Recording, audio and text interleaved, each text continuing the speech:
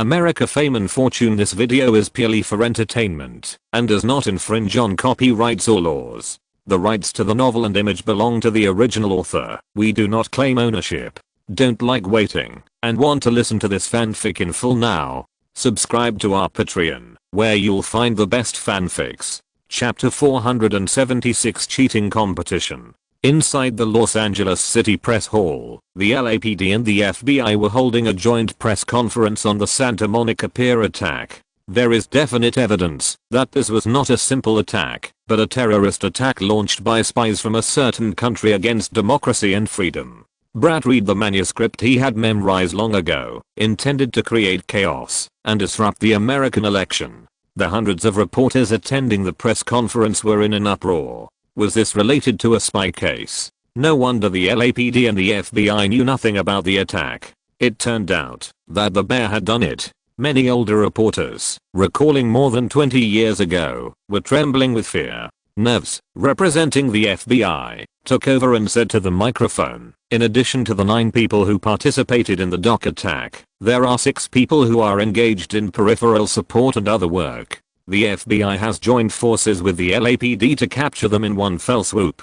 He emphasized, here, we solemnly thank Mr. Martin Davis. He thwarted a serious attack on Los Angeles by international spies and terrorists. He defended the democracy and freedom of the United States. Speaking of Martin, even the reporters who disliked him had some admiration at this time. He was able to survive such a crazy sudden attack and finally joined forces with his manager to kill the attackers. Nevs defined, Martin Davis showed extraordinary wisdom, extraordinary courage, and extraordinary fighting ability. Martin is a hero. Brad said again, Martin is worthy of being an honorary citizen of Los Angeles. After praising Martin, the LAPD and the FBI continued to praise themselves, such as how cruel the training the attackers had gone through, how cunning they were, how difficult it was to capture those peripheral elements, etc. In short, the LAPD and the FBI were not wrong in this matter. The mistake was that the enemy was too cunning. In the ward of the medical center, Martin watched the live broadcast on TV, walked around the spacious suite for more than 10 times, and said, LAPD and FBI press conference has started. We have been officially certified, and now it's time to announce the situation. Bruce pointed to the entrance of the hospital. Every day, a large number of your supporters come to send flowers and light candles to pray for you at night. Elizabeth opened the door and came in, put down the lunch in her hand, and said, a dozen beautiful girls came to the door, wearing wedding dresses to send you flowers. Bruce said, it's them again. Elizabeth was curious. They? Martin said, a group of crazy fans, rummaging through our garbage everywhere. I think they might want to find condoms or something. Listening to Martin's words, Elizabeth was a little stunned, thinking that she must not let Martin's things leak out in the future, otherwise there will be trouble. Bruce glanced at the TV and reminded, the press conference is over. You go lie down. It's time to take pictures. Martin's arm was no longer a big deal, and he could move freely in the morning, but for the sake of filming effect, he hung it on his neck again. He leaned on the bed, and the bandage on his thigh was exposed. With his acting skills, he shouldn't be too relaxed when performing the state after the injury. Bruce took a camera to take pictures, then connected it to a computer, and sent it to Thomas. 10 minutes later, all major media and newspapers received photos of Martin on the hospital bed. Our latest news is that Martin Davis is currently in a stable condition. His injuries are not life-threatening, and he needs to be hospitalized for a period of time. At the same time, Martin's personal blog and the official website of the Coca-Cola cult also updated Martin's latest developments. In addition to the photos, there is also a short video of his agent Thomas being interviewed. Thanks to the public for their support and concern, Martin's condition has stabilized, and he will need to be hospitalized for recuperation. On the official website of the Coca-Cola cult, the number of messages instantly exceeded 10,000. Martin is fine. That's great. I was having lunch and saw the news about Martin. I suddenly burst into tears. God bless me. Martin, for us supporters, you must protect yourself. When you are discharged from the hospital, we will go to the hospital to greet you. In the afternoon, Warner Brothers released the first trailer for John Wick. The trailer, which lasted more than 40 seconds, was almost entirely composed of Martin's action and gun battle scenes, and it was in a more realistic style. Under the current circumstances, the response that such a trailer can cause can be imagined.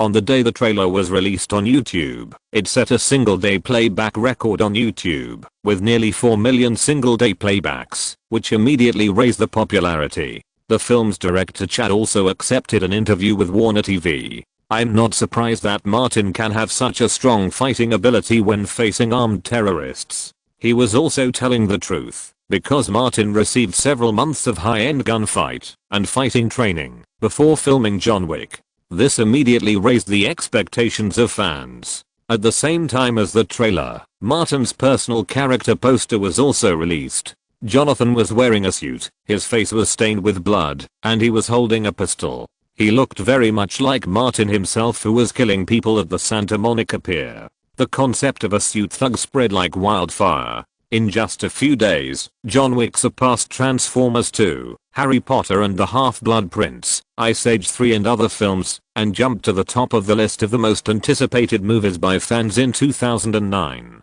The topic and highlights were all triggered by Martin and the Pier incident. The whole network was discussing this movie enthusiastically. After watching other trailers, I would only think that it was a movie, but after watching the trailer of John Wick, I know that Martin can do these things in real life. Martin has already used his life to preview it once at the Santa Monica Pier. Do you have any reason not to buy a ticket? I can choose not to watch any movie next year, but I must watch John Wick. Other movie stars can only show off their power in the movies, but Martin is so powerful in the movies and in real life. In the last month of 2008, there was no star more popular than Martin. With the help of developed information, related videos spread out of North America and all over the world, attracting a large number of new fans to Martin. Martin's popularity was so high that Guan He took the initiative to come and join him. During Guan He's trip to Los Angeles, he contacted Martin through Ali's brother, Ram Emanuel, who is also the head of Guan He's think tank, and came to the hospital to visit the fighter and hero who fought to protect freedom and democracy. Martin also cooperated very well, dragging his severely injured body to take a group photo with the Guan He team. He also left Ram Emanuel's personal contact information under Ali's introduction. As long as Guan He wins the election, Ram will definitely be the White House chief of staff. Martin spent Christmas and New Year in the hospital. The luxurious ward he stayed in was fully equipped, and Cartier covered all the expenses. In fact, he lived very comfortably. On December 30th, the Oscar nomination ballots were mailed out. On the first day of the new year in 2009, Coca-Cola held a press conference and officially announced that Martin would serve as the lifelong spokesperson for Coca-Cola and cooperate with Martin's team to launch Coca-Cola in Martin's commemorative packaging. The leader of the Coke god is worthy of the name. A few days later, Cartier released another special edition advertisement, which was all clips from Martin's battle scenes in the dock incident, accompanied by a new background music, which made people excited. In most of the advertisements, Martin can be seen wearing a Cartier men's watch. So, at the end of the film, the only subtitle appeared, Cartier men's watches, the choice of real men. The advertising of these two companies, which did not invest much money, has a better impact than those advertising that has invested tens of millions of dollars. In particular, Coca-Cola's recently launched Martin version of commemorative packaging cola has been so popular that supermarkets and convenience stores are out of stock. There are even scalpers who wrestle this cola. Cadillac was very dissatisfied and specifically found Thomas to make suggestions. Why didn't Martin use Cadillac in the dock incident? The person in charge was full of grievances. They also paid the endorsement fee, so why didn't Martin drive a Cadillac to kill everyone? What can Thomas say? Under the circumstances at that time, it was impossible to call a pause first, wait for Martin to find a Cadillac to drive, and then call for a restart. He said, the situation is too urgent. Martin may lose his life at any time. It's all an instinctive reaction. Fortunately, Cadillac only expressed dissatisfaction and stated that Martin must ride in a Cadillac when he was discharged from the hospital. Thomas sent away the Cadillac people and immediately rushed to the next business meeting. After providing the photo of the Nokia phone, Nokia realized the business opportunity and their attitude suddenly changed. Not only did they agree to Martin's $12 million annual endorsement fee, they also said they could sign a 1-year contract. However, the phone with the bullet stuck in it had to be handed over to Nokia and cooperate with the publicity. Sure enough, when the phone was posted online and Martin testified in person, Nokia immediately caused a sensation. Public relations and publicity for the Oscars were also carried out simultaneously. Martha and Rita had never had an Oscars public relations as easy as this one. In terms of publicity, Martin brought his own topics and traffic, and the judges had more than a deep memory of him. In terms of lobbying, those Academy members living in Los Angeles recognized his contributions to the city, and voting for him was just a small matter. This is unfair. In an office, Josh Brolin was quite annoyed. Who the hell can compete for the best supporting actor? The agent persuaded, in the current situation, even if we throw out millions of dollars, we can't grab the best supporting actor. I think it's enough to guarantee a nomination. The rest is just a waste of money. Josh Brolin was about to cry. Martin Davis cheated. We spent money honestly, did publicity, lobbied the judges, and followed the Academy's routine. What about him? He got a national hero's hat and put it on himself. How can anyone compete? He shouted angrily. This is too shameless. The agent said, there's nothing we can do. He was at the dock at the time. Josh Brolin was silent for a long time before he said, fortunately I wasn't there at the time. The agent patted him on the shoulder and comforted him. This is an advantage that others have fought for their lives. It's normal that we can't compare with it. Forget it. Forget it. Josh Brolin was tired. Faced with this cheating-like competition, he could only say, I guarantee that I will get a nomination. We'll talk about the award later. The agent nodded. There will be plenty of opportunities in the future. Chapter 477 Recovering from the hospital. With the help of the wave of public opinion raised by the dock incident, Martin almost swept the Best Supporting Actor awards of all sizes during the award season.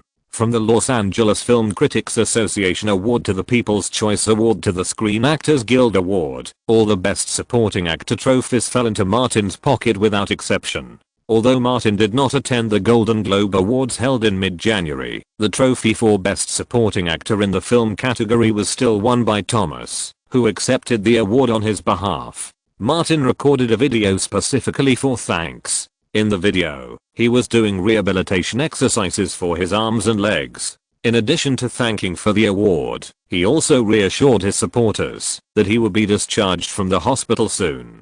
The film The Dark Knight is most likely to win the Oscar for the Best Supporting Actor. With the wave of enthusiasm caused by Martin, the DVD of The Dark Knight continues to sell well, with sales in North America alone exceeding $300 million. In addition, the film is still being released in overseas markets, with overseas box office exceeding $550 million. The Dark Knight has accumulated a global box office of $1.162 billion, surpassing the $1.147 billion of The Lord of the Rings 3, and has come to the second place in the global box office history list, second only to Titanic. Good news. Thomas came to give Martin the Golden Globe trophy and said as soon as he entered the door, Martin, there is good news. Martin was riding a spinning bike, got off the bike, took the towel thrown by Bruce, and said, did Warner Brothers pay me the North American box office share of The Dark Knight in advance?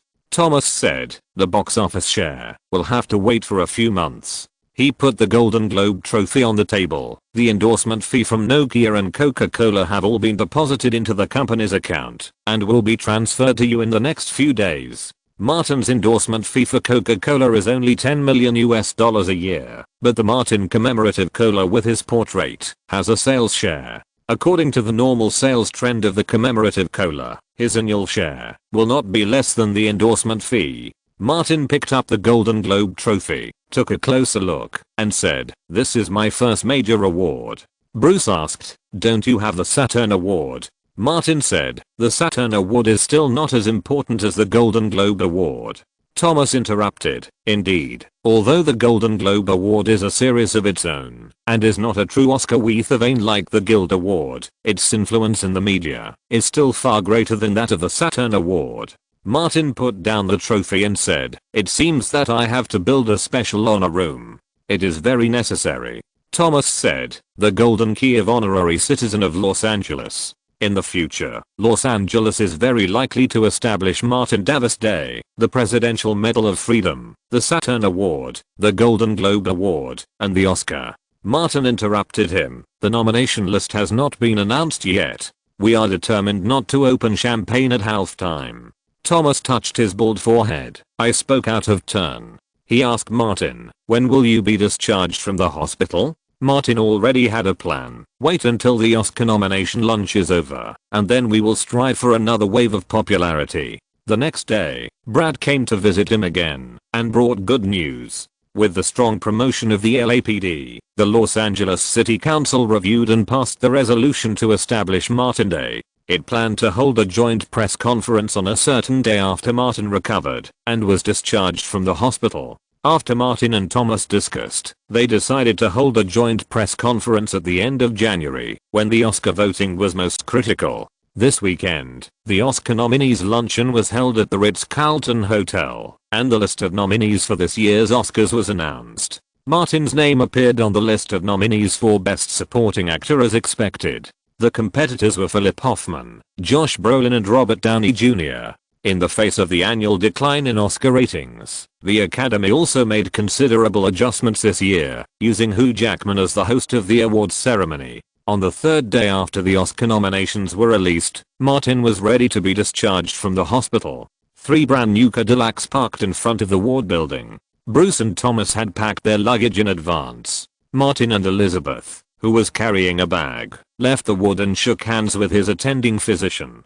"Thank you," Martin said sincerely. The doctor smiled and said, "This is my job responsibility." Martin reached out and took the 2 boxes from Elizabeth and handed them to the doctor, a little gift. The doctor found that it was a hand-carved version of the Coke cult clown, which was hard to find in the market at a high price, and hurriedly said, "It's too expensive." Martin pointed to Lily on the other side and said, "She carved it by hand. It only took a little time." The doctor accepted it. Martin went to the nurses' station again, thanked several nurses who served him, and gave the same gifts to each of them one by one, and then went downstairs. He is so nice. He never has the airs of a big star. He doesn't say anything when we occasionally do something wrong. It's much better than other Hollywood stars. Downstairs, Martin got in the car and asked Bruce to drive out. As soon as the 3 Cadillacs left the hospital gate, they were blocked by the reporters and fans who swarmed in. Martin also saw several live broadcast cameras set up opposite. The flashlights in the hands of the reporters made Bruce, who was driving, almost unable to open his eyes. Many fans holding flowers shouted loudly, "Martin! Martin!" He had not appeared in public for too long, and fans wanted to know his actual condition. Young people wearing red t-shirts completely blocked the road to the main entrance of the medical center. Martin knew that it would not work if he did not show up, but getting out of the car might cause bigger problems. Fortunately, he was prepared.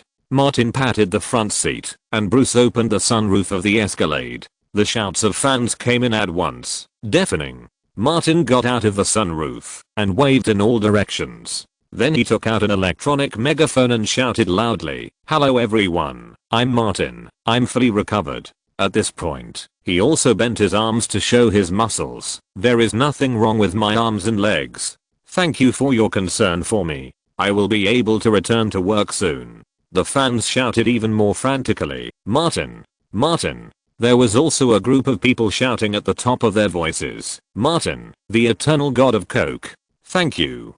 Thank you for your kindness to me." Martin raised the megaphone again. "I haven't been home for a long time. Can you let me go home first? I'm worried that my relatives are homeless on the streets. If there are relatives who are homeless on the streets, I will notify you. You must come to help me." A burst of laughter broke out at the entrance of the hospital. Driven by some fans, the crowd began to split to both sides, gradually making way for the vehicles. The reporters who were stuck in traffic were also slightly driven away by the hospital's security. A reporter asked loudly, "Martin, when can you be interviewed?" Martin shouted, "There will be a press conference soon." The LAPD arrived at the scene in time to maintain order at the scene. Bruce drove the Cadillac through the crowd at a snail's pace. When they came to the outermost part of the crowd, a dozen girls in white wedding dresses suddenly jumped out in front of them, holding light signs with the words "I love Martin" written on them. These girls, led by Tony and Elsa, blocked the way of the vehicles again,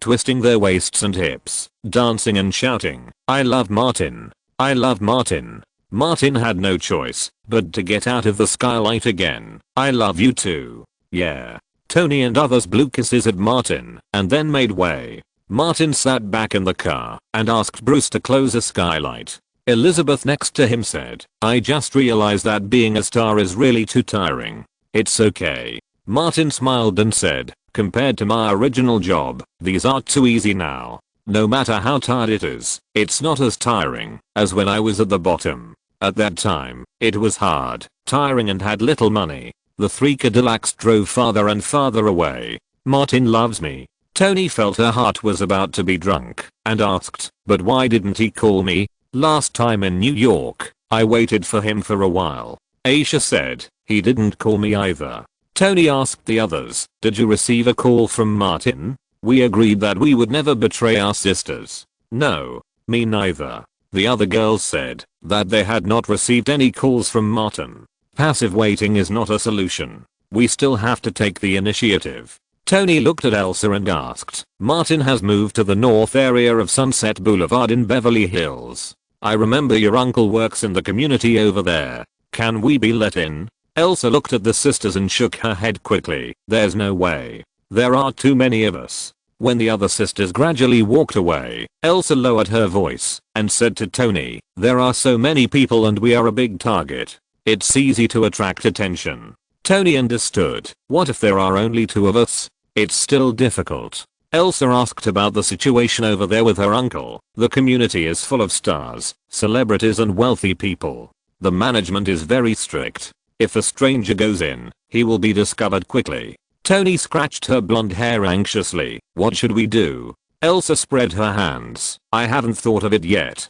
Tony was able to become the leader of this gang, so she still had some brains. She quickly thought of a way and said, "What if the two of us become employees working in that community?" Elsa was stunned for a moment, then said, "That's a good idea. I'll ask my uncle if they are recruiting over there. He will be responsible for some personnel work." Tony said, "Go back and ask quickly. Don't tell anyone else." Elsa nodded repeatedly. "I know." The eldest and second sister of the sister group were the first to betray their sisters. On this day, the news that Martin was discharged from the hospital and returned home once again slaughtered the entertainment sections of major media and became a hot headline.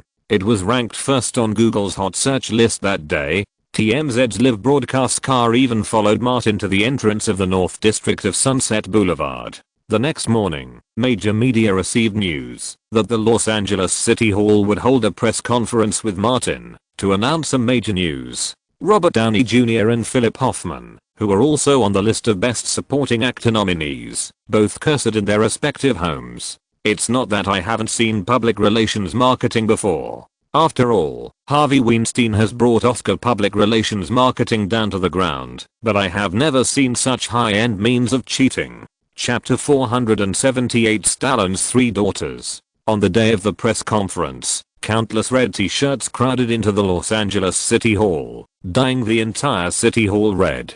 The overcrowded City Hall looked like the premiere of a movie starring Martin. Some of the seats reserved for media reporters were occupied. Warner TV reached an agreement with the City Hall to broadcast live to the whole United States. TMZ bought the right to broadcast online. As soon as the press conference started, the heat exploded.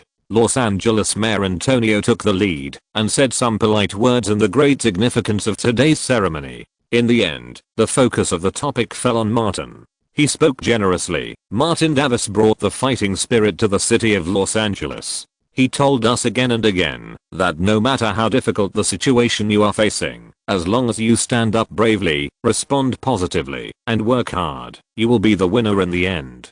The scene broke out into extremely warm applause, and the atmosphere was 10 times warmer than when Antonio gave his campaign speech. Antonio waited until the applause died down, and then said, "Martin has a special meaning for the city of Los Angeles. His strong fighting spirit and achievements in the fields of culture and art are all loyal protection of Los Angeles. In order to commemorate Martin's contribution to Los Angeles, we decided to establish Martin Davis Day. The applause rang out again. Martin's supporters kept cheering loudly. Antonio said, "Now, please welcome Martin Davis." Martin came on stage from the back and waved to the audience. The warm applause was like a thunderbolt in the clear sky, shaking the entire city hall.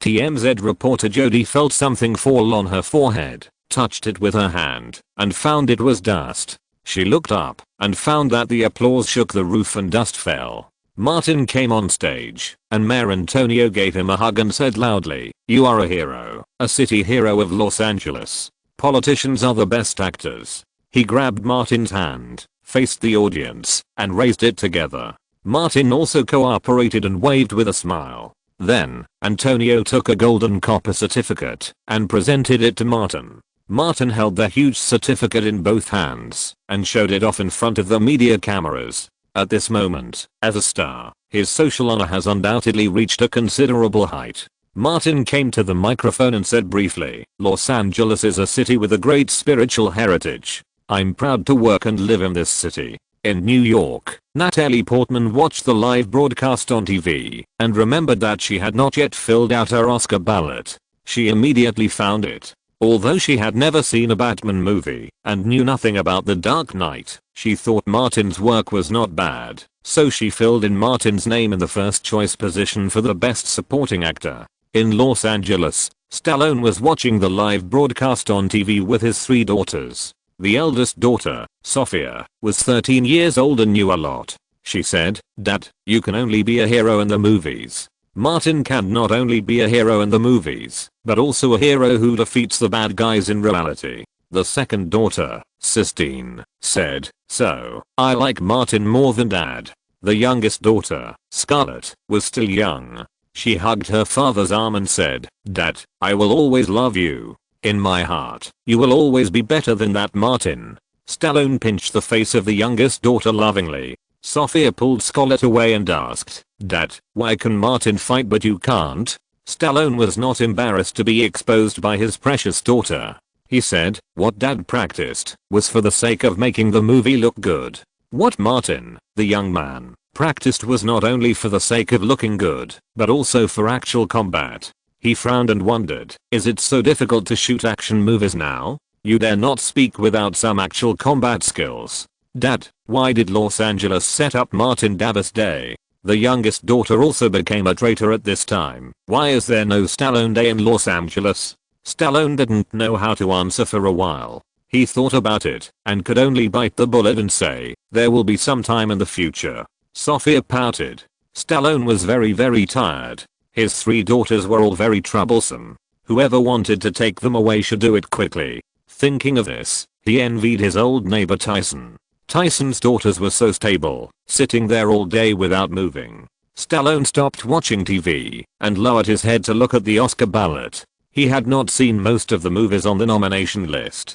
Based on the impressions left by reading newspapers and watching TV and the lobbying of some people, Sean Penn was chosen for the best actor and Martin Davis was chosen for the best supporting actor. Anyway, they had not seen the movies, so Stallone chose whoever he was most familiar with recently. That afternoon, Stallone mailed the ballot to Pursuit House Coopers. The eldest daughter Sophia and the second daughter Sistine were not worrying. They insisted that Stallone find an opportunity to take them to Martin for a photo and autograph. Stallone asked, "You have seen countless Hollywood stars, but I have never seen you ask for autographs from anyone.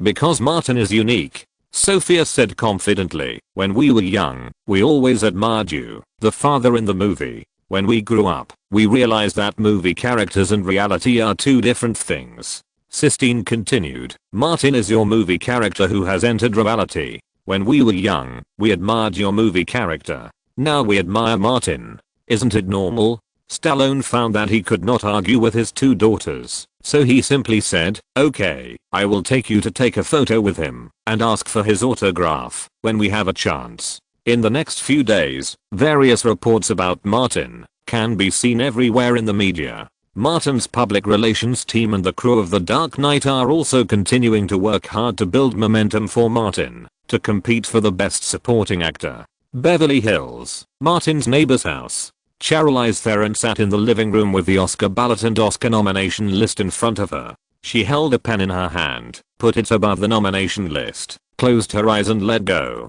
The place where the pen fell was closer to the name, and she would give priority to the corresponding award. Charlize didn't have much time to go to the movies, so she used this voting method that was recognized as the fairest and most just among the Oscar judges. Stuart Townsend came downstairs with 2 bags of garbage and took a look. He saw Charlize filling out the Oscar ballot. He thought of the newspaper he had just read, that his neighbor Martin Davis had been in the spotlight recently. The last time Martin Davis held a party, he didn't know why, but he had a bad impression of that person. He always felt that it was not a good thing to have such an outstanding neighbor. Stewart reminded, "Don't vote for Martin for Best Supporting Actor." Charlize was about to close her eyes and throw away her pen, but she opened her eyes after hearing this and asked in surprise, "Why?" Stewart said directly, "Because I don't like him."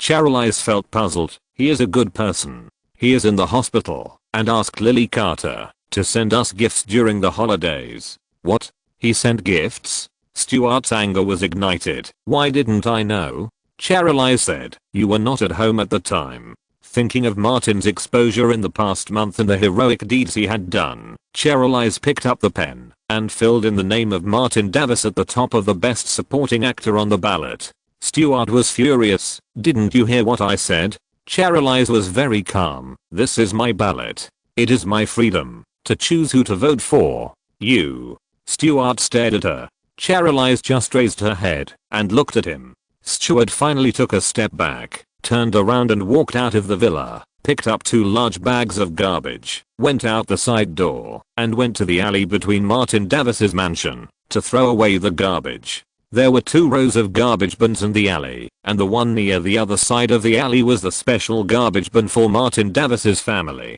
Stewart came out and found 2 girls in community work clothes standing in front of the garbage bin, looking through the things inside. He couldn't help but ask, "Who are you? What are you doing?" Tony, who had just started working for a few days, turned around, smiled, picked up the spray bottle, and said, "Recently, we have received feedback from many people's domestic workers that the garbage bins are infested with cockroaches. We are here to put insecticide." Stewart saw that the 2 were wearing community work clothes and had their work ID cards on their left chests. He didn't think much about it and didn't say anything more. Tony and Aisha packed up their things, closed the garbage bin, took off their work gloves, smiled at Stewart, and left. As soon as they went out, Elsa touched her chest repeatedly. "I was scared to death." Tony was much braver than her. "What are you afraid of? We are now official employees of the community." Elsa was still not at ease, so she pulled Tony away quickly. "Go back quickly. Don't let anyone find you again." Tony put on her bag and said with some regret, "It's a pity that we didn't get anything." She didn't find what she wanted at all. In the alley, Stewart threw 2 large bags of garbage into the trash can, but didn't go back immediately. He was a man with a simple mind. Thinking of Charlize Theron's attitude just now, the ignited anger in his heart burned more and more. His whole body was almost ignited. But since last year, Stewart didn't dare to vent his anger at Charlize casually, because once they broke up, the house he lived in, the luxury car he drove, and even the credit card he swiped might all disappear. Looking at the trash can in front of him, Stewart couldn't control himself and kicked it repeatedly. He used so much force that the trash can made of iron sheets was slightly deformed. After venting, he felt better. He opened the side door, returned home, picked up 2 more bags of garbage, and continued to throw them out. After throwing them out, Stewart seemed to mistake the trash can for Charlize and kicked it several times to vent his anger. The deformed area became a little bigger. When he returned home, Stewart found that Charlize had sealed the Oscar ballots and was going out to mail them. He asked, "Do you need my help?" Charlize shook her head. "No, I'll go out for a while." As Oscar ballots were mailed from the hands of Academy members to Pursuit House Coopers, the 81st Academy Awards ceremony was about to begin. If you're listening to this novel on a channel other than Fanfic World, it means they downloaded and uploaded it without effort. We cordially invite you to visit our channel, Mundo Fanfic Novelos. There you'll find the original version of this story and you can explore many other novels of various genres. We're waiting for you to immerse yourself in a world of incredible novels. Chapter 479, Best Supporting Actor. In Atlanta, Robert rushed back to the office and turned on the TV to ABC. The live broadcast of the Oscars red carpet had already begun. Jerome pushed the door open and came in with a box of beer cans in his hand. Robert took it and said, "The red carpet has begun." Jerome asked, "What are Martin's chances of winning?" Robert looked at the new 2003 Coke on the old wooden table and said, "In the previous two Oscars, Martin never called me to organize the ceremony, but he called me specifically this time." Jerome knew that Robert was the high priest of the Coke cult and nodded immediately. "It seems that Martin has the confidence to win." Cheers suddenly came from the TV, followed by uniform and earth-shaking shouts. "Forever Coke cult! Forever Coke god of war! Forever cult leader Martin!" The two saw Martin holding up a can of commemorative Coke on the live TV broadcast and drinking with many members of the Coke cult. Jerome said, "I've never seen a precarious person do what Martin did. In two life or death moments, Martin used Coca-Cola to win. The publicity value is so great that no other advertisement can compare to it." Robert nodded. "Martin deserves to be the lifetime spokesperson for Coca-Cola." In front of the Kodak Theater, Martin took Elizabeth's hand and walked into the media area together. They said a few words as usual and left quickly. He has been high profile enough recently, so there is no need to show off here again. When entering the lobby, Martin met Robert Downey Jr. and Susan Downey. Donnie opened his arms and hugged Martin, saying, "Congratulations, man." Martin shook hands with Susan first, then responded to Donnie, "The results have not been announced yet. Everything is possible." Susan thought of 4 years ago and said, "Martin, you have developed so fast. In just a blink of an eye, you have become a superstar." Martin smiled and said, "I'm lucky." Donnie clenched his fists and bumped with Martin again. "How can anyone compete with you, kid? It's not fair." Martin was helpless. "That's because I'm unlucky." Donnie thought about it, and it was indeed the case. If Martin's skills were a little weaker, there would probably be activities to mourn or commemorate Martin throughout the United States. He has seen the scenery of the peak and the loneliness of the valley. He is on the way back to the peak. He has a good mentality, and nodded and said, "You deserve all this." Susan Downey rarely speaks. It is obvious that in front of outsiders, everything is centered on Donnie. The four people entered the hall together. The two crews were far apart and soon separated. Martin took Elizabeth to the second row, where the Dark Knight crew was. Nolan stood up and took the initiative to shake his hand. "Fully recovered?" The last time he went to the hospital to visit Martin, Martin was still an injured patient. Martin smiled and nodded. "The Martin you are familiar with is really back." Taking advantage of this hospitalization opportunity, Martin also got rid of his mental illness to the outside world, and now his body and mind are completely recovered. The crew members who were nominated for Best Editing and Best Sound Effects also came to fist bump with Martin. In fact, they all knew that the person who had the most hope of winning tonight was Martin. Nicholson and Leonardo came one after another, and their seats were next to Martin. Leonardo saw that Martin was alive and kicking again, and deliberately said, "You bastard, you almost made Jack and I spend more money to order costumes." Martin was surprised. "What does this have to do with me?" Nicholson replied, "Attend your bastard's funeral."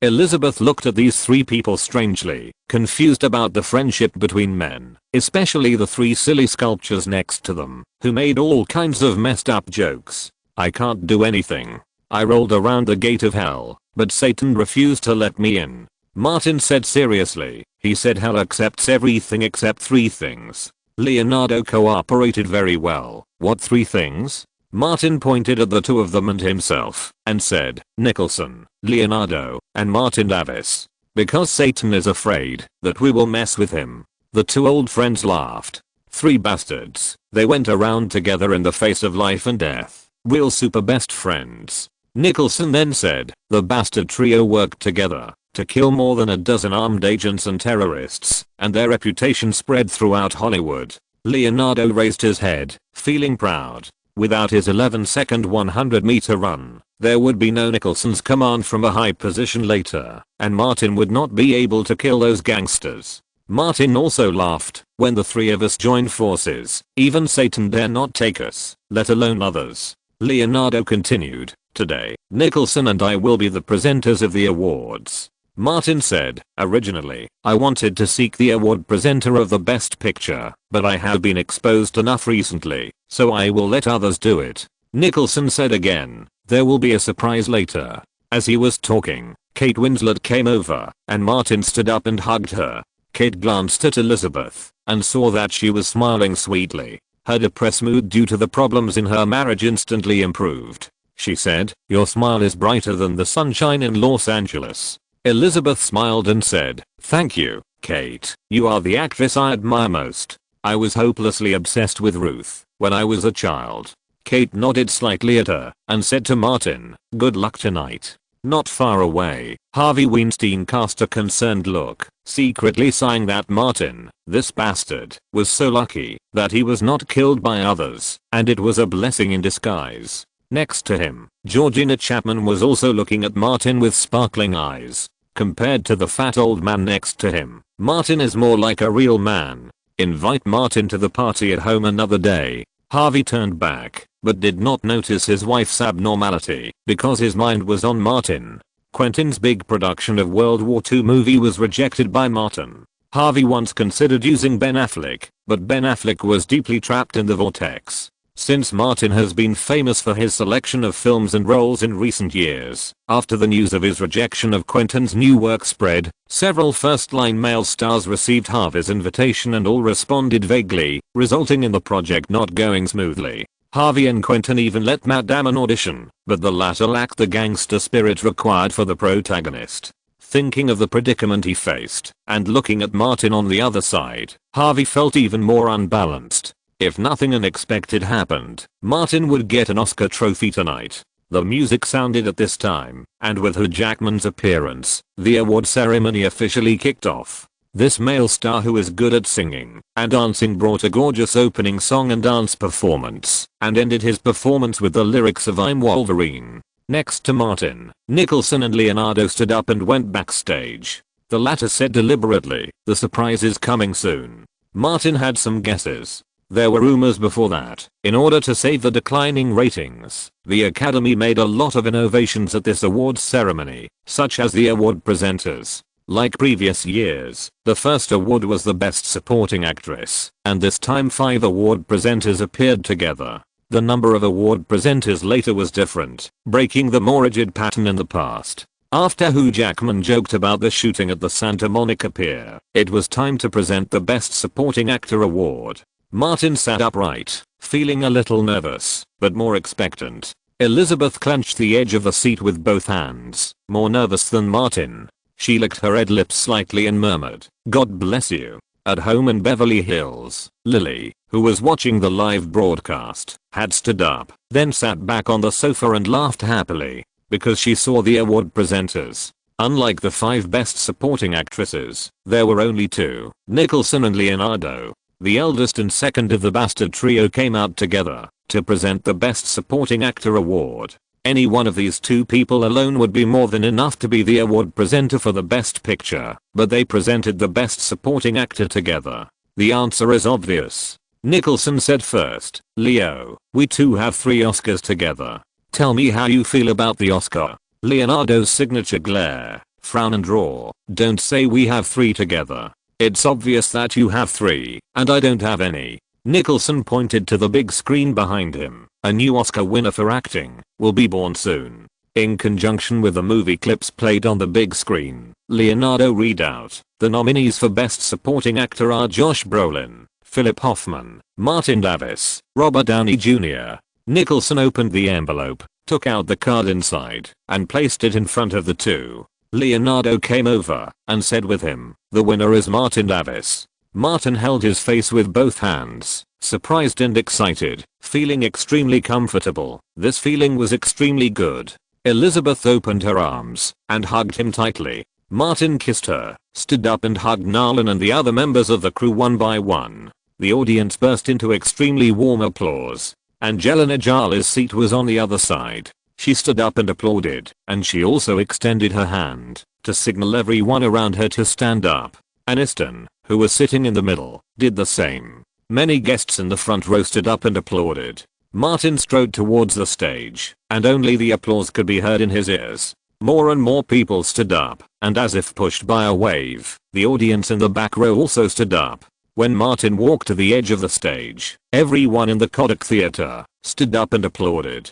Martin walked onto the stage and took the heavy Oscar statuette from Leonardo. Leonardo hugged him and patted his back hard, which hurt Martin. Nicholson was laughing happily and watching the show. In Atlanta, seeing Martin get the Oscar statuette, Robert and Jerome opened champagne, poured a glass each, and clinked glasses to celebrate. At home in Beverly Hills, Lily jumped up, shouted loudly, opened a bottle of wine, and drank it. At this moment, the Martin commemorative edition of Coca-Cola, which was distributed throughout the United States, was sold out. Chapter 480 Turbulent Oscar Night. Thank you to all the judges. This is an indispensable part. Martin looked around and said, thank you Bruce, thank you Jack and Leo. Without them, I might have collapsed on the beach in Santa Monica. The whole audience burst into warm applause. Nicholson and Leonardo laughed and applauded. Martin added, thank you to my agent, thank you to all the members of my team, thank you to my girlfriend, thank you to my sponsors, thank you to everyone I have experienced in my life, thank you to director Nolan and everyone in the Dark Knight crew. There was only 45 seconds to make a speech. The countdown behind him turned red. Martin raised the Oscar statuette and spoke faster. I don't know how all this happened, but I'm lucky. Martin is a young man, so he naturally has to show his youthful side. He finally said loudly, to borrow a line from The Dark Knight, what doesn't kill you will only make you stronger. Amid thunderous applause, Martin, Nicholson and Leonardo went backstage together. The live camera took a close-up of the three people's backs walking side by side. Applause rang out again. Cheers. The crisp clinking of glasses rang out, and the bar was full of joy, as if they had collectively won a prize. Young people wearing red t-shirts packed the bar to watch the Oscar live broadcast together. The atmosphere reached its peak when Martin held up the trophy. A big blonde boy jumped onto the table and shouted, to celebrate Martin's winning, I'll pay for all the expenses tonight. Thank you Oscar, thank you Martin, thank you Chloe. Someone raised a can of Martin's commemorative Coca-Cola.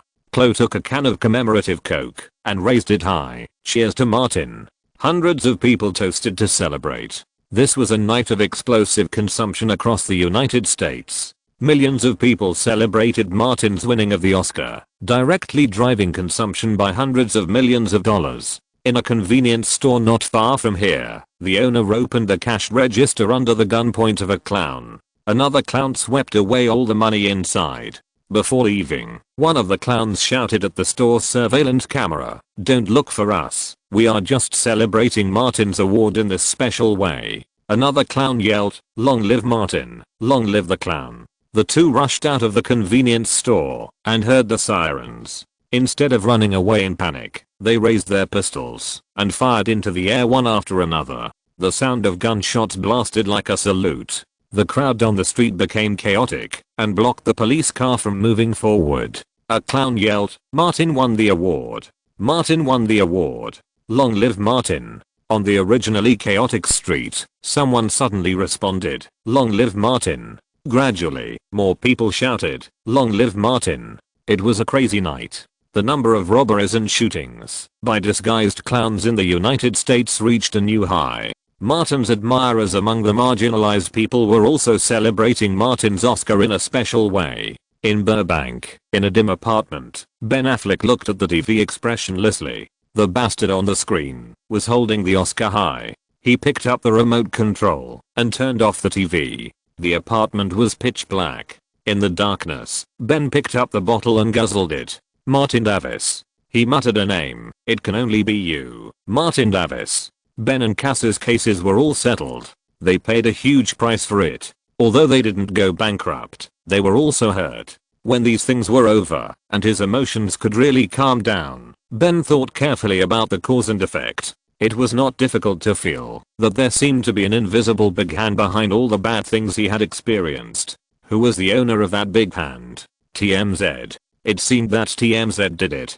From exposing to digging out more explosive materials, TMZ has been rushing and hitting him. Ben carefully sorted out his experiences over the past 6 months, and there was actually only one person who had a serious conflict. Martin Davis. Martin first stole the copyright of the novel he was optimistic about, and he and Cassie wanted to teach Martin a lesson. Ben just speculated so himself, and couldn't find any evidence, but he was not the LAPD, and didn't need evidence. Besides, when the LAPD does things, don't they sometimes make up evidence themselves? Ben turned on the light in the room, found the documents of the last house, and decided to sell the house, to raise cash to deal with Martin Davis. Behind him was Harvey, who had been unhappy with Martin for a long time. As long as he could find an opportunity, Harvey would definitely take action. Ben drank the remaining wine in the bottle, and went out in the night. Opportunities need to be found, not waited for.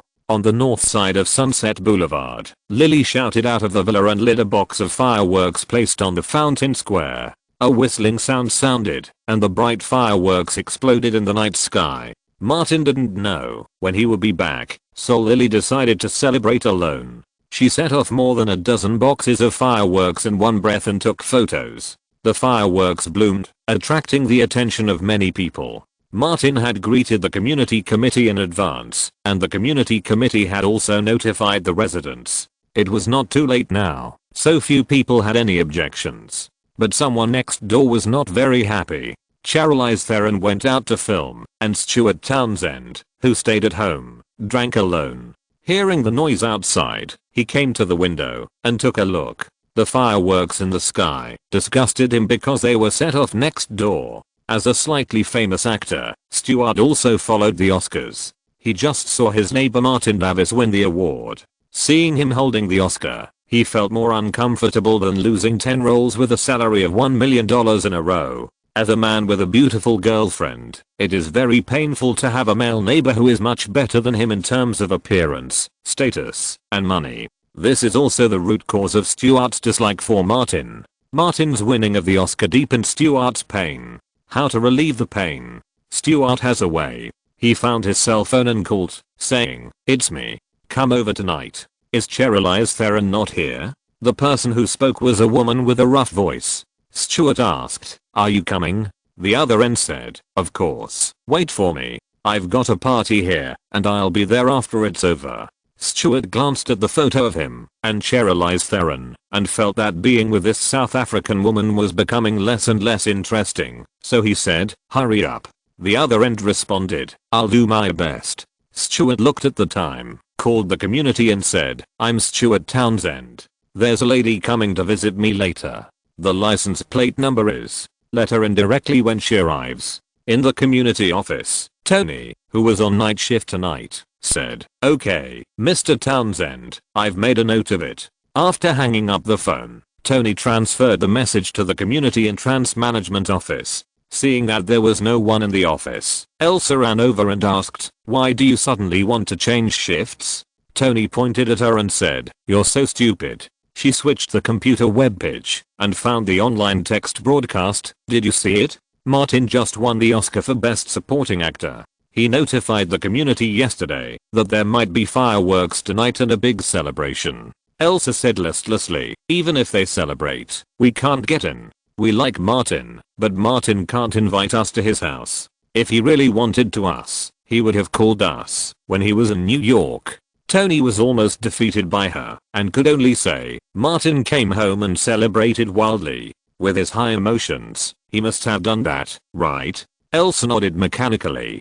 Tony added, "I have carefully observed that the servants of Martin's family go out to throw out the garbage at 7:30 in the morning. It is just after we get off work. We have to cross the main road of the community and exit from the other side. On the way, we will pass by Martin's house. When we go to search his trash can, the chance of finding something will be very high." Wow, Tony, you are really a genius. Aisha widened her eyes and said, "I can finally give birth to a child for Martin." She danced with joy. "No, I'm so happy." Tony stood up, covered her mouth with one hand, and said, "Shut up. Do you want to let everyone in the world know?" Aisha quickly shut her mouth, thought for a while, and asked, "We have found it. Should we notify other sisters?" Tony asked back, "What's the point of notifying them? Even if we can find it, how much can we have? Is it enough for so many people to share?" Aisha nodded, "I understand."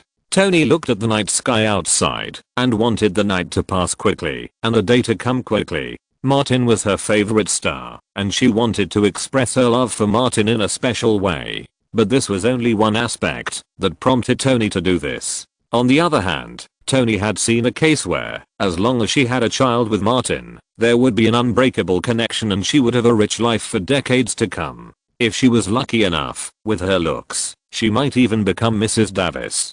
The night shift was very leisurely, and Tony had nothing to do, so she imagined a better life in the future. The Oscars ceremony was coming to an end. The biggest winner tonight was Slumdog Millionaire. Danny Boyle, the British director who had worked with Martin on Limitless, won the two awards for Best Director and Best Picture. As expected, the Best Actor award fell to Sean Penn, who was favored by the Academy. Homosexual themes were very popular at the Oscars, and the direction of the award season was increasingly biased to the left. After the award ceremony, Martin took the routine group photo and got on Nicholson's stretched Lincoln to attend the Oscar night party. Elizabeth Olsen went home early to prepare for the party at home. Nicholson was very energetic and posed a math problem with a very philosophical connotation. There are 3 famous Hollywood actors in the car who have won 4 Oscars in total. Excuse me, which one doesn't have an Oscar? Leonardo's cheeks puffed up, and he glared at Nicholson angrily. Martin was very loyal and handed the Oscar to Leonardo. "I promised I will give it to you when I get it." Nicholson added insult to injury. "Leo, am I right?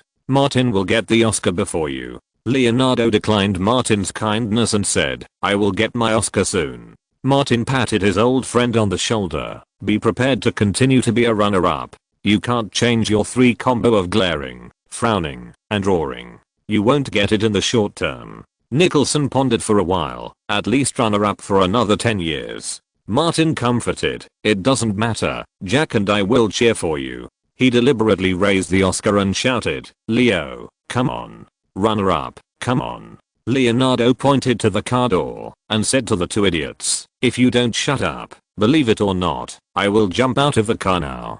Do you have the nerve to watch me jump out of the car?" Martin and Nicholson were very loyal. They closed their eyes at the same time and shouted together, "Runner-up, come on." Leonardo sat back in his seat, looking up at the roof. When will the Oscar come? The 3 of them met at the Oscar night party and soon went to Martin's house to celebrate with other friends. Chapter 481 Success. Ready, fire. With Nicholson's order, Martin, Lily, Mean, Chad, Thomas, Leonardo and others lit up the various fireworks on the fountain square and ran back with their backs bent. Thomas ran a little slower and was dragged out of the fireworks array by Leonardo, who ran 100 meters in 11 seconds. The fireworks flew into the night sky with a whistling sound, exploding into a gorgeous sky. Nicholson picked up a homemade RPG and shouted, "Leo, come and load and fire it for me." Lily jumped over. "I'll do it. I'll do it." Nicholson knew this girl a little bit, so he quickly stepped aside and said, "I'm afraid you'll light it and put it in my pocket." "Did you guess it?" Lily pouted. "It's not fun at all." Martin quickly said, "My yard is big enough, Jack. You can blow it up as you like, but don't shoot at other people's homes. I don't have the relationship with my neighbors that you and Warren Beatty have. You don't want to go to the LAPD to bail me out tomorrow, do you? Will the LAPD arrest you?" Nicholson wanted to ask Martin if his neighbor was a man or a woman, but when he saw Elizabeth, he held back and said, "I remember your neighbor's house on one side is empty." Elizabeth replied, "It was just sold. I heard that the buyer is a Stewart family who starred in Twilight. I guess they will move in soon." Leonardo found a lighter, lit a special firework shell, and stuffed it into the homemade RPG. Nicholson aimed the muzzle at the sky, and with a thud, the firework shell flew into the sky, exploding into an unusually gorgeous chrysanthemum. After setting off the fireworks for a while, Martin called out, "Come in and drink." Mean shouted, Today we are going to empty the wine cellar of Boss Martin. Leonardo was not polite to Martin and said to Mean, let's go to the wine cellar to pick out wine. Remember, only choose the expensive ones. A group of people drank and celebrated until after 11 o'clock. Martin asked the servants to clean up later tomorrow morning. There would be no movement tomorrow morning, and Elizabeth could sleep in peacefully. He also let the reluctant Lily live on the first floor, so that the entire second floor would become a battlefield for him and Elizabeth to celebrate. She felt that this way Martin would not have to worry about anything. Never give those bitches a chance. Martin coaxed the tired Elizabeth to sleep, but he himself did not feel sleepy at all. He put on his clothes and went to the balcony to look at the starry sky. In the 6th year since he came here, he finally wrote his name on the Oscars. Although he was only a supporting actor, he had the qualifications and had gained enough favor from the old white men and the Academy. His competitiveness as the leading actor was much stronger than Leonardo. In addition, he enjoyed enough happiness, beautiful women, money, mansions, and so on. Martin was sometimes a jerk and a fool in this life, but he was very happy. Fame and fortune guaranteed Martin's happiness, but Martin was not a slave to fame and fortune. Therefore, Martin knew how to enjoy himself in time. It was already early in the morning, and the moon had turned to the west. On the main road of the community in the distance, car lights suddenly lit up. Martin glanced casually. The car came to the door of his neighbor Cherylise Theron and drove straight in. Coming back so late, Martin was a little curious, but he only looked over there a few times. It was normal for Hollywood stars to party until the early morning. He returned to the room, hugged the little witch, and slept beautifully. Next door, Stuart Townsend saw someone come in and complained, "Why did you come so late? You made me wait so long. I have an important party over there, and I can't come until it's over." The woman spoke in a hoarse voice. She reached out and gently stroked Stuart's cheek, saying, "No good thing is too late." She strode in, taking off her coat as she walked. "I want to be in your bedroom, under the photo of you and Cherylise Theron. That will be exciting enough." Stuart laughed. "Let's go upstairs. I'll satisfy you this time." The woman took out a few small bags from her bag. "I'm not in my safe period today. You have to use this." Stuart wanted to have fun, but he didn't want to cause a murder, so he said, "Don't worry, I won't do anything rash." The woman stuffed the things into Stuart's hands and pulled him upstairs. "Hurry up and enjoy yourself. I have an important meeting to attend early tomorrow morning. Time is running out. Come a few more times." The two went upstairs hand in hand, and the upstairs soon became extremely lively. The sky in the east gradually brightened. When the sun was about to climb over the horizon, the woman drove away from Beverly Hills in a hurry and rushed to the company to attend a meeting.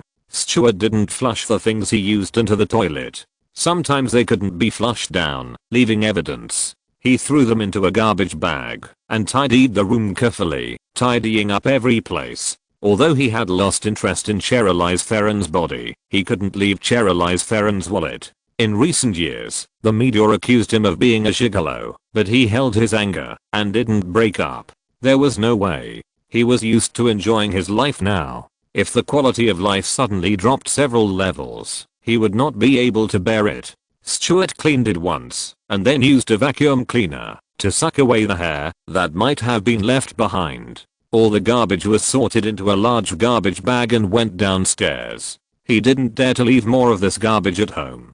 Who knows if Cherylise will come back suddenly. After going downstairs, he collected other garbage and carried them out of the door. Stuart came out from the side door and came to the alley between Martin's house to throw away the garbage. When he arrived at the location of the trash can, he found that his trash can was missing.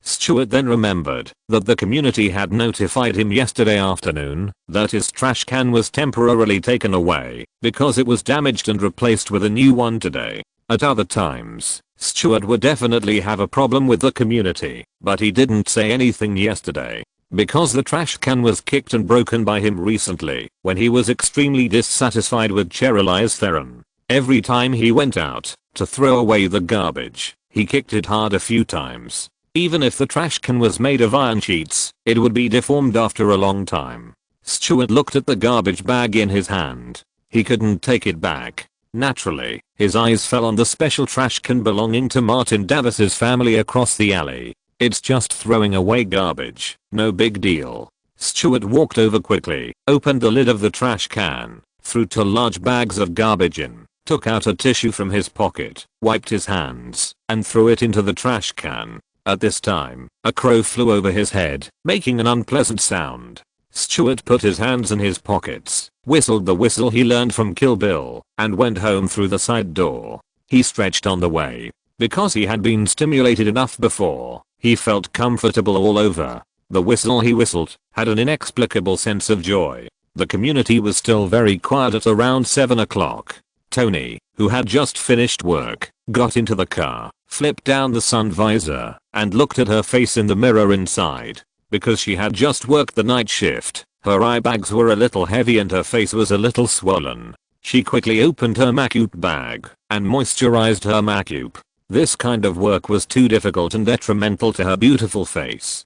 Tony decided to resign immediately if she succeeded. If the plan went well, she would not have to worry about the rest of her life and could enjoy a rich life. At this time, Elsa ran over, opened the car door, and got on the passenger seat, saying, "Hurry, hurry, let's go."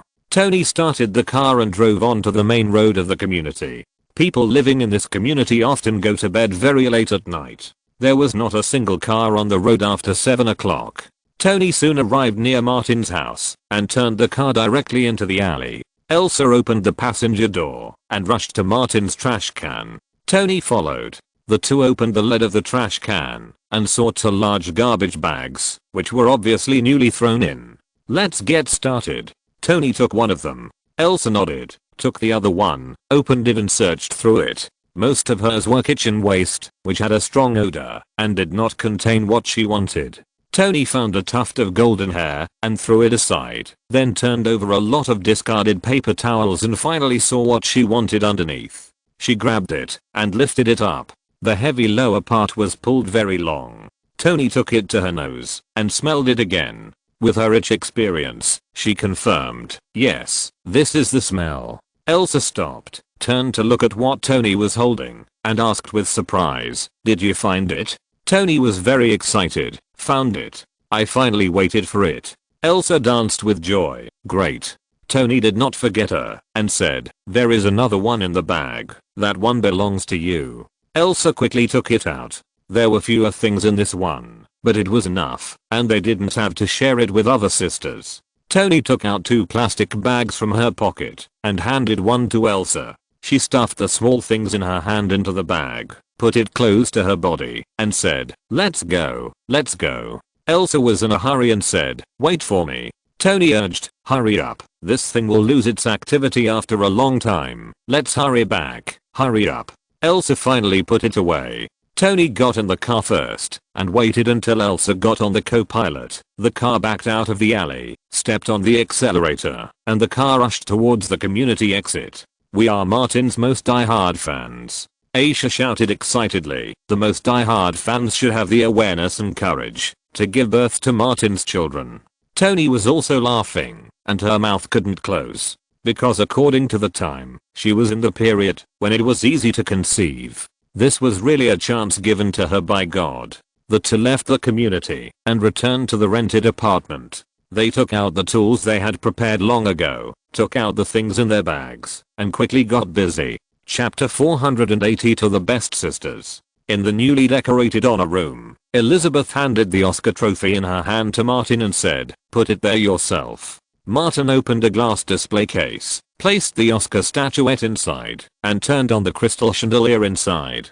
The light shone on the Oscar statuette, reflecting golden light. Martin was very satisfied with the display case, and looked around at other display cases. The Golden Globe Award and Screen Actors Guild Award trophies, as well as the Golden Key of Honorary Citizen of Los Angeles, the Bronze Certificate of Martin Day, the Presidential Medal of Freedom, etc., were all stored in separate glass display cases. Other trophies such as the Los Angeles Film Critics Association Award, the Teen Choice Award, and the British Academy Award can only share one display case. In the recent award season, Martin won at least 20 trophies of various awards. It was too extravagant to have a separate display case for each trophy. Elizabeth came over and said, Lily ordered more than 10 display cabinets. The extra ones are in the storage room. I believe they will be used soon. Martin smiled and said, no matter what, you must win an Oscar for Best Actor.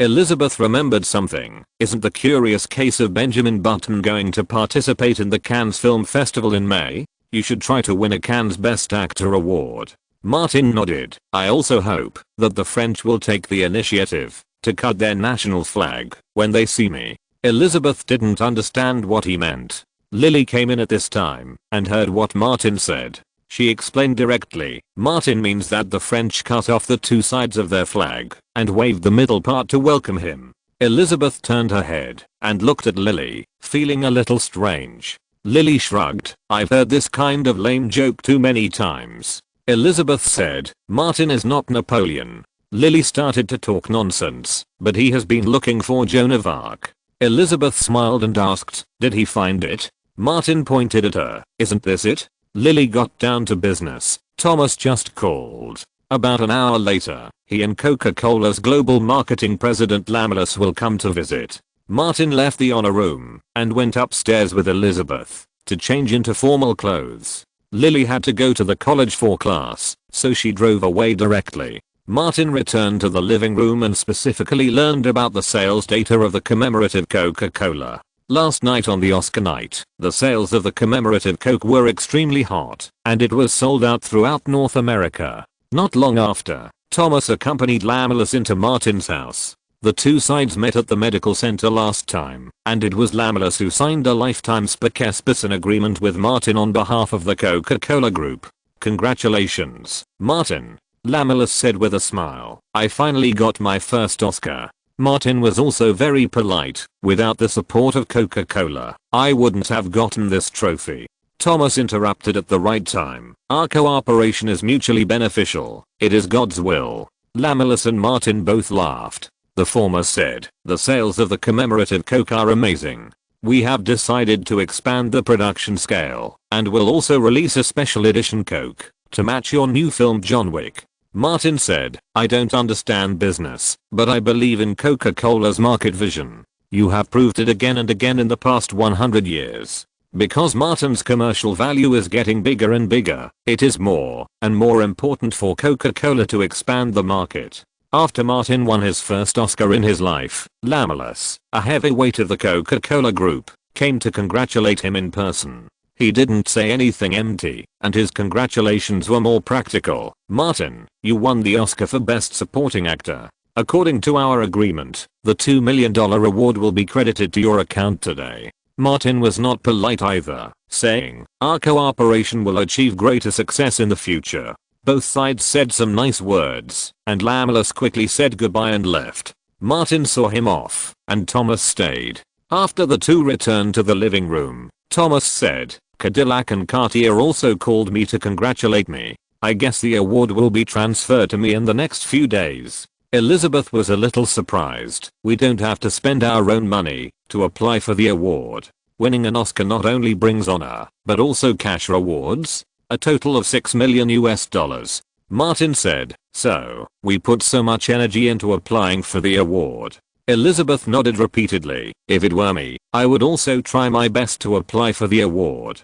Thomas thought of the person he met and said, Liz, your agent can't contact you, so let me help her convey that you have time to go to the company. There is a role. I'll go there in the afternoon. Elizabeth's current career ambition is not strong at all. I hope it's not a role that consumes too much time and energy. Martin said directly, if you like it, go ahead and act it. If you don't like it, turn it down. Elizabeth agreed immediately. I will.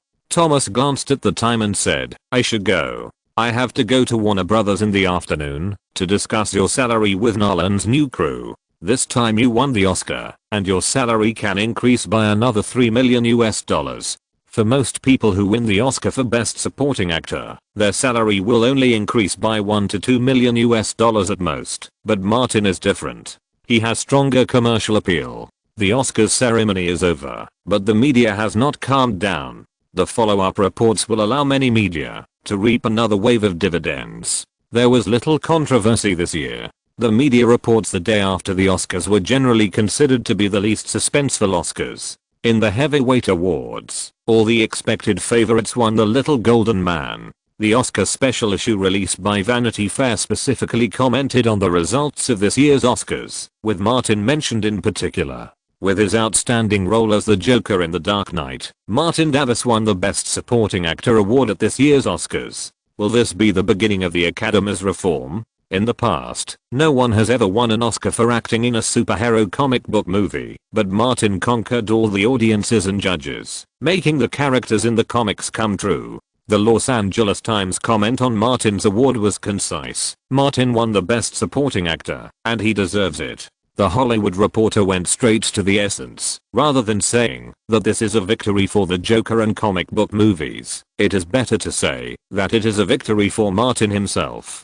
Taking advantage of this wave of media heat, Warner Bros. Made a series of moves in the next half a month. First, it released a new movie poster in cooperation with the crew of John Wick. The poster specifically added the words Oscar winner after Martin's name. This can more or less attract some people's attention. But it is undeniable that the Academy is increasingly embarrassed. The influence of the Oscars on the commercial film market is shrinking every year. So the Academy is determined to reform this year, hoping to regain its glory. Then, Warner Bros. And Nolan jointly held a press conference to announce the official establishment of the new project, which is an original science fiction film. Martin will play the leading role, and the specific content and the name of the film are kept secret for the time being. This news also attracted widespread attention from fans. The Dark Knight not only made Martin famous and satisfied with the film's share of the salary, but also created a large number of Nolan fans. These people are even crazier than the fans of the stars. From last year to now, the three-way battle with The Godfather and The Shawshank Redemption has never stopped, with IMDb ratings as the battlefield. The three films have taken turns to sit at the top of the IMDb Top 250 list. All the things that happened during this period even forced IMDb officials to modify the rating rules several times. Whether Nolan promoted the establishment of the new film project or continued to cooperate with Martin immediately attracted widespread attention. In an apartment in West Hollywood, Elsa suddenly screamed, and the scream was extremely miserable, as if she had encountered the greatest misfortune in her life. Tony quickly ran to the bathroom and asked, "What's wrong? What happened?" Elsa cried and said, "Here it comes. The monthly thing comes again." She cried very sadly. I failed. It's okay. I'll find another chance later." Tony comforted Elsa, but she was secretly happy in her heart. But she didn't show it. Instead, she said, "Don't be like this. You've done well enough. Even if you can't give birth to a child for Martin, you are his best supporter. How about this? I'll give you the position of leader of the sisterhood." Elsa was somewhat distracted and said, "Really? Let me be the leader of the sisterhood." Tony responded, "I'll call everyone in the sisterhood later and ask them to support you.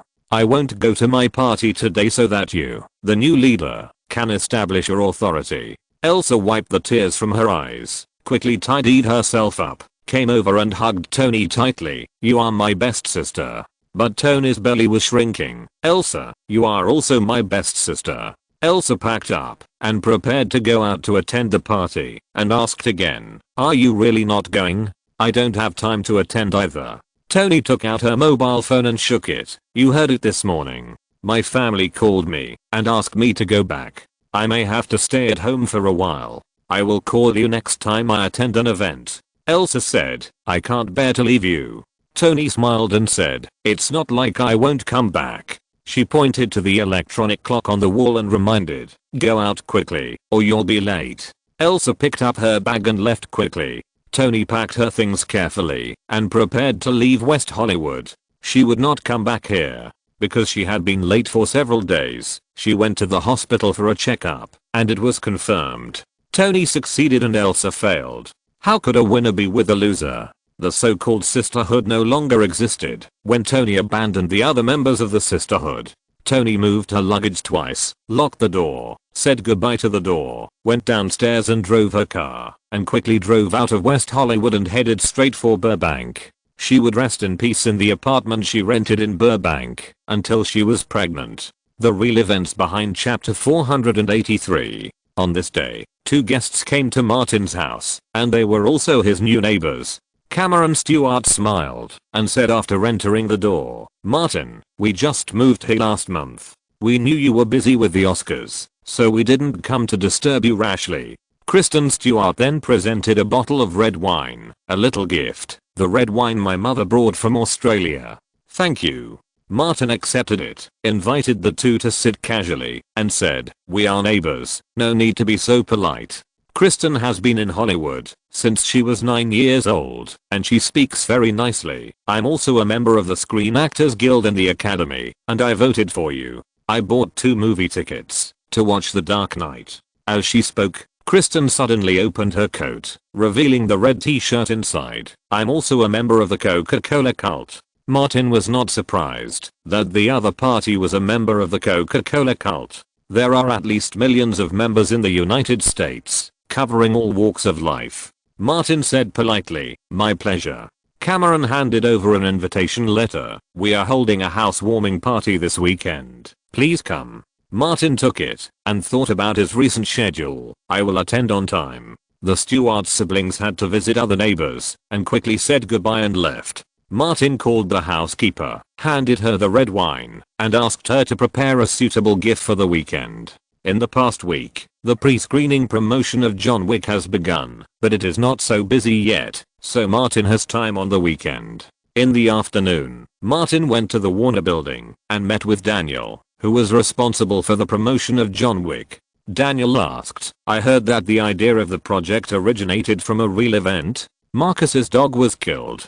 Martin roughly described what happened at the time. "One of the dogs was named Daisy." Daniel said, "I plan to do something about it." Martin thought for a while and said, "Marcus shouldn't have any problems. You can contact Thomas. Thomas is Marcus's agent now." Daniel nodded. "I'll have someone contact Thomas right away." The Santa Monica Pier incident has made John Wick famous, but a movie is not afraid of too many attractions, but it is afraid of not having enough. The new publicity plan is called The Real Events Behind John Wick. Martin's popularity has been high, and the focus of this plan is on Marcus. Coming out of Daniel's office, Bruce hurried over and said, "Jessica called and Antonio was shot." Martin immediately asked, "Our former landlord?" Bruce nodded slightly. "Which hospital?" Martin quickened his pace. Bruce followed. "Street Rider Hospital in North Hollywood." The two rushed over immediately. After arriving at the hospital and finding out the ward, Martin went upstairs and found Jessica sitting on a bench at the door of the ward. He asked, "What's going on?" Jessica stood up and said, "LAPD is taking statements inside and won't let anyone else in. Antonio is not in danger." Hearing that his life was not in danger, Martin calmed down and asked, "How did Antonio get shot?" Jessica said, "Two armed robbers broke into the apartment building this morning and wanted to rob. Antonio confronted them with a gun and I don't know what happened, but he opened fire. The door of the ward opened and 2 LAPD came out." Martin took a step forward. The middle-aged PD in the lead smiled and said, "Hello, Mr. Davis." Martin asked, "Is my friend okay?" The young PD behind him subconsciously looked back at the ward. "That fat man has a friend like Martin?" The middle-aged PD looked serious and said, "Mr. Antonio is the victim. We have just taken a statement from him and retrieved the surveillance video from the scene. We will do our best to catch the murderer." Martin said politely, "Please make sure to catch them and give my friend justice. This is the job of the LAPD." The middle-aged PD said righteously. When Martin entered the ward, the middle-aged PD contacted his superior while walking out. "Boss, it is recommended to adjust the case of the North Hollywood apartment to the most urgent level. The victim is a friend of Martin Davis. I just met Martin in the ward." The other side immediately said, "You go back to the team immediately. We will hold a case analysis meeting immediately. We will try to catch a few armed robbers today." The two hurried back. There are many small robberies like this in Los Angeles, and most of them cannot be solved. But the friends of Martin Davis, the city hero of Los Angeles, are different. Not only must the case be solved, but it must be solved as soon as possible. In the ward, Martin looked at the middle-aged fat man lying on the bed and said, "Fortunately, you have thick flesh on your butt." Bruce asked, How did you get shot in the butt? Antonio was quite helpless. Shot fired indoors, and the bullet ricocheted. At least he's okay. Martin comforted. LAPD will be able to solve the case soon, and those little thieves will not have a good end. Antonio's big belly was flattened, and he said, "It's too uncomfortable to lie down." Bruce was surprised. "Where's your friendship gun? Aren't you a good shooter?" Antonio said, "You also said, that's the friendship gun." The doctor pushed the door in at this time. "It's time to change the dressing." Martin and Bruce prepared to leave. Antonio called Martin. "Let me introduce you. This is Dr. Hyena." After saying that, he scratched his fat face. "Oh, you didn't use the business card I gave you, so I came to Dr. Hyena by myself." The doctor nodded to Martin and Bruce and said to Antonio, "Don't worry, you can't enjoy my anorectal suture surgery." Antonio said, "Martin, Dr. Hyena is my good friend. When you leave later, take a few more of his business cards. You definitely don't need them now. If someone among your targets needs them, you can introduce Dr. Hyena to him." Martin raised his middle finger to the injured fat man who was still uneasy and said, "I'm leaving. I'll see you another day." That afternoon, Martin received a special call from LAPD. Antonio's case was solved, and the two little thieves were all arrested. At Warner Studios, Elizabeth Olsen was shooting an advertisement for Estee Lauder. With the resources of the two sisters and the exposure and attention brought by Martin, WMA did not spend too much effort to win this advertising contract for Elizabeth. Lily, who was on spring break, didn't want to go back to Atlanta to accept Elena's iron fist love. She came to watch the commercial shooting and became Elizabeth's temporary assistant. It was boring to sit alone while the crew was taking a break to touch up her makeup. Lily went out of the studio to take a breath. The studio opposite was quite busy. She also saw a person wearing a red triangle and hurried into the studio. Lily asked the person next to her curiously. The crew opposite was the Smallville co-produced by Warner and DC. Because Martin played Batman, Lily, a girl who never read comics, also paid a little attention to DC superheroes and knew that Spider-Man, Batman, and Superman were the three most popular superheroes in the United States. At this time, a blonde woman walked out from the opposite side. She looked very beautiful. She noticed Lily's gaze and nodded slightly to her. When others expressed goodwill, Lily was also polite and smiled and nodded. The blonde woman then got on a trailer. The studio was very boring. Lily didn't go back. She sat on a bench by the roadside and took out her iPhone to play. Not long after, Elizabeth called. Lily answered the phone and asked, "Are you done?" "Not yet," but the temporary assistant disappeared. Elizabeth asked, "Are you gone?" Lily said embarrassedly, "The air inside is too stuffy, and I'm not comfortable staying for too long. I'll take a breath outside. Come out directly after you finish filming. I'll wait for you." In a trailer opposite, Allison Mack, the heroine of Smallville, was watching Lily through the car window. She was young and beautiful, with a great figure. Even in Hollywood, she would be a top beauty. When Allison got on the car, she was watching Lily because she thought of the important task that the leader Rainier had given her. The leader asked her to find and attract as many young and beautiful female members as possible to join and serve the leader wholeheartedly like her. All-round service. Allison was sure that she didn't know the girl, so she got off the car and looked for her. Lily noticed someone coming over from the opposite side, and when she looked up, she found that it was the beautiful blonde woman from before.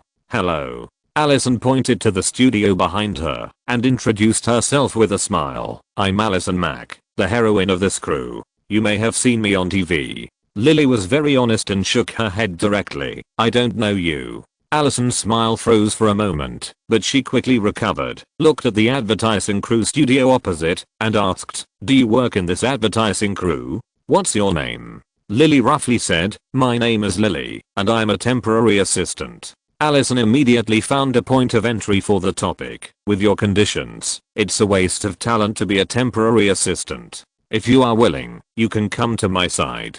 I'm currently short of assistants." Lily was surprised. "Is it so easy to be a celebrity assistant?" "Of course it's not easy," Allison said seriously. "I just think you have a good eye for me, so I'll let you try. This is a very well-paid professional job. You need to receive special training before you officially start working. She took out a business card and handed it to Lily. This is the senior manager program training organized by NXIVM. Many outstanding assistants in Hollywood have gone through this training program, and some of them have even become managers of celebrities. Lily took it and looked at it carefully.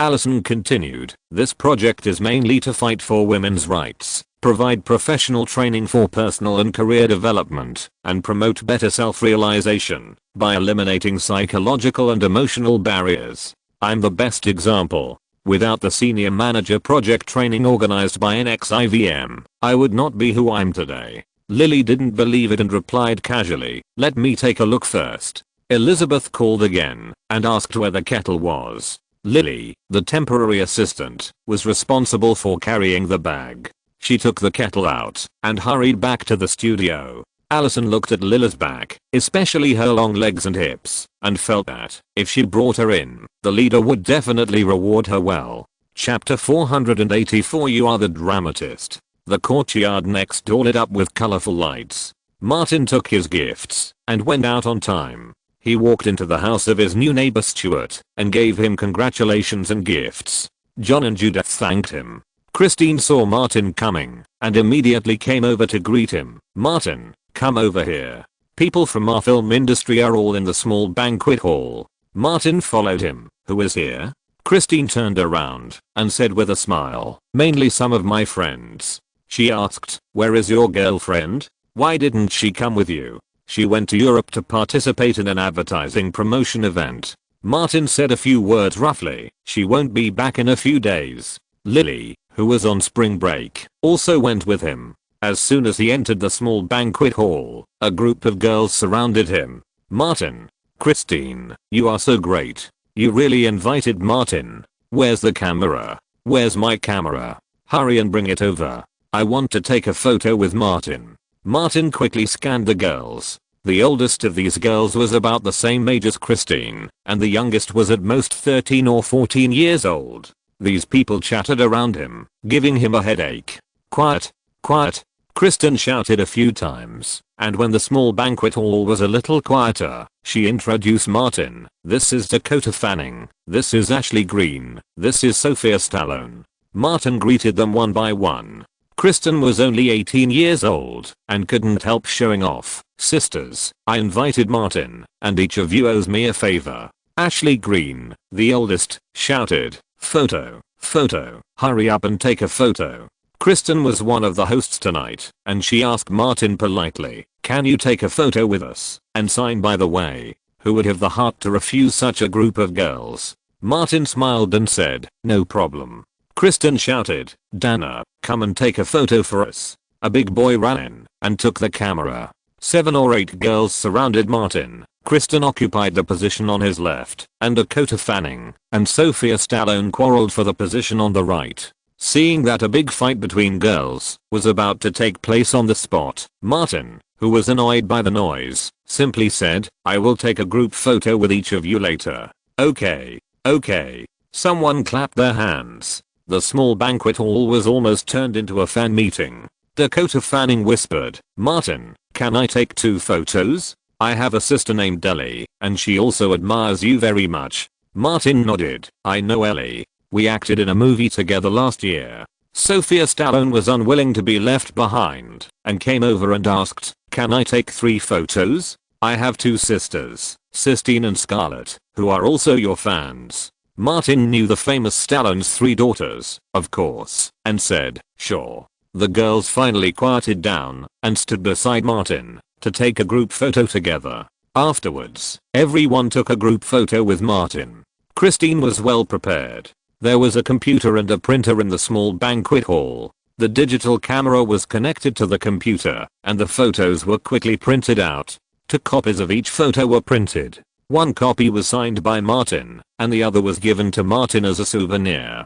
Dakota Fanning, who was born as a child star, was very cunning. When some idiots sent photos to Martin, she took out an eyebrow pencil and wrote her personal mobile phone number on the back of the photos. When she turned around, she found that Sophia was doing something similar. She couldn't help but curse in her heart. She is worthy of being a Stallone bitch. She is so young and is still hooking up. Martin collected a pile of photos and was about to make up an excuse to leave when a familiar voice came from the door of the small banquet hall. Martin.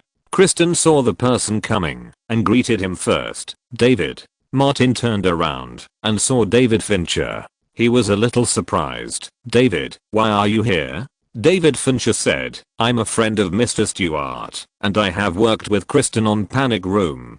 Kristen is a very spiritual actor. Martin remembered that the heroine was in the movie with Jodie Foster. David Fincher took Martin away and said, let's talk here. There are only young people over there and we can't talk to them. Martin was about to leave, so he said, let's talk some other time. Dakota Fanning raised her left hand, stretched out her pinky and thumb, and shook it at Martin. Kristen glanced at her and said, you are the only one who has too many scenes. Dakota Fanning said, Martin is the first actor born in the 1980s. Sophia interrupted, his new film is the so-called John Wick version of the Santa Monica Pier incident. It will be released soon. Let's go and watch it together then. It's rated R. Because of their relationship as neighbors, Kristen had paid attention to it. You can't go. Sophia had a genius idea. I'm tall enough. As long as I pat my chest and put on more mature makeup, I can definitely sneak into the theater. Dakota pinched her fried egg with both hands. Let me try how high I pat it. A group of girls started to make a fuss. Outside, Martin and David Fincher found a place at random and sat at a small round table to chat. David Fincher asked, the subsequent production of Benjamin has been completed. I have carefully read the manuscript of Gone Girl, and it is indeed suitable for my style. What about the second half of the novel? I will have someone send it to you tomorrow. Gillian has completed the first edition of the novel and is making some corrections. Martin asked directly, David, are you sure you want to direct this project? David Fincher nodded. Let your studio negotiate the contract with my agent. He mentioned the key again. The prerequisite is that you must be the male lead. Martin responded, David, I have always wanted to work with you on a real Fincher movie. In fact, Benjamin is not a real Fincher style movie. David Fincher mentioned another thing. Life is like a play. Sometimes what happens in real life is more outrageous than the movies we shoot. Martin was deeply touched. Movie plots must be logical, but life never follows logic. David Fincher fully agreed. That's right. He said seriously, Martin, the Santa Monica Pier incident is actually very suitable for adaptation into a movie. Martin asked, do you have any ideas? Find a suitable line to connect the Burbank High School incident, the Washington Spy incident, and the Santa Monica Pier incident that you experienced. David Fincher didn't know the connection, but used Hollywood's imagination and usual practices. The villains are Russians. Just find a reason and excuse to throw dirty water on them. No matter how outrageous it is, American audiences can accept it. There was nothing wrong with the Burbank High School incident, but Martin, as a person who experienced it personally, knew that the latter two incidents were full of shady dealings. After thinking about it carefully for a while, he said, these things also involve the LAPD and the FBI. If you really want to adapt the movie, you have to win their support. David Fincher nodded. You make sense. If the opportunity is right, ask for their opinions.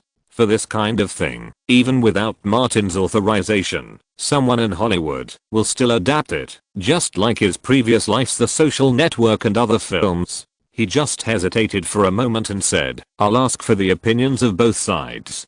David Fincher is now obsessed with the Oscars and wants to rush for the best director as soon as possible. He even changes his style for this purpose. However, the quality of the film is the foundation, and winning the award is also affected by other factors. Martin won the Best Supporting Actor, which gave David Fincher an idea. Those three events couldn't be more politically correct, and had a great social impact.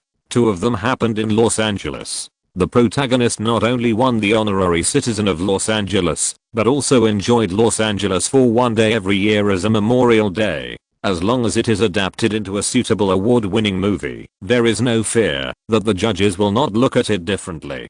David Fincher also has a feeling that the Best Director and Best Picture are not a luxury. Of course, this must be after Gone Girl. The two will work together again. With Martin's strong support, the adaptation will be more handy. The two chatted about movies for a while, and more guests came to the party. One of the stewards is a screenwriter and producer, and the other is a TV producer. They have a wide network of contacts. In addition, they also invited many people in the community. Martin saw another neighbor of his, Stuart Townsend. Long time no see. Martin took the initiative to greet him.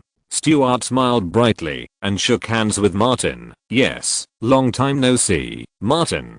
Martin asked casually, didn't you see Cheryl? Stuart smiled as usual, but he was very unhappy in his heart and said, Sally went out to film, and it will take some time to come back. Is that so? Martin roughly saw that Stuart didn't like him very much and pointed to the front and said, I saw a friend. Go over and say hello. Stuart said, whatever you want. Watching Martin gradually walk away, he put his hands behind his back and rubbed them hard on his clothes, as if shaking hands with Martin had contaminated his hands. Stuart thought about it and found John Stewart, whom he had known for a long time. When talking about the community, he lowered his voice and said, John, you have to be careful of our neighbor Martin. He is always able to stir up trouble and has made enemies with the Russians. If things go wrong, he will implicate us. John said politely, I'll pay attention to these. Stuart continued, pay attention to other aspects as well. This man always likes to destroy other people's families. Think about the rumors about him and Julie and Aniston. In order to be more persuasive, he also used himself as an example. The last time Cheryl and I went to Martin's house for a party, he actually seduced Cheryl behind my neighbor's back. Unfortunately, his true identity was discovered by Cheryl, and she rejected him sternly. John was more serious. Thank you for your advice. Martin stayed at the party until about 9 o'clock and went home. He had to attend the announcement of John Wick the next day. Chapter 485. It's so cool. As the premiere of John Wick is getting closer, the crew released a new trailer, which revealed the key to the plot and the reason why Jonathan, played by Martin, went on a killing spree. Dogs. Jonathan went on a killing spree because his beloved dog left by his deceased wife was killed by Russians. Russians are popular for Martin. Martin is very popular, and the popularity of the film is high, so every piece of news can attract attention. Below the newly released trailer on YouTube, a popular comment was soon pinned to the top. They shouldn't have killed Martin's dog. The topic of dogs began to brew on the internet. In addition to those who originally paid attention to Martin in the film, a new group was attracted: dog raising families. Raising dogs is too common in the United States. Too many people regard dogs as members of the family. Using the death of a dog as a motivation is a clear difference from other action movies, and it also has a perfect intersection with internet culture. Without the summary of others, Jessica's online marketing team immediately released a brand new marketing concept: a bloody murder caused by a dog. This caused a heated discussion on the internet. The dog is so cute. How could those bastards have the heart to attack the dog? Martin did a good job. Don't you know to look at the owner before beating the dog? You dare to kill Martin's dog? Don't you know the great reputation of the god of coke? The following reply: those who have truly witnessed the mighty and domineering power of the god of coke have gone to hell to report to Satan. Subsequently, Warner Brothers held a small-scale preview. Media reporters, theater managers and a few lucky fans were fortunate to see the film in advance. Pablo was one of the lucky fans. He liked Martin very much, but unlike Martin's fanatical fans, he liked Martin's movies more. The quality is guaranteed, and it looks very enjoyable. The Santa Monica Pier incident made Pablo pay attention to John Wick. During the entire preview, Pablo was fully focused and did not lose his mind once. He did not even consider whether the plot was reasonable or whether the theme had depth. He was attracted by the action scenes and followed the screen to the end unconsciously. The action scenes were so wonderful that he completely ignored the literary scenes. A middle-aged uncle next to him suddenly whispered, "It seems that there is no movie in Hollywood that has action scenes as smooth as Vaseline like Martin's." Pablo agreed at first. Yes. The action scenes are so wonderful. Most of the action scenes are long shots. Martin's completion is very high. Then, he remembered that the other party mentioned Vaseline and quickly moved his butt to the other side, worried that it would really be smooth as silk. the middle-aged uncle said again. In other action movies, in order to make up for the problem of incoherent actors' actions, they have to cut the shots very short and use camera switching to create action scenes. Michael Bay's movies are representative. Although he was worried when it came to the movie, Pablo took the initiative to answer. Because Martin's skills are strong enough, he has no problem dealing with long shots. The middle-aged uncle suddenly took out a business card, handed it to Pablo, and said, "I'm a reporter from Film World magazine. Can I publish what you just said in my report?" It turned out that the other party was a professional. Pablo nodded slightly. Of course. He heard that many film critics looked down on commercial action movies, and was worried that this person would give a bad review, so he quickly added, "I'm an ordinary movie fan. From my point of view, this movie is cool and exciting. It is definitely a super classic action movie." The middle-aged uncle showed a lewd smile. "I think so too." When the preview was over, Pablo paid special attention and walked out, listening all the way. He was surrounded by ordinary movie fans like him. Martin's action scenes definitely deserve full marks. Martin is so damn handsome. All kinds of realistic melee and crazy headshots. This is what an action movie should look like. Too cool. Martin is so cool. Pablo left the preview theater, drove back home, turned on his computer, and logged into the IMDb website. Under the column of John Wick, there was no official movie review yet. He quickly typed out the review he had thought of on the way, and sent it out. "I just watched the preview of John Wick. It is a true bloody murder caused by a dog. What needs to be said is that unlike what some dirty-minded people have fabricated, all the highlights of the movie are in the trailer, but it is 10 times more exciting. Martin's action scenes are really outstanding, as clean and neat as exploding the head of a Russian spy with a bottle of Coke on the Santa Monica Pier. Guys, this movie is really awesome. In the long shot action scenes, Martin's action scenes are extremely well done. Anyway, I have never seen anything like this in Hollywood in recent years. The most important point is that no villain dies because of talking too much, and no villain is killed instead of the protagonist after being caught. Whenever Martin takes action, it is clean and neat, and there is no trouble behind." Pablo is just a senior movie fan, not a professional film critic, and his writing ability is limited, so he can only express these. This comment was quickly liked by hundreds of people and pushed to the top of the comment column. The preview of the film has a very good reputation, and the theater managers gave it unanimous praise, thinking that it is full of highlights and highly commercial. At the subsequent reception, Philip, the marketing director of Cinemark, specifically found Daniel, who was responsible for the promotion of John Wick at Warner Brothers. "I admit that, because of the nature of the original film and the R rating, even if the film is very popular, I still underestimated it." Philip would not miss this opportunity to attract customers. Such a film will be released in March, the off-season, and can fully boost performance. He thought for a while, "Give me another 300 copies, and they must be in place 1 week before the release." Daniel agreed immediately, "No problem." But he also had conditions. "You have seen the film. Martin's film quality is still so high, there is no need to worry about the business. I require all Cinemark theaters to not reduce the scheduling of John Wick within 4 weeks." Philip has been in the industry for decades and has a very keen sense of the market. He didn't even think about it and said directly, "Okay, Cinemark will definitely not reduce the number of screenings within 4 weeks. Daniel smiled and said, "I'll have someone draw up an agreement right away." This kind of thing, of course, has to be put on paper. As soon as Philip left, Gray, a representative of the Imperial Cinema, also came over. He said to Daniel, "You have got another masterpiece this time. Martin's films are indeed a guarantee of quality." The two are old friends.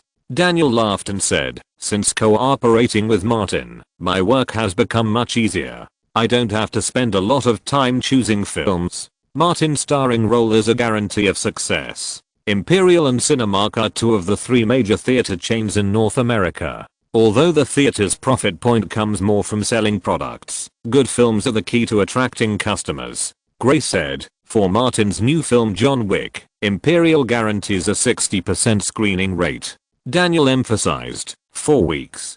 Gray thought about it and nodded. "Okay." He went on to say, for the next film starring Martin, which is also the new project directed by Nolan. How about Warner Brothers and Monarch sign an exclusive screening agreement for it? This means that the film cannot be screened in other theaters. Daniel directly offered a sky-high price, 7-3 split. This is impossible. Gray almost shouted out, and he emphasized, don't forget that it is an original science fiction film. Daniel also emphasized, please don't forget that it is a science fiction film starring Martin Davis and directed by Christopher Nolan. Of course, the two could not reach an agreement on this kind of exclusive agreement, and they quickly changed the subject. But for John Wick, Monarch Cinemas will provide enough resources to support it. AMC soon notified Daniel and asked for more copies of the film. As a matter of course, John Wick is determined to open in about 3,800 theaters in North America, surpassing the 3,603 theaters of The Matrix 2, and will set a new record for the release of R-rated films. The current North American opening record for Hollywood R-rated films is also held by the latter, which is $91.77 million. This is a sequel movie, an original non-sequel movie. If the box office can exceed $50 million in the first weekend, it will be considered a super hit. Martin's previous life, Cameron's Avatar, made more than $77 million in North America in its first weekend. In Hollywood, original movies are inherently inferior to others in the eyes of distributors and theater companies. Immediately, the crew and Martin started intensive pre-screening publicity work, traveling back and forth from North America to Europe. Roadshows, interviews, talk shows, etc. The promotion of this film does not need to be surprising, as long as it follows the normal pattern. Because Martin almost paid the price of his life to do the best publicity, Warner Brothers deliberately mixed the video of Martin at the Santa Monica Pier with part of the film's trailer and put it on the internet. Netizens found it very exciting and thought that there was no sense of disobedience when the two were put together. The topic of bloodshed caused by dogs is also fermenting, and more people are joining the discussion and enjoying the fun of playing with memes. ABC TV's Morning Ace show Good Morning America specially invited Martin to the live broadcast, room as a guest, to share the relationship between the protagonist Jonathan and the dog Daisy. The host Diane Sawyer asked, in the trailers released by the crew and other promotional materials, did you go on a killing spree because of a dog? It's not me, it's Jonathan, the male protagonist of the film. After Martin corrected himself, he specifically said, the dog Daisy was left to him by Jonathan's wife Helen before she died. Jonathan loved Helen deeply, and he quit the killer industry for her. Daisy is Jonathan's emotional and spiritual sustenance, and the starting point of his new life. These are not spoilers, and the film itself is not afraid of spoilers. Daisy represents Jonathan's normal life, and Daisy's death completely broke Jonathan's peaceful life, and changed his emotional and mental state. Jonathan picked up a gun, and began a journey of revenge for Daisy. Time quickly came to late March. After an intensive publicity tour, the main members of the crew gathered in New York to prepare for the premiere of John Wick, Chapter 6. If you're listening to this novel on a channel other than Fanfic World, it means they downloaded and uploaded it without effort. We cordially invite you to visit our channel, Mundo Fanfic Novelos. There you'll find the original version of this story and you can explore many other novels of various genres. We're waiting for you to immerse yourself in a world of incredible novels. Chapter 486 Traffic Password. New York, Lincoln Center for the Performing Arts, Metropolitan Theater.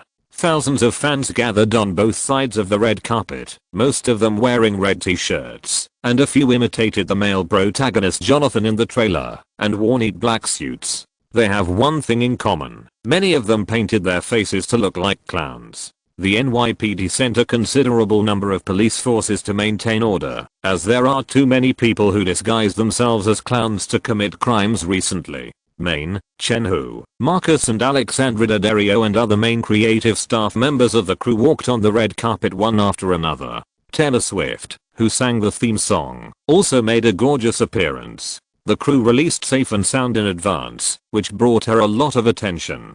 Director Chad walked on the red carpet with his beloved dog Daisy. The protagonist who caused a heinous murder in the movie immediately became the focus of the red carpet. The male protagonist, Martin, who is also the most famous and influential man in the crew, made the final appearance. He rode in a Cadillac flagship sedan, wearing a neat black Bryony haute couture suit, a shiny Cartier gold watch, and the latest Nokia N95 mobile phone. He came to the area wearing red t-shirts, picked up a Coca-Cola, and toasted with the fans. As the Coke was finished, there was a thunderous shout at the scene. Coke war God. Coke war God. As a sponsor of the film, Relentless, who came to the premiere, smiled from ear to ear. Every time Martin walked the red carpet, it was a huge promotion for Coca-Cola. The sales of the commemorative Coke were increasing every day. Coming to the media area alone, Martin whistled at Chad and shouted, "Hi, Daisy." The dog turned around and ran to Martin, circling around him. Martin took out a dog biscuit and stuffed it into Daisy's hand. Reporters took pictures frantically, capturing the scene of the man and the dog interacting cordially. The host on the scene came over to interview Martin. Martin patted Daisy's head, and Daisy returned to Chad. The host asked, "Are you familiar with Daisy?" Martin replied, "Chad adopted Daisy in Atlanta when he was the action director of Wanted. I often played with her on the set when she was little." The host asked questions that were prepared in advance because of the trailer. Daisy has been very popular on the internet. Some netizens are curious, why don't you have a dog? This question was originally intended to stop some criticism in advance. Martin said seriously, "I have always wanted to have a dog, but I have been too busy with work in recent years. I have to choose scripts and roles, prepare for filming, and often lock myself in one place to figure out the role. Later, I have to run around to shoot films and run announcements. I can't accompany it to grow up." He smiled and said, "I think if you raise a dog, you have to accompany it like a family member and give it enough love. I don't have the conditions now." After the short interview, Martin joined other creative staff and came to the sponsor's background board to take a group photo. Alexandra winked at Mean. Mean immediately made way for Martin. Alexandra leaned close to Martin's left and took his arm. Martin only felt something soft and heavy pressing on the outside of his arm.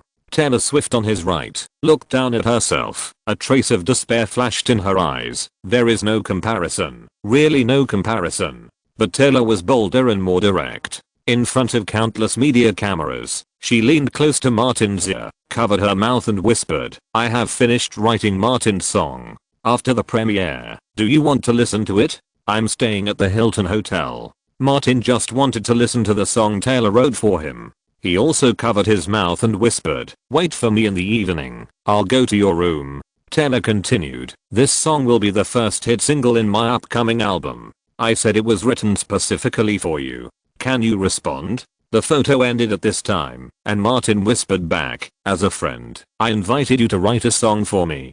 Taylor smiled particularly brightly. This song might be able to hit the Billboard champion single. Everyone walked into the theater together. Alexandra followed Martin all the time. When Taylor walked away, she asked, "Do you have time tonight? Shall we go to your apartment for a drink?" Alexandra was wearing a waisted suspender evening dress, the highest part of which was as conspicuous as Mount Everest. She turned her head to look at Martin. Her eyes were as cute as a young husky. How could anyone refuse her? Martin was a good man. He didn't want to hurt others' feelings, let alone disappoint a beautiful lady. He said, "Tomorrow night. Tomorrow night we will enjoy the night view of Central Park while tasting fine wine." Alexandra smiled and said, "Call me tomorrow. My house is very close to there." Not far behind them, Mean and Bruce were walking together. Mean looked at the tall Taylor in front of him, and then at Alexandra, whose figure was like a volcanic eruption, and said, "The boss will be busy these days." Bruce nodded. "He still wants to come to New York for a vacation." Naive. Mean said, "Old Bruce, shall we go drink together tonight?" Bruce shook his head. "I have an appointment with a friend tonight. Kim and Chloe are currently in New York, and they have an appointment with Bruce to have supper tonight." Female friend? Mean felt desolate when he saw Bruce nod, and said with an inexplicable grief and anger, "How dare you leave me alone?" Bruce was about to speak when the text message sound of his mobile phone suddenly rang. Mean quickly took out his mobile phone. The text message was from Celine Dunn. He stopped and called back. The other side said, "I saw you on the broadcast just now. You are in New York. I'm also in New York. After the premiere, come to the Waldorf Hotel to find me." Min smiled and replied, "Wait for me in the evening. No matter how late I finish here, I will definitely come to find you." The phone was adjusted to vibrate. Uncle Min raised his head and said, "Old Bruce, I have an appointment with Celine Dion in the evening. I can't accompany you." Bruce scolded, "You are disloyal." Min hummed a song, entered the theater lobby, and went directly to the first row. He walked and observed. The Metropolitan Theater, which can accommodate more than 4,000 spectators, was packed. Looking around, it was either black suits or red t-shirts. Following Martin is equivalent to walking on the right path. Martin never said many things, but Min knew them very well. For example, Emma Thomas only agreed to let him play one of the supporting roles in director Nolan's new project, but Martin personally talked to director Nolan not long ago, and then the role he auditioned became the second male lead. The role is second only to Martin. Although he had the bonus of politically correct skin color, Min knew that Martin was the key. Of course, he had long stopped saying those politically correct words. Min had licked too many people and had a sense of what was going on. After becoming famous, he never talked about the so-called nuclear weapons again. The main creative staff of the crew came to the front row together and waved to the audience. The Metropolitan Opera House immediately erupted in thunderous applause. "Martin, I love you. The eternal coke god of war." Similar shouts came out in an endless stream. Ted and a few friends sat high up and just happened to see Martin. The surroundings were full of crazy shouts from fans. Makara, who was attending the premiere for the first time, was stunned by the fanatical anger and said, "The movie hasn't started yet." She was not a fan of Martin, but she noticed this movie because of the Santa Monica Pier incident and was attracted by the topic of dogs, so she followed her friends to watch the premiere. Ted raised his voice. "Didn't you see the preview? Word of mouth. It's not ordinary," he said loudly. "Martin is the best guarantee of the quality of the film." I don't know who started it, but everyone around shouted, "Coke War God. Cola War God." Ted also shouted. In such an environment, even though he was not a fan of Martin, Makara was still infected and shouted loudly. In the first row, Taylor listened to the sound that almost overturned the ceiling of the theater and felt that it was all worth it. With Martin's popularity, if she creates related topics, her single will definitely attract a lot of attention. Martin's song. This girl, who is less than 20 years old, is getting more and more able to grasp the password of traffic. Chat, who appeared as a director for the first time, was very excited and almost shed tears. There are not many people in Hollywood who have the dream of being a director. Only a very small number of them have the opportunity to direct a movie, and even fewer of them have the good luck of having their works shown in theaters. The voices gradually subsided, and the main creators of the crew took their seats one after another. The big screen flashed with light, and the lights on the ceiling went out. The premiere of John Wick began. This is a movie with weakened plot and literary drama. It is a movie with fighting and killing throughout the whole process. All the literary drama is to connect the protagonist's Russian kill. The murdered dog and stolen car prompted Jonathan, a superkiller who had quit because of love, to return to the arena. A dog triggered a long and deadly journey of revenge. Martin's action scenes are almost all long shots. The hot gunfights, close combat and chase scenes are all performed by him with full of dynamics and excitement. Even director Chad used action long shots of more than 2 minutes many times. Every punch and every hot gunfight ignited the anger of the audience. In particular, Martin never dragged his feet in the killing scenes. Whenever he knocked down the enemy, he would either shoot or knife him, and would never give the enemy any chance to fight back. This gave the fans who were frequently poisoned by traditional Hollywood action movies a sense of exhilaration. That should be the case. Martin fully interpreted the concept of a suit thug. Although the film's literary drama was limited, he still used his excellent acting skills to make the character cool in appearance, so that fans can easily feel the humanity and emotional world of the protagonist. Whether it is Ted, Makala, or other movie fans, they are completely brought into the extremely dangerous world of John Wick by Martin's professionalism and extraordinary performance. It seems that they are Jonathan who rushes all the way until they kill the murderer of Daisy and his Russian gangster father. Chapter 487 The most suicidal thing in history. Coming out of the Metropolitan Theater, Ted felt unsatisfied. When was the last time he saw such an exciting action movie? He thought about it briefly and remembered that it was Martin's Wanted. The whole movie did not give the villain any chance to talk nonsense. If he could kill him, he would never talk nonsense. Just like Martin's action scenes, clean and neat, hitting the vital points, without any drag. Makara next to him looked like a fangirl. Martin is so handsome, he will be my idol in the future. This cool movie completely conquered her. Ted nodded repeatedly. This is the benchmark of action movies. Every punch hits the flesh, every move is fatal, and every shot is a headshot. Those long-winded action movies also have the nerve to set the protagonist as a killer or agent. What are the basic standards for qualified killers or agents? No nonsense. In the car leaving the Lincoln Center for the Performing Arts, Makara took out her Apple mobile phone and checked the latest news about John Wick on the internet. By the way, she gave the movie a score of 9 on IMDb. Martin is worth this score just for his coolness. On the premiere night, the John Wick section of IMDb was flooded with positive reviews from fans. Martin is the only one in Hollywood who is so cool. Watch Martin shoot Russian spies, kick them in the crotch, choke them, and blow them up with a bottle of Coke in real life. Watch him in the movie, and he is just as cool. Martin's skills are really strong, especially the protagonist Jonathan. It's better to say that Martin himself has given Jonathan strength. With his beautiful skills and a well-tailored suit, Martin makes people see the Coke god of war on the Santa Monica Pier again. In addition, when the male protagonist Jonathan used a bottle of Coke to blow up the head of a Russian gang leader, everyone in the theater smiled knowingly. It exploded. I exploded right where I was. The power of a nuclear weapon explosion cannot compare to Martin's charm in this movie. When Martin returned to the Hilton Hotel, where he was staying, a piece of news became a hot topic on the internet. The most suicidal thing in history, killing Jonathan's dog.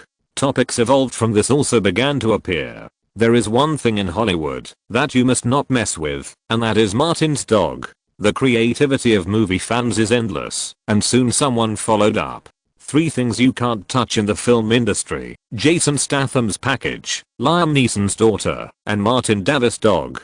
There is no doubt that the crew and Warner Brothers were fanning the flames behind the scenes, and the post-screening publicity was fully launched. In the luxury suite of the Hilton Hotel, Martin was about to go to the room Taylor mentioned, and someone knocked on the door. Bruce went over to look at the peephole and said, "Taylor Swift." Martin nodded. "Let her in." Taylor entered Martin's room carrying a guitar case. Bruce nodded at her and left on his own initiative. Taylor locked the door with his backhand and asked, "I'm waiting for you. Why don't you come over?" Martin said, "I just came back. I always have to take a shower and change clothes." Taylor sat down on the armrest of the sofa, opened her guitar case, took out her acoustic guitar, and said, "Which song do you want to hear first?" Martin leaned against a pillar, looked at her carefully, and asked, "You wrote several songs for me?" "To be exact, there are 2 songs. One was recently written after the inspiration burst in Los Angeles last time." Taylor's eyes were particularly seductive when they turned, and they were obviously specially designed and trained, as if to say come quickly. She smiled and said, "The other one has only a few syllables. I only wrote simple tones and interjections. Because I ran out of inspiration, I never wrote the follow-up." Martin thought to himself, are these interjections serious? Could they be God or something like that? Taylor seemed helpless and helpless. "It's too deadly for a creative singer like me to have no creative inspiration, so I need you to inject inspiration into me, so that I can complete the second song." Martin said, "Sing the first song first. I have a feeling, so I can help you inject inspiration. You want to feel." Taylor was surprised at first, then her eyes blinked and she said, "I understand." Martin didn't know what she understood. Taylor stood up, put down her acoustic guitar, and took off her coat. In less than half a minute, she turned herself into a newborn baby. Taylor sat on the sofa opposite Martin, played the acoustic guitar, and said, "You should be with me, dedicated to my Martin." While speaking, she crossed her legs and sang a typical country pop song. "You are talking to your girlfriend on the phone. She is very unhappy and keeps harping on what you said. She wears a short skirt, and I wear a t-shirt. She is the captain of the cheerleading team and I can only stand on the open air stands. You should be with me." Just like performing on the stage, when Taylor sang, Her two long legs frequently separated and changed the position of the upper and lower overlapping. Martin listened to the song and appreciated the scenery and soon got the feeling. When Taylor finished singing the song, he asked, "Do I sound like a scumbag?" Taylor laughed crisply, "Isn't it?" Martin had no intention of defending himself and said, "It's a very good song. I feel like it can be on the billboard." Taylor kept on talking about the previous topic. "You don't want to be a scumbag. Is there a good way?" She put down her acoustic guitar, walked over and put her arms around Martin's neck. "Break up with Elizabeth Olsen, okay? Be my boyfriend." Martin separated her hands, took 2 steps back, and said, "Taylor, we agreed that it was just to inspire creative inspiration, not anything else." Taylor stepped back after a little probing and said, "Help me promote this song." "No problem. Martin is very particular about this, and he said the same thing. This is the song I took the initiative to invite you to create." Taylor walked to the speaker, found a dance CD, put it in, and turned on the music. "I've been practicing dancing in the past 6 months to prepare for the concert. See how I dance." Taylor, who was not wearing a dance costume, twisted her body during the dance music. Not long after, the music stopped, and Taylor sang a song composed of interjections and phrases such as "God" and "fake," but it was always the same few phrases over and over again, and it was obvious that her creative inspiration had run out. Martin's attention to people made her happy, and this night inspired Taylor's creative inspiration again and again, finally allowing her to come up with new phrases in addition to the simple lyrics. But if this song is to be truly completed, it would not be possible to complete it in one night or even 2 or 3 nights. The next morning, Taylor, who was exhausted, was sent back to her room by Martin to catch up on sleep and rest. Martin went out early to participate in the recording of NBC's program with the main creative staff of the crew to further promote the movie. John Wick has already premiered, and Rotten Tomatoes has been the first to lift the ban. The website has collected nearly 80 professional film reviews, with a freshness rating of 89%. For an R-rated action movie, the film reviews have exploded. Most of the positive reviews are focused on Martin's performance and the coherent and brilliant action scenes, while most of the negative reviews are aimed at the literary drama and the theme, such as "The literary drama is weak and the theme has no depth." For a commercial action film, no one cares about such negative reviews. On IMDb, because of Martin, the unbanned score is as high as 8.9 points. Martin's fans and action movie fans almost praised this movie. CinemaScore collected the scores from the audience at the premiere, and the average was A. Although it is not as good as The Dark Knight, it is also a first-class standard. Among commercial films, there are not many that are better rated than The Dark Knight. Of course, there are also critical voices. For example, Richard Brody, a film critic from The New Yorker, gave 1 star to both John Wick and Martin in his column with a total of 5 stars. The comments were not polite at all. Martin Davis, who just won the Oscar for Best Supporting Actor, is so disappointing. His new work has no artistic pursuit at all. There is no content, except fighting and killing. It is empty and gloomy. His star journey is just like this. But in contrast, the midnight show of John Wick was packed.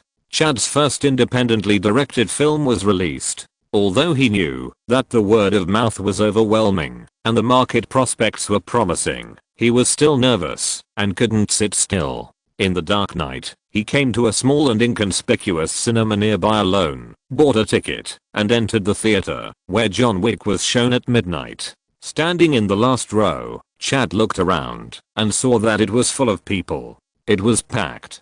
Chad was like an ordinary audience member, sitting in the last row, quietly watching the movie with the fans. Only in this way can he feel at ease. The reputation in the reports and on the internet is not as reliable as what you see with your own eyes. The screening hall has been very quiet. At the end of the whole film, Chad didn't see anyone go out to the bathroom. There is no peeing point. When Martin used a Coke bottle to blow off the head of a villain, the theater was like a calm lake with an O'Neill thrown into it, and the water surface exploded with a bang. The audience cheered wildly, and hundreds of people shouted together, "Coke God of War! Coke God of War!" Similarly, when the film ended, the atmosphere exploded again, and the sound of applause continued. I don't know where the applause first broke out, and the whole screening room was filled with applause like a premiere, which lasted for a long time. At this moment, Chad's mind was blank, and he didn't seem to know what happened, but he was sure that he and the entire creative team had created something very cool. The audience liked it, and nothing was more important than this. After the film ended, Chad sat alone in the corner of the screening room until everyone left, then he stood up and slowly walked out. Taking out the Apple phone that Martin gave him, he excitedly called everyone in the team. "Man, we succeeded." Mean, who was using verbal persuasion on Celine Dion, said after receiving the call, "Isn't it normal to succeed with Boss Martin?"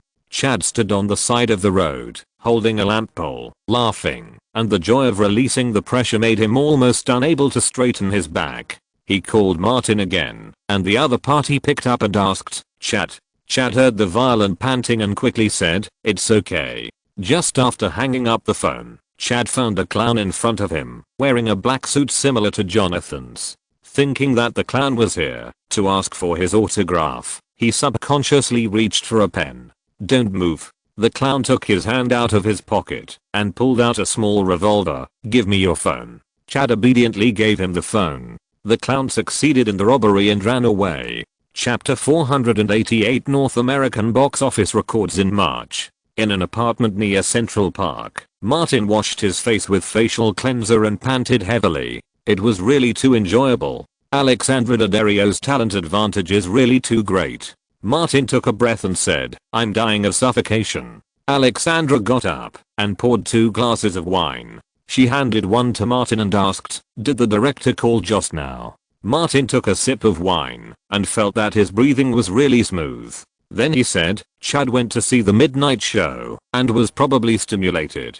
Alexandra clinked glasses with Martin and said before drinking, "Can you come to New York to see me often in the future? I'm so lonely alone." As she spoke, she sat on Martin's lap, and her talent was so generous in front of Martin. Martin is a kind man with a conscience. He had introduced Alexandra to play the leading role in a horror film called House of Magic produced by Wes Craven. The heroine of a horror movie does not require very high acting skills, but her figure and appearance are generally more outstanding. Therefore, Alexandra is active and proactive. Martin was sure that Alexandra was very talented. He took a bite and said, "Of course, I have to come often." In the morning, when Martin and Alexandra were sitting in the restaurant, enjoying the breakfast carefully prepared by the latter, Martin's cell phone rang. It showed an unfamiliar number. Martin answered the call, but it was Chad's voice that came from the receiver. "I went to see a midnight show last night and chose a remote theater.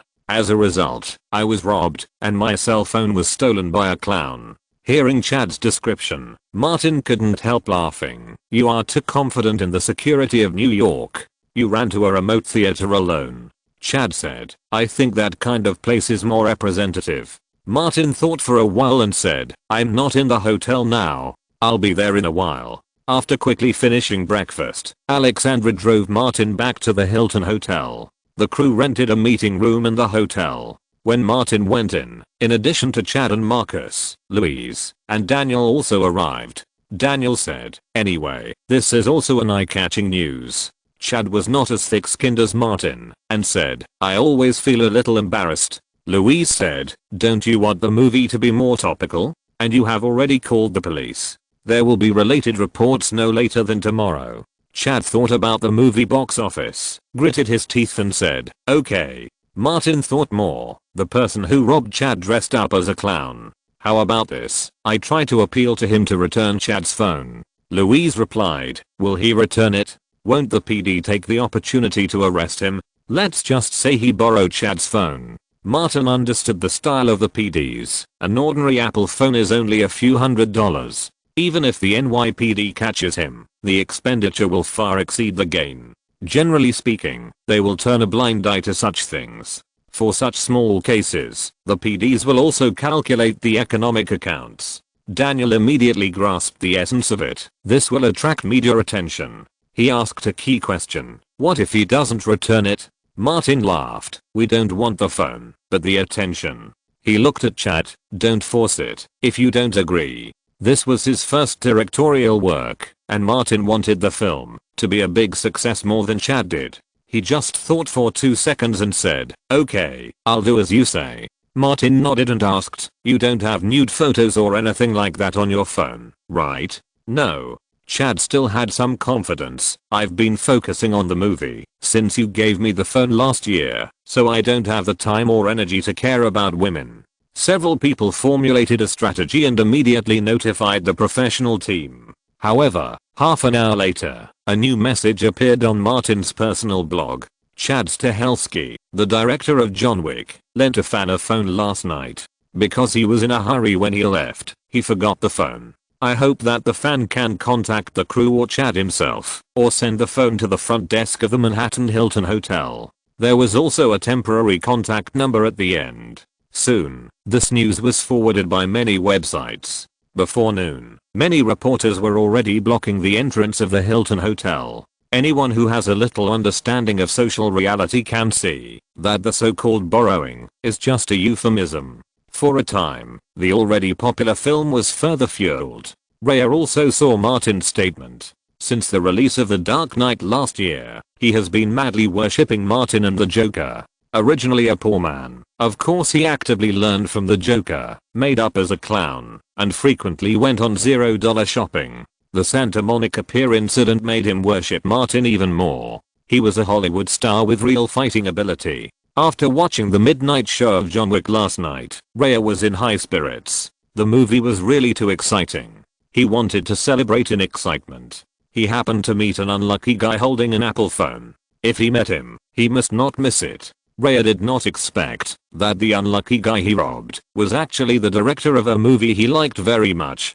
After thinking about it at home for a while, Raya logged onto the website again, read Martin's blog, and gave up the idea of selling his phone. He not only likes the Joker, but also joined the Coke God cult. Of course, he had to respond to the leader's call, but Raya would not send it to the front desk of the Hilton Hotel. After all, he had a lot of robberies on his back. If he was locked up in Arkham Asylum, he could still consider it. Raya just thought about it, then took his mobile phone and left home, came to Manhattan, looked at the Hilton Hotel from afar, put on a common tattered hat, found a nearby public phone without surveillance, and dialed the number he wrote down. When the other side was connected, he held his throat and said, "The back door of the Hilton Hotel, the first red trash can on the southwest side." After that, he hung up the phone and walked over slowly, throwing the mobile phone wrapped in a black plastic bag into the trash can as if throwing away garbage. He walked around and came to the hot dog shop across the road, bought a hot dog, sat behind the glass curtain wall, and looked at the trash can over there.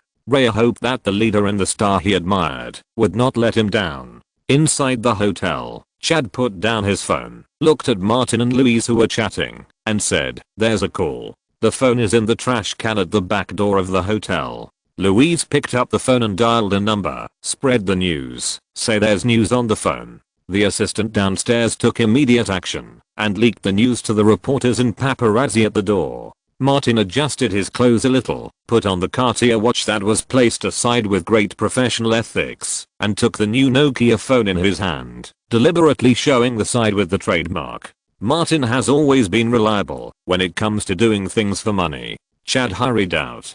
Martin hurriedly followed. Chad asked, "Are all the reporters at the front door?" "They should be." Martin passed by a window and took a special look. Chad was a novice in hype and was worried, but the phone is at the back door. Martin reminded, "Can't we go out from the front door and then go around to the back door?" "That works." Chad reacted. The two took the elevator downstairs and walked out of the hotel's main entrance under the protection of several hotel security guards and Bruce. At least 20 or 30 reporters gathered around and asked loudly, "Martin, has Director Chad's phone been found?" Someone said the phone has been delivered. "Where is he?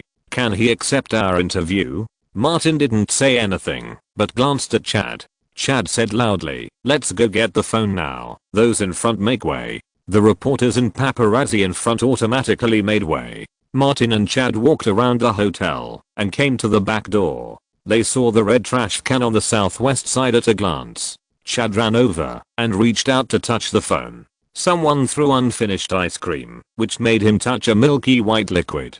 The surrounding cameras and video camera lenses simultaneously recorded the embarrassing scene of this new and popular action film director. John Wick is so popular that there is no worry that no one will pay attention to it. These related news represent traffic and money. Chad wiped off the milky white on his hands and finally touched a black plastic bag. After opening it, he found an Apple phone inside. Flashes lit up like crazy. Chad entered the power on password and turned on his iPhone under the camera of more than a dozen cameras. The background image of the phone was a photo of him operating the camera on the set. "It's my phone." After going through this, Chad had some experience and showed the screen of his phone to the reporters. He sent it back. After the reporters took pictures of the phone, their cameras turned to other places, trying to find the person who sent the phone. In the hot dog shop, Rhea ate his hot dog slowly and laughed as he watched the reporters surround Chad and Martin again. The leader did not disappoint him and did not bring the NYPD.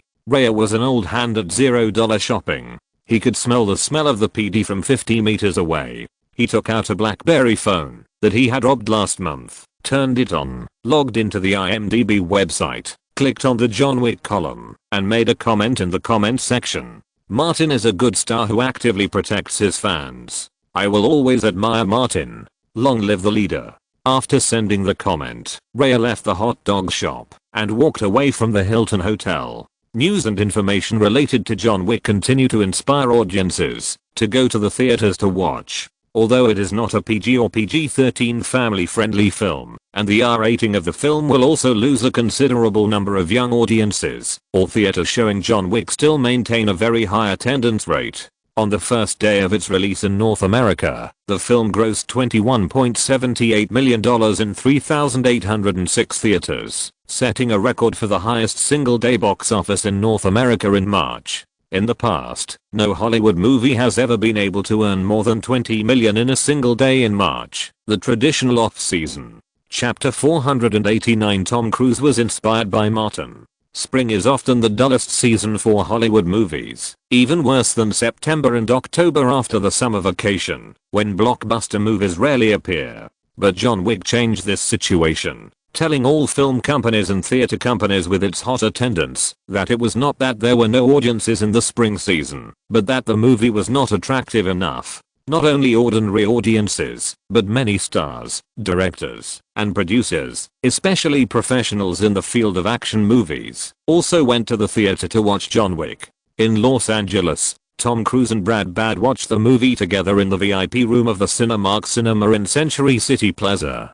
The audience on the first floor had already dispersed, but the two had no intention of leaving and planned to watch it a second time. Brad Bird, who directed The Incredibles, had a notebook in his hand, filled with notes from the movie just now. The North American box office exceeded $20 million on the first day of its release, and the word of mouth was so good that it exploded. Tom Cruise said the latest information he had received, the actual investment in this film, was only more than $40 million. Brad Bird nodded and said, "In fact, I almost reached a cooperation with Martin Davis. Tom, you know, my agency is WMA. At that time, Martin Davis was looking for a director for Wanted, and Ali had approached me. I was also interested, but I had no confidence in him, and gave up before meeting him." Tom Cruise said, "I think this film will be helpful for our upcoming Mission Impossible 4. Brad Bird said directly, "The action scene design of this film, as well as Martin's personal action design, are all worth learning from." Tom Cruise has been in trouble in the past 2 years. The several works he starred in, whether Lions for Lambs or The Assassination of Hitler, all received mediocre responses. He was about to fall from the supergiant position and urgently needed a masterpiece to consolidate his position. The Mission Impossible series was naturally put on the agenda. This time, he chose Brad Bird, who had directed Pixar animated films, as the director. Brad Bird said, "Tom, I think you need to talk to Martin. Many of the things he showed in this film may be of great help if they can be reasonably applied to our future filming." Tom Cruise has been exercising a lot, but there are some things he must admit. "I'm far less skilled than Martin." Brad Bird glanced at his notebook and said, "What is the most commendable thing about Martin in this film? He personally took part in the film. The Santa Monica Pier incident brought the initial popularity to John Wick." Chapter 11. More than a dozen different versions of the pier video can be regarded as part of the film. He said while thinking, whether it is the pier incident itself, or the long action shots used many times in the film, Martin brought a sense of reality, as well as courage and will that are extremely consistent with the character itself. Tom Cruise recalled the video of the pier incident, the movie he had just watched, and the things Martin had experienced in person. Suddenly, he got an inspiration. Go through these dangerous scenes in person, and perform those incredible action scenes in person. Brad Bird was stunned for a moment, and was still thinking. Tom Cruise is a star who knows the mechanism of the film market very well. He immediately thought of more. Our film is called Mission Impossible, which is about breaking the limit. I will personally perform those impossible scenes, which will not only increase the appeal of the film itself, but also bring excellent publicity materials. Brad Bird understood and said, "You are a superstar. The publicity effect will be very good." Tom Cruise nodded slightly and asked, "What if I invite Martin to play a role? Design a role that is slightly less important than Ethan Hunt. A superstar and a superstar. The two are combined together." Brad Bird resisted the temptation. It was too difficult to balance the role. He euphemistically said, "The salary budget will explode, and Paramount will never agree."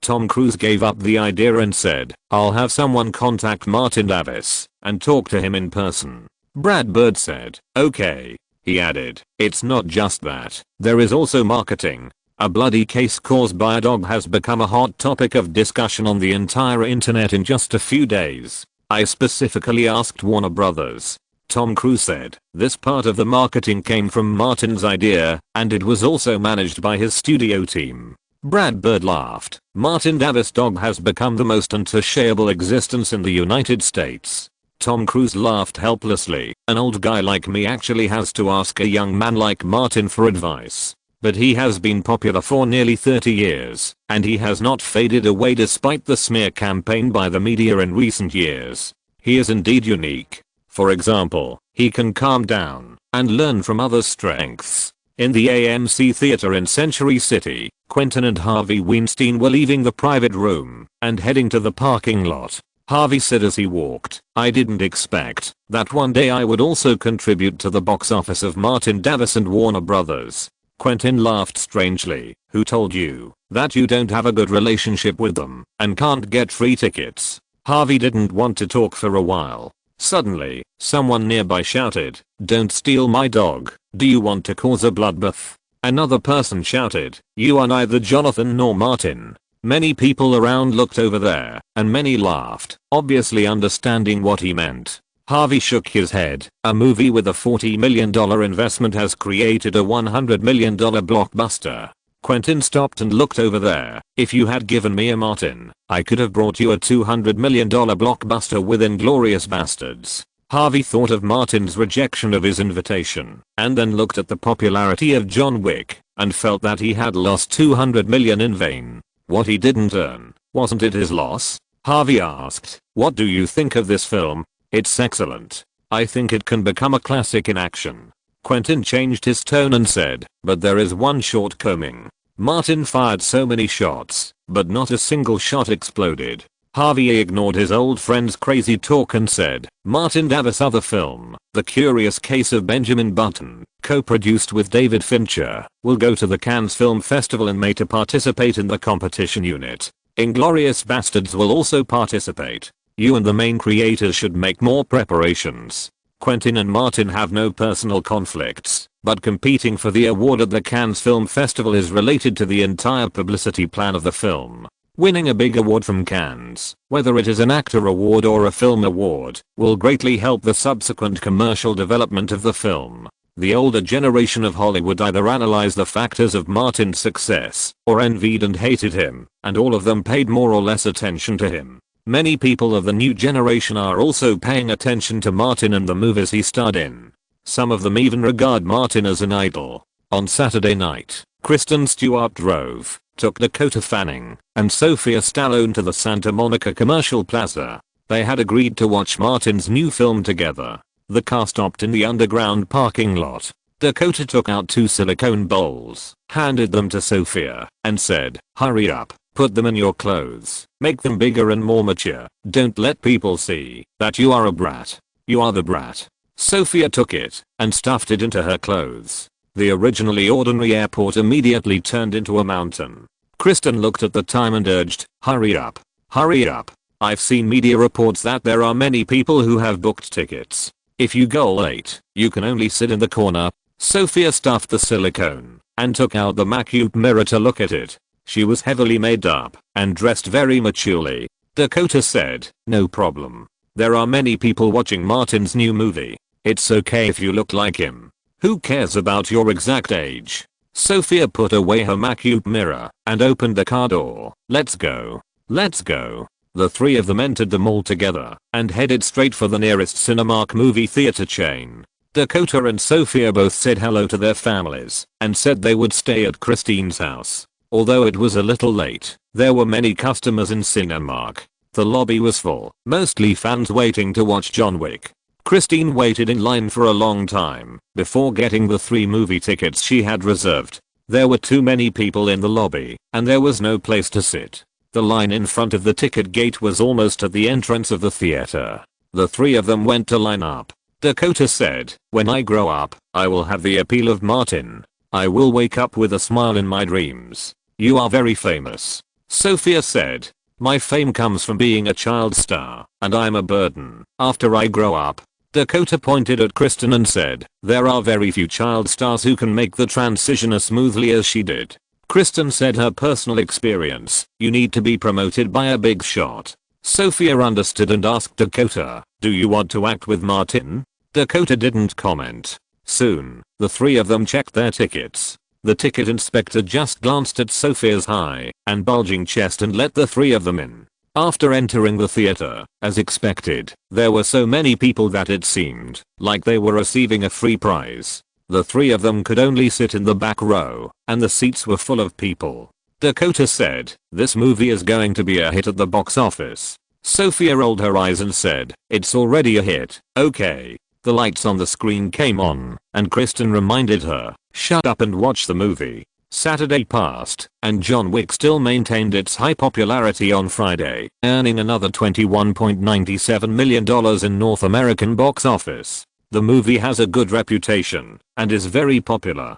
A murder caused by a dog has been ranked first on Google's hot search list for 2 consecutive days. The topic extended from this has also spread spontaneously among movie fans. Memes like you want my dog's life, I want your dog's life have become popular topics on the internet. With the help of topic marketing and the most critical influence of the Santa Monica incident, John Wick took in a box office of $58.89 million in North America in 3 days during its opening weekend. This also set a record for the opening of an R-rated original non-sequel movie. Chapter 490 Martin's Song. On Monday, the crew will fly to London for publicity. Martin came out of his room early in the morning and found Chad waiting in the corridor. Chad's eyes were red and his eye bags were heavy. It was obvious that he did not sleep well last night. He walked up to Martin and hugged him tightly. He said hoarsely, we are the fucking box office champion. Martin laughed and said, man, we did a good job. Chad glanced at Louise who came out of Martin's room and thought to himself that you really did a good job. The female companions are never the same every night. The ones he saw in person in the past few days include Taylor Swift, Alexandra Daddario, Angela Lindwall and Louise Mayer. Louise waved to Chad generously and went back to her room next door to put on makeup. The corridor was temporarily empty. Chad said, I have achieved such a great success, so I need to find a few women to celebrate. Martin joked, that's right. I can hug you boldly in the future.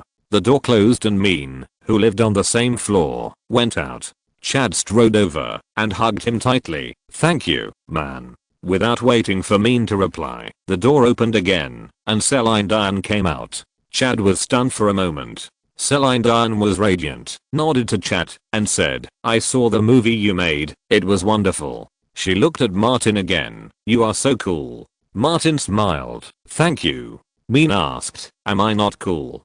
Dear, you are the coolest. Celine Dion kissed him lightly. Your tongue skills are so cool. Martin suddenly thought of a key question.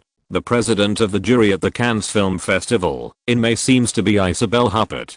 By the way, what decade was she born in? Chad looked at Martin with envy, then at Mean with envy, secretly sighing that he was such a failure as a director. He didn't understand the hidden rules in the red sofa. Mean pointed to the elevator. I'm going to see Celine off. We'll talk later. Celine Dion waved to Martin and Chad and followed Mean. Chad looked at Martin and said, the leading actor and the supporting actor are playing more and more fancy, but the director is a miserable bachelor. Martin joked, aren't there a few female roles in the next one? You have the final say on the casting, but you have to keep your promise, otherwise don't mess around. Chad waved his hand. I'd better find a serious girlfriend. The two went downstairs together. Whenever Chad met the main creative staff of the crew, he would go up to hug them and say thank you. When they came to the restaurant for dinner, Chad said, the opening box office of $58.89 million is much better than I expected. Unfortunately, in order to ensure the quality and selling point of the film, it can only be filmed as R-rated, and most teenagers cannot enter the theater. Martin cut the fried egg and said, it doesn't matter. This part of the target customers will not be lost. When the DVD is released, they will become the largest consumers. Chad tapped his forehead lightly. I have been nervous recently, and my head is confused. I forgot that there is a DVD market after the theater. He asked, how many DVDs of The Dark Knight have been sold? Martin said simply, after I won the Oscar for Best Supporting Actor, Warner Bros. Released a commemorative edition DVD, which boosted sales. The current sales are $400 million, but it is difficult to increase in the near future. It is expected that in another year, the total sales will reach $500 million. He remembered that the global sales of DVDs of Avatar in his previous life exceeded the North American box office. Chad also has a share of DVD sales stipulated by the Directors Guild. He said sincerely, I hope that the DVD of John Wick can sell more than $100 million. Very hopeful. As one of the investors, Martin certainly hopes so. He reminded, after you finish the publicity, take a break and prepare for the sequel. Chad said, I'm already thinking about the plot structure and action design of the sequel. Martin's phone rang at this time. He looked at the caller ID and answered it directly. Taylor Swift's voice came from the other side. Martin, my first hit song You Should Be With Me will be officially on the charts today. Don't forget to respond. Martin said, I will. With the popularity brought by John Wick, Taylor's Safe and Sound has entered the top 10 of the Billboard. In the MTV specially shot for this purpose, the tall Taylor Swift wore a white gauze dress and walked barefoot in the deserted wilderness and quiet forest, like a fairy. John Wick also brought Taylor a large number of new fans. Even many members of the Coke cult spontaneously included her in the list of saints of the cult. In Nashville, Taylor Swift's new single release conference is underway. Big Machine Records and her publicists have spread rumors that You Should Be With Me was written by Taylor specifically for Martin. This news has spread widely in the streets and on the internet, attracting widespread attention. With Martin's help, Taylor has increasingly grasped the trick of traffic. At the new single release conference, nearly 100 media came. In addition to Taylor Swift's own fans, there was also a group. Hundreds of members of the Coke God Church wearing red t-shirts appeared at the press conference with banners. The banner reads, Support the Saint of the Coke God Church. The press conference began, the band played music, and Taylor sang the new single that was about to hit the charts. Reporters and fans were stunned. This song was clearly a little girl's crush on a boy. This song was written by Taylor for Martin Davis. Who is the crush? Need I say? When the song was finished, it was the media reporters' turn to ask questions, and all the reporters became excited. What song style? What singing melody structure? None of them mattered. The first reporter who was called on to ask a question took the microphone and asked, Taylor, did you write this song for Martin? Taylor already knew the traffic password and said, yes, when I was writing Safe and Sound for John Wick, Martin once asked me if I could write a song for him. Later, I went to Los Angeles to record the theme song for John Wick and worked with Martin often. I got creative inspiration from Martin and wrote this song. There was an uproar in the media seats. It turned out that the song was written for Martin. The next reporter asked more directly, listening to the lyrics of your song, it seems like a story about a girl's secret crush on a boy. Taylor, do you have a secret crush on Martin? Taylor certainly would not deny it, and asked back, a man as outstanding as Martin is the dream lover of all girls, right? The reporter didn't care about the song at all, and all the questions were focused on gossip. So you also have a secret crush on Martin? Taylor was silent for a moment, then nodded. Yes, I like Martin. Big Machine Records boss Borchetta was on the side of the stage, listening to Taylor's calm answer, secretly giving her a thumbs up in his heart. This girl knows how to attract media attention. For a new era singer, it is not enough to just know how to sing. The next reporter, who knew Martin's story very well, took the microphone and asked, as far as I know, Martin's current girlfriend Elizabeth Olsen was the cheerleader in high school.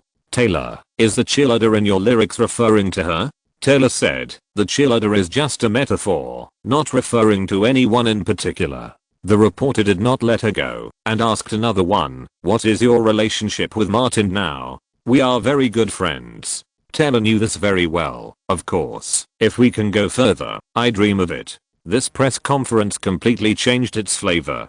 The new single release conference turned into a gossip question and answer session, but the effect was amazing. On the internet, Martin's blog, the official website of the Coke God cult, Taylor's blog, and various movie and music forums were all discussing this gossip. There are many young stars who expressed their secret love for Martin in front of the media, but none of them can write a Martin song like Taylor did. Taylor and this new single became popular all of a sudden, just like John Wick, becoming the hot entertainment news in the United States. London, Heathrow Airport. The main creators of John Wick just walked out of the exit gate and were startled by the posture of the British paparazzi opposite. There were hundreds of people holding cameras, microphones, and recorders, blocking the exit gate and being stopped by airport security. Mean was surprised. Are we so popular in the UK? Chad shook his head. Listen carefully, it seems to be asking Martin's gossip. Martin knew what was going on and walked out calmly. The shouts of reporters kept coming. Did Taylor Swift write a song for you? What do you think of Taylor publicly confessing to you? You cheated on Elizabeth Olsen, didn't you? Martin Davis, are you a scumbag? Don't you dare to respond publicly? Martin stopped and saw a reporter from The Sun next to him and nodded at him. The reporter quickly took the recorder over. Martin said, I did invite Taylor Swift to write that song. It was just a joke between friends. I didn't expect her inspiration to burst out and really write an excellent song. The reporter asked again, did you have sex? Martin would of course not admit it. Taylor and I are very good friends. Besides, my girlfriend is Elizabeth. After that, he stopped answering any questions and left the airport with the crew. The madness of British tabloids is well known all over the world. Martin's answer, except for the truthful report of The Sun, all the other entertainment magazines have changed their taste, with all kinds of messy content. The media in both Britain and the United States reported crazily, and the popularity of John Wick and Taylor's new single was off the charts. Even those who don't like country music and don't know Taylor Swift are very curious about how a female singer confessed to a Hollywood star through songs.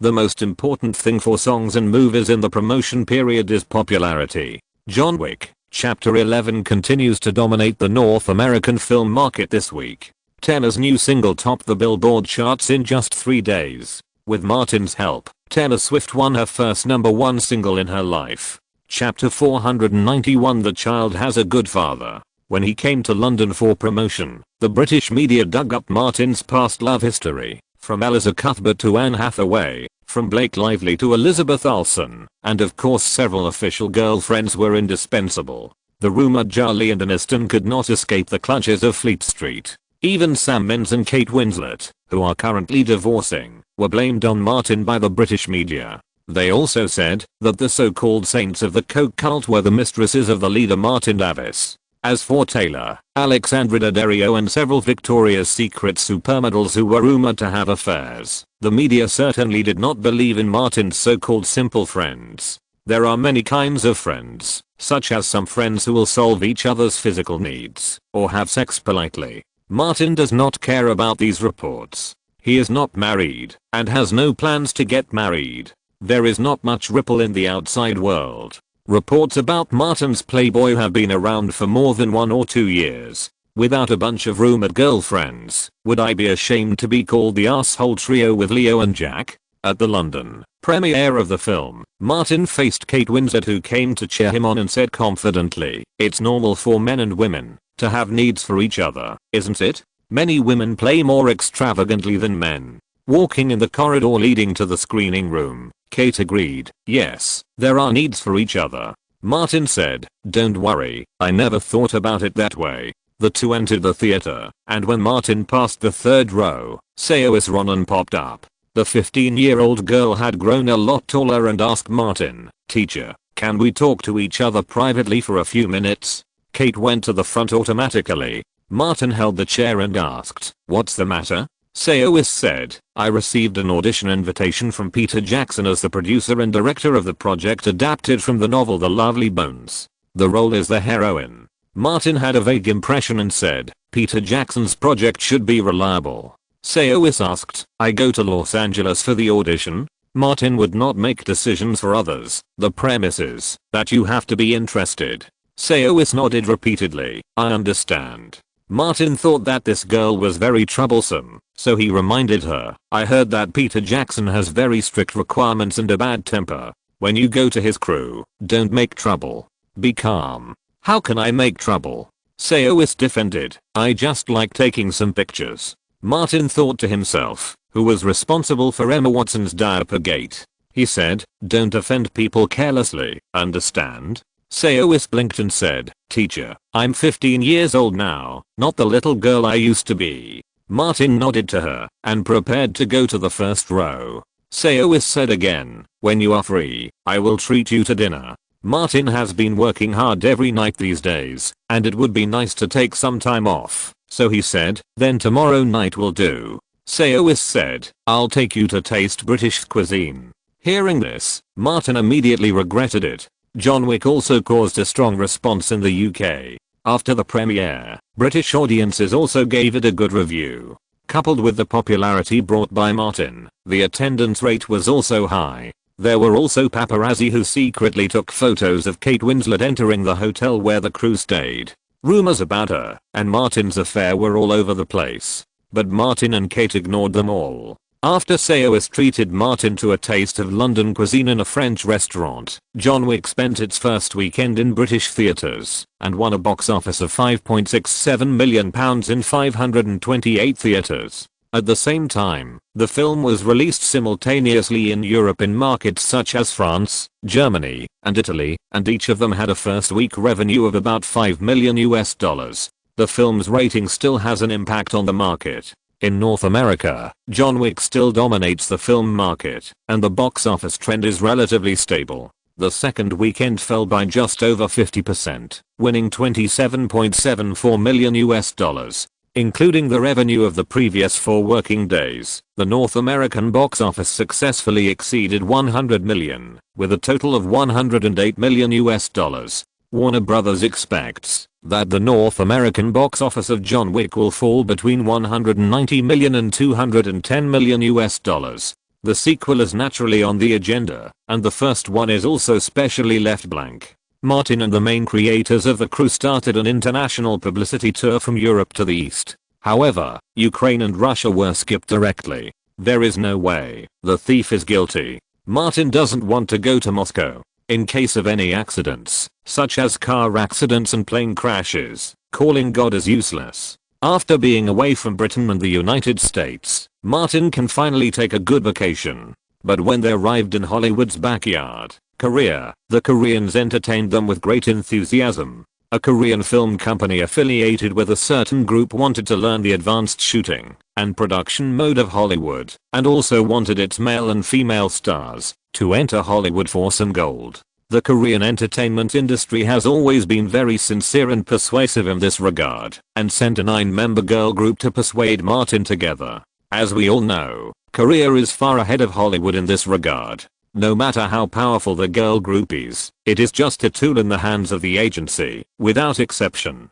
The miserable Martin had to end his vacation and agree to accept the investment from the Koreans. Marcus's oral biography Lone Survivor has been completed and will be released soon, and then the film adaptation will be launched. Martin does not plan to star in this film. After all, it is a group play, and it is difficult to say how much the return will be. The investment of the Koreans can be used for filming and production. Even if the film loses money, his Davis Film and Television Studio will make money. In addition, Martin thinks that the Korean company's vision in selecting girl groups is really good.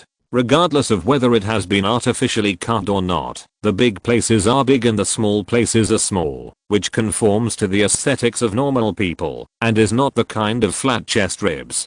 Compared to the entertainment agencies in Korea, Hollywood actors are in heaven. In the Olsen mansion in Sherman Oaks, Mary Olsen put down the newspaper in her hand and looked at her younger sister, Liz. Martin is very popular now. Elizabeth was feeding the dog, turned around and said, John Wick is a hit, and the North American box office has exceeded 100 million. It is normal that he is popular. Ashley Olsen said, recently, the entertainment media have been hyping up his gossip. Mary reminded, he is a super playboy. Don't worry. Elizabeth smiled and said, I'm the mistress of his house, not anyone else. As long as I don't give up, I will always be the mistress of Davis Manor. Ashley was slightly stunned. Considering some aspects, this is indeed the truth. But Mary was worried about her younger sister. He is best friends with Leonardo and Nicholson, these two. Elizabeth was not as innocent as she looked, and said, I'm not Giselle Bundchen. She continued to tease the dog, no matter how far he goes, he will always come back home. I don't want to interfere with your private life, just know it. Mary didn't say more about this. Wait for Martin to come back, invite him to visit us. Elizabeth was quite confident, he will come. Ashley said, we haven't watched John Wick yet, let's go to the movie together. We can also support Elizabeth's boyfriend's box office. Mary packed up and said, we haven't had group activities for a long time, let's go. Elizabeth followed her two sisters to the nearby movie theater. Halfway through, she specifically called Lily Carter and asked Lily to come over to play together. In Burbank, Tony covered her slightly bulging belly with both hands and came out of the movie theater again. Carefully avoiding the crowd, she bought a copy of the Los Angeles Times and got into her car. Tony watched John Wick for the third time. Thinking of Martin's heroic appearance on the screen, she gently touched her belly and was intoxicated. So cool, so handsome. He is worthy of being the father of my child. A sports car passed by, and the roar of the engine interrupted Tony's daydream. She woke up, opened the newly bought newspaper, and turned directly to the entertainment section, which had the latest box office rankings and box office statistics. The long list of numbers behind John Wick made Tony dizzy. She could only count in the simplest way, and finally determined that the number was over 100 million. The movie starring Martin has grossed more than $100 million in North America alone. Tony laughed, curious about how much money Martin could get. It is said that the film has his investment, and the conservative estimate is $20 million, right? This is still a movie. Tony knows that the more outstanding Martin is, the more secure her child's future will be, and the happier she will be as a mother in the future. Start the car and go back to the apartment she rents in Burbank. On the way, Tony saw many people wearing red Coke t-shirts or clown paint on their faces and felt that they were weak. A true fan should dare to have a baby for the star they admire. Tony parked her car in a roadside parking space and entered the apartment to go home. In order to rest assured and prepare for the future, she rented an apartment with a good location at a high price. Entering the apartment door and waiting for the elevator, someone behind her also entered the elevator. Tony found that the person who came over looked familiar and couldn't help but take a second look. This person had very long and oily hair, dense beard, and a long horse face with no expression, as if he had facial paralysis. Tony recognized him and asked tentatively, Ben Affleck? Big Ben sold his previous house and just moved in not long ago. He said casually, yes. Tony thought of the rumors and subconsciously walked a few steps out.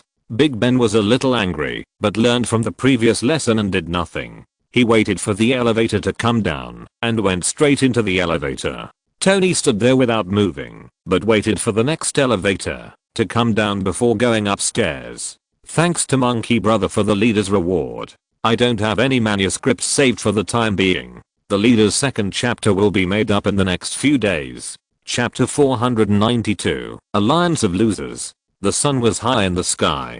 Ben Affleck woke up from his hangover. He patted his head that felt like it was about to explode. He opened his eyes and looked at the clock on the wall. It was almost 10 o'clock in the morning. He got up quickly, washed up briefly, put on a shoulder bag and went out. He came to the elevator room. The elevator was just coming down. After entering, he found that there was a woman in the elevator. The woman had a bulging belly and her hands were protected in front of her. She was obviously a pregnant woman. She was the one she met yesterday. Seeing the other party's face full of vigilance, Ben Affleck retracted his gaze, waited until the elevator stopped, and went out first. He drove all the way north. Not long after leaving Burbank, he arrived in the San Fernando Valley, where the film and television industry is also huge. Ben Affleck had been here before. He went around and came to a coffee shop in the valley area. He parked the car and went in. Brad Pitt, with long hair and a beard, was wearing a baseball cap and sitting in the corner drinking coffee. When he saw Ben, he was slightly dissatisfied. "You're late. There was a traffic jam on the road." Ben found an excuse, ordered coffee and dessert, sat opposite Pete, and asked, "Why did you move here?" Pete also made an excuse. "I've had enough of Los Angeles, that place of trouble. I want to come here for some peace and quiet." Ben looked out the glass window. There was a studio area opposite. He suddenly thought of a possibility. "Brad, you don't want to change your career, do you?" Pete was stunned for a moment, and then he forced a smile full of misery. "I haven't made the final decision yet. I'm talking to people, to see their sincerity and model." He rubbed his face. "Hey, what can I do? The bank won't lend me money. I still have some Fannie Mae shares, but Fannie Mae has been delisted and cannot be traded directly. A company told me that with only $10 million in upfront fees, it can revitalize my tens of millions of dollars in Fannie Mae assets. I can only find a way to make money." He said his own unbearable things, which would not make Ben feel good. "What about you? I heard that you haven't been happy in the past 6 months." The little joy Ben had when he heard about Pitt's misery disappeared in an instant. "Don't mention it. I've been through divorce, compensation, and attacks from women in Hollywood, led by Me Too. I'm not much better than you." The misery in Pitt's smile was visibly reduced. Seeing his friend living a worse life than himself, he felt inexplicably relieved. But he couldn't bear to see his friend suffer, so he said, "Don't you consider changing your career?" Ben's face turned black. Pitt didn't have any children, but he did. What would happen if his daughter saw his movies on the screen in the future? Would she cheer him on? "I still have some money." Ben had just sold a house. Pitt's mood, which had originally improved, suddenly became gloomy again, and he couldn't stand Ben. "Ben didn't come here to talk about these things today," he said. "You and I shouldn't be in this situation today. Our story is not a big deal in Hollywood. You just forced me to do some housework. I just slept with some female students in the acting class. These are nothing." Pitt picked up the coffee and took a sip, muttering, "Times have changed. Those women have become crazy. I also suffered the most shameful betrayal and was stabbed badly by my wife and girlfriend." Ben asked him, "Who is behind Charlie and Aniston?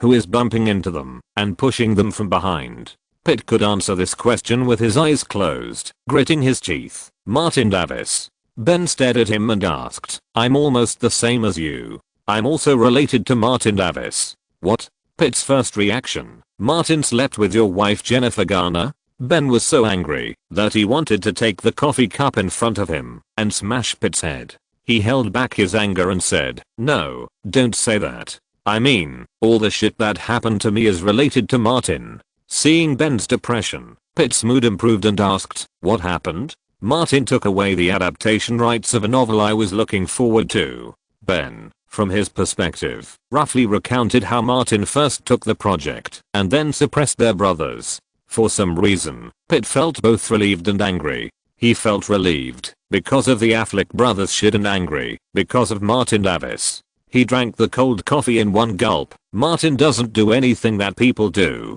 Big Ben went to Pete to form a temporary alliance. "I sold the last valuable property just to deal with Martin."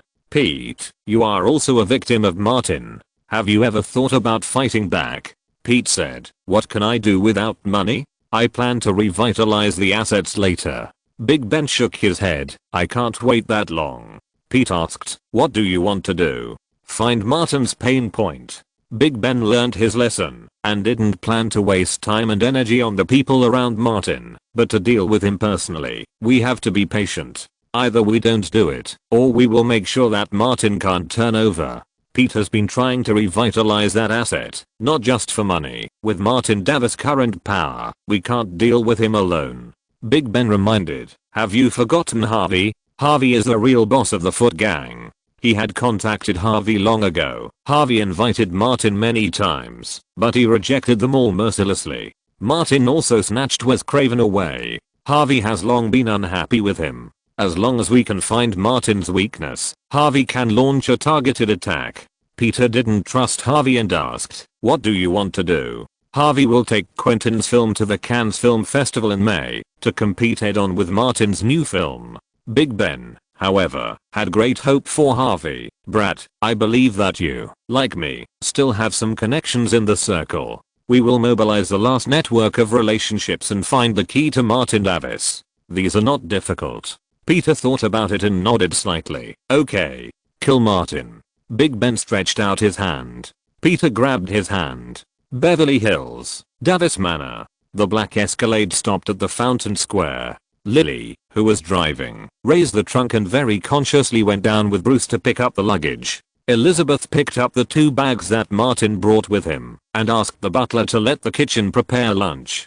On the contrary, Martin walked into the gate of the villa empty-handed, like a master. Martin took a bag, took out a gift box, and gave it to Lily. Your gift. Lily was very conscious, took the gift box, and winked at Elizabeth. I'll leave now. Bruce never needs to be urged, and he disappears from the villa automatically. Martin looked at Lily walking out of the villa door in surprise. What happened during this period of time? She would never leave, unless she was urged before. Elizabeth asked, where are my gifts? Martin took out 3 gift boxes and handed them to Elizabeth. These are for you. Elizabeth opened them and looked very happy. A new Hermes bag, a Chanel perfume set, and this Cartier women's watch, which is very similar to the couple's watch you like to wear the most. Martin smiled. I picked it specially for you. Elizabeth picked them all up and walked upstairs. I'll keep them first. She walked upstairs and turned back to ask Martin, aren't you coming? Martin had just returned from Korea and had experienced the interrogation of the 9-member girl group. His will was particularly firm, but this moment is not the time to be tough. The old boy couldn't refuse the Red Witch after all. Martin followed without hesitation, using all his skills to turn Elizabeth into his shape again. When she calmed down, Elizabeth asked, can you stay in Los Angeles for a while this time? Martin said, in mid-May, I will go to Cannes to attend the film festival, and then go to Morocco to meet director Nolan to participate in the filming of his new film. I guess I will have to travel all over the world. After Elizabeth came back from Martin, she never mentioned the gossip that was hyped up in the entertainment media, and didn't even ask about it, as if nothing had ever happened. This also made Martin feel the warmth and comfort of returning home, isolated from the outside world, and able to enjoy a piece of heaven and earth. Elizabeth said again, Lily and I have agreed that we will visit the set often. Martin nodded, okay. It was almost noon, and the two took a shower, changed clothes, and went downstairs to have lunch. In addition to Lily and Bruce, Thomas also came over and was talking to Bruce about his girlfriend. I'm sure I found true love this time. Victoria and I are living together. He saw Martin and Elizabeth coming downstairs and said, Martin, Liz, I'll invite you to my new home for a party someday. I have a hostess there. Martin smiled and asked, then I must go. Elizabeth said, congratulations. Martin invited everyone. Let's have lunch together. Entering the restaurant, the 5 people ate and chatted. Bruce also talked about his experiences in Korea. I suffered from face blindness there. Many women's faces looked very similar, as if they were made from the same mold. I couldn't tell who was who. Martin said, that's normal. I couldn't tell who was who either. Thomas asked, I heard that Koreans want to invest in your movie. Martin said roughly, I plan to use their funds to make a biographical movie about Marcus. You should keep an eye out for the right director. Then, the topic turned to John Wick, Chapter 6. The film has been released in North America for 3 weeks, with a cumulative box office of $141 million. In addition, it has been screened in more than 30 overseas markets, with a total overseas box office of nearly $60 million. Starting this weekend, Latin America, one of Hollywood's backyard markets, will also be fully released. Just after dinner, Martin received a call from Leonardo. "I heard you're back," Leonardo said. "There's a very interesting event. Let's go together." Martin asked curiously, "What event?" Leonardo smiled and said, "Hugh Hefner is about to hold his annual pajama party, and Jack and I are going to go." Martin became interested and asked, "Can you get an invitation?" "Jack and Hefner are old friends," Leonardo said exaggeratedly. "Dozens of invitations are not a problem." Martin said, "Great, give me a few more. I have a lot of friends here." If you're listening to this novel on a channel other than Fanfic World, it means they downloaded and uploaded it without effort. We cordially invite you to visit our channel, Mundo Fanfic Novelos. There you'll find the original version of this story and you can explore many other novels of various genres. We're waiting for you to immerse yourself in a world of incredible novels. Chapter 493, Hefner's Party. The Black Lincoln car slowed down as it approached Homeby Mountain. Under the night sky, the road leading to the Playboy Mansion on the top of the mountain was full of lights. Hugh Hefner's annual party had countless attendees. Martin was wearing a silk pajamas with his collar slightly open, revealing his solid muscles. He asked Nicholson, "You have a way to attend Playboy parties, but you kept it hidden." Leonardo was also dissatisfied. "You don't consider us brothers." Nicholson looked at the mansion on the top of the mountain through the car window. "Actually, I haven't been here for many years." He recalled, "Hefner and I had a little misunderstanding, which was only resolved at the end of last year." Martin understood instantly and asked, "You slept with Hefner's girl? Could it be Pamela Anderson?" Nicholson stiffened his neck. "Am I that kind of person?" "For the sake of his reputation," he explained. "One year, Marlon Brando, Warren Beatty and I came to a pajama party. We drank too much, and Marlon released all the animals in Hefner's cages, causing Hefner's favorite group of cats to be killed by a rabbit." At this point, Nicholson made a circle with one hand and stretched out his fingers with the other hand, making a simple and popular gesture. "From then on, we were classified as unwelcome persons, until I met Hefner at a party last year, and the matter was settled." Leonardo was inexplicably surprised. "Are the rabbits raised by Hefner as fierce as his?" Martin said, "I should have come to see it earlier. It won't hurt to attend Hefner's parties more often." Nicholson talked about his experience. "There are not only beautiful women at the party, but also elites from all walks of life, especially the entertainment industry, which can broaden your network of contacts. For example, if you have slept with a playmate together, your relationship will be instantly closer." Martin thought of Thomas. "I'll ask the agent to come. He needs to expand his network." Leonardo agreed. "Your agent is not good enough in front of top agents like Ali and Brian." Martin called Thomas. "Hey, old buddy, I gave you the invitation to the Playboy party. Aren't you coming?" In a newly renovated independent villa near Century City, Thomas looked at the invitation on the table and said, "I haven't left yet. I'll be there later." After hanging up the phone, he picked up the invitation. There was also a new set of pajamas he had just bought in the car. The bedroom door suddenly opened, and Thomas' new girlfriend Victoria flashed out, leaned on the door frame, and asked, "Honey, can you stay at home with me?" Thomas glanced at the invitation in his hand and said, "Sorry, this is my job. Work." Victoria raised her voice. "Attending Playboy's parties is your job. Playing with those bunny girls is also your job."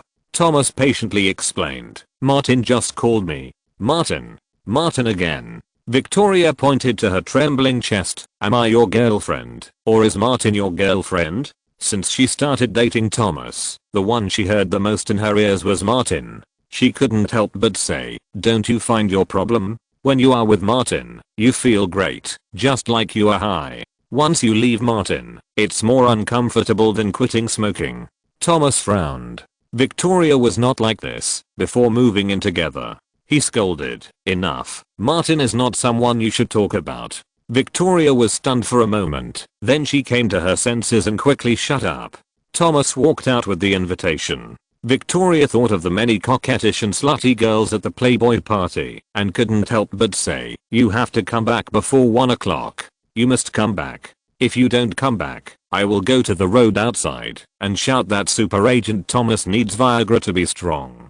Thomas' head was bigger than two because of the noise. He went out and entered the garage. Under the bright light, his head was particularly bright. At this moment, he regretted it a little. Wouldn't it be nice to change his female companions one after another? Why did he lose his mind and find a girlfriend to live together? Thomas saw that it was getting late, so he quickly drove the Cadillac given by Martin and rushed to Home B Hill. In front of the Playboy mansion, Nicholson lowered the window of the car, and the security guard at the door came over to take a look at the 3 invitations and let them in. When Martin got out of the car, he saw a large area of white legs. Most of the people who came to the pajama party were men. The women were either Hugh Hefner's Playboy girls or bought invitations at their own expense. Some of them wore lace pajamas and more wore bikinis. Each of them had a hot body and outstanding looks, as if all the beautiful women in the United States were gathered here. Martin met many familiar people, such as Daniel from Warner, Morgan Freeman, who had worked with him, and Jim Wood from WMA. Greeting along the way, Martin saw Hugh Hefner surrounded by several playmates. The latter was wearing burgundy silk pajamas, with his left and right hands around the waists of a beautiful girl. He looked at the famous Hollywood trio and laughed. "Jack, you have new friends, but you didn't bring them to see me. Are you afraid that my good girls will eat them?" Nicholson boasted without paying the tax. "My 2 brothers, one set the shortest record for 100 meters, and the other set the longest record for marathon. I'm afraid all your girls will be broken."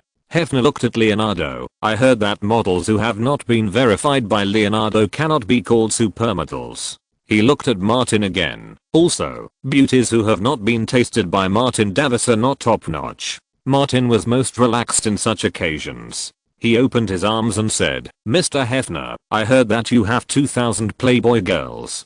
Can I help you evaluate how many of them are top beauties?" Hefner smiled. "Look, how big is the appetite of young people nowadays? Martin, I fell in love with you from the first sentence you said. I'll give you one of my treasures." He turned his head aside and said, "Holly, you accompany Martin tonight. He can taste as much as he wants." A tall girl with big wavy blonde hair and wearing a golden string bikini came over from Hefner's side and took Martin's arm. The heavy touch was second only to Alexandra. Martin waved his hand at Leonardo and Nicholson without any loyalty. "Good luck, guys." Holly took Martin and walked towards the swimming pool. There were the most people and beauties at the swimming pool. She said as she walked, "I'm Holly Madison, a model. I was on the cover of Playboy last year." She asked directly, "Shall I call a few more sisters over?" Martin certainly would not refuse. Find one each with black hair, red hair and dark brown hair. Every man who came here to attend the party had at least 2 or 3 girls around him. Holly went to the swimming pool and called 3 girls with equally outstanding figures and looks to chat with Martin and socialize with him. When such a beautiful girl in her early 20s is around, people will feel better, and even the communication between strangers will become relaxed and harmonious. On the way, Martin met people from Paramount and talked to them about the Cannes Film Festival next month. He went to the 3 major European film festivals, and of course he wanted to win a big award. Benjamin was jointly produced and distributed by Warner Brothers and Paramount Pictures, and Martin has received strong support from Warner Brothers. Whether it is the Oscars or the 3 major European film festivals, David Fincher has not been very popular in recent years. If there is a chance to fight for the Palme d'Or, the 2 companies will certainly not give up, but the Cannes Best Actor is also the focus of competition. Martin chatted for a while, and Thomas rushed over. Naturally, this aspect of the work fell on the agent. As a golden partner, Martin gave 2 of the girls around him to Thomas, leaving only Holly and a black-haired girl named Melissa. Some people couldn't wait to leave the party with the girls around them. Holly and Melissa also hoped that Martin would do the same. They were willing to join here and had ideas. Martin was unmoved, just playing around. He chatted with the famous bold director Soderbergh for a few words, and the 2 found a common topic. Soderbergh was very concerned about the situation of the call girl and the Saint Valley industry and wanted to shoot an experimental film in this area. Martin said that he could sponsor it and the Korean money should not be wasted. There was another thing. Soderbergh was a darling of Cannes and had a close relationship with the French side. The two agreed to meet in the studio the day after tomorrow to discuss in detail and then went to have fun separately. Martin met Min, who was always arrogant, but he was alone, without a female companion. Even Marcus, the fat man who had a balloon-like figure after retirement, had several girls around him. Min said with disappointment, "I'm going to leave." Martin was surprised. "Why do you want to leave?" "I thought I could meet Pamela Anderson, but it turned out that they were all young Playboy girls." Min was really disappointed. "There is not a single one over 35 years old." Martin looked around, and wherever he looked, there were young girls in their 20s. Min felt that Hefner's party was not worthy of its name, and said, "Boss, have fun." I just called Emma, and went out to have supper with her. "Here." He sighed, shook his head, and finally waved to Martin and left. Holly looked at her young and hot body and asked, "Isn't it good to be young and beautiful? Is he not sober?" "Don't talk nonsense." Martin still defended his younger brother. "Everyone's appreciation of beauty is different. In my eyes, you and Melissa are top beautiful girls, but not necessarily in his eyes." Melissa was so moved by what Martin said that she leaned against his arms. "Martin, can you take us out? In addition to being beautiful, Holly and I have other strengths." After hearing this, Martin subconsciously let go of his arms around them. If it weren't for the fact that there have never been rumors of shemales here at Hefner, he would have let them verify it on the spot. Not far away, Tom Cruise, wearing dark blue pajamas, was wandering around the party, looking for tonight's target Martin. There will be another chapter later. Chapter 494, have fun and be safe. Are you sure Martin is at the party? Walking in the crowd, Tom Cruise asked his assistant, "Are you sure?" The assistant quickly said, "Sure." I went to the door and asked. Martin came with Leonardo and Nicholson. Suddenly, a cheer rang out, and Tom Cruise turned around to see that not too far away, more than 20 girls were surrounding 3 men and playing games. Among them, Martin Davis, one of the most popular male stars in Hollywood, was sandwiched between 4 or 5 girls like a meat pie. In terms of popularity from last year to this year, Tom Cruise is no match for him. But this bowl of soup has been cooked in Hollywood for nearly 30 years, and it hasn't become mushy, which shows that he is a smart man. Finding a suitable opportunity, Tom Cruise walked over and greeted, "Hi, Martin." Hearing the voice, Martin turned around and saw Tom Cruise, a little surprised, spit out the bra straps he had just untied, walked up to shake hands with him. "Tom, you are my idol." He has said this countless times, and it sounds true. The Top Gun back then shocked me so much that I almost became an airman. Later, Mission Impossible made me think about joining the CIA.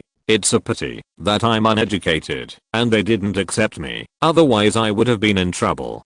Tom Cruise smiled and said, "Your 2 recent movies are very exciting, and now I'm a fan of yours." "Are we fans of each other?" Martin pointed to the beautiful girls around him and asked, "Let's play together?" "It's very interesting." Tom Cruise waved his hand. "Let's find a place to talk alone." Martin returned the bra to Holly and said, "Play by yourselves for a while." Holly put it on. "I know where is suitable to talk. You guys come with me." Martin and Tom Cruise followed her to the backyard.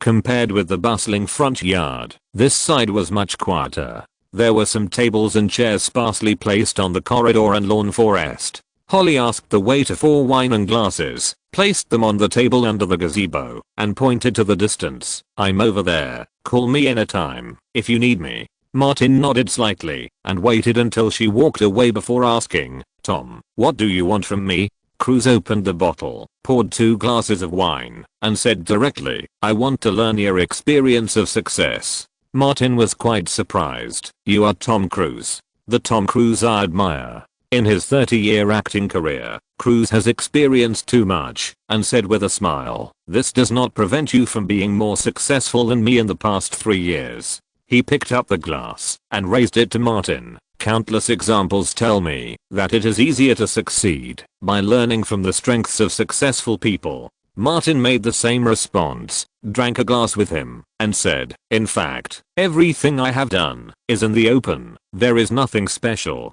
Seeing that Martin did not refuse, Cruise asked directly, "Your action scenes in John Wick are particularly brilliant. Did you perform those difficult action scenes yourself?" "Difficult?" Martin thought about it and said, "The real difficult action scenes are all performed by stand-ins. The insurance company does not allow me to take risks." Cruise frowned. "Impossible, those long shots." Martin said, "I did all the long shots myself. I rehearsed several times. It's not difficult."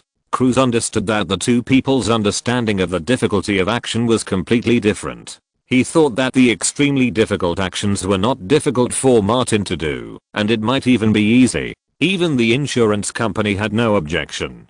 Cruise said, "No wonder you didn't make a fuss about your personal performance of the difficult action scenes during your publicity and marketing." This reminded Martin, and he patted his head lightly. "We neglected this aspect. It was originally a good publicity point." Cruise figured out the reason. Warner thinks it's normal for you to do these, and the crew thinks it's normal for you to do these, so they don't think there is anything to promote and market about these. Martin thought about it and realized that this was indeed the case. He picked up the bottle, poured wine for the two, and toasted Cruise. "Thank you for reminding me." Cruise clinked glasses with him. "Even if I don't say it, you can think of it soon." The two chatted for a while, and Martin found that Tom Cruise was in a low posture. A superstar who has been popular for nearly 30 years, he did not kill himself like Depp and others, but remained popular for a long time. Naturally, there are some good points. Cruise thought for a while. "My age and physical condition are not as good as yours.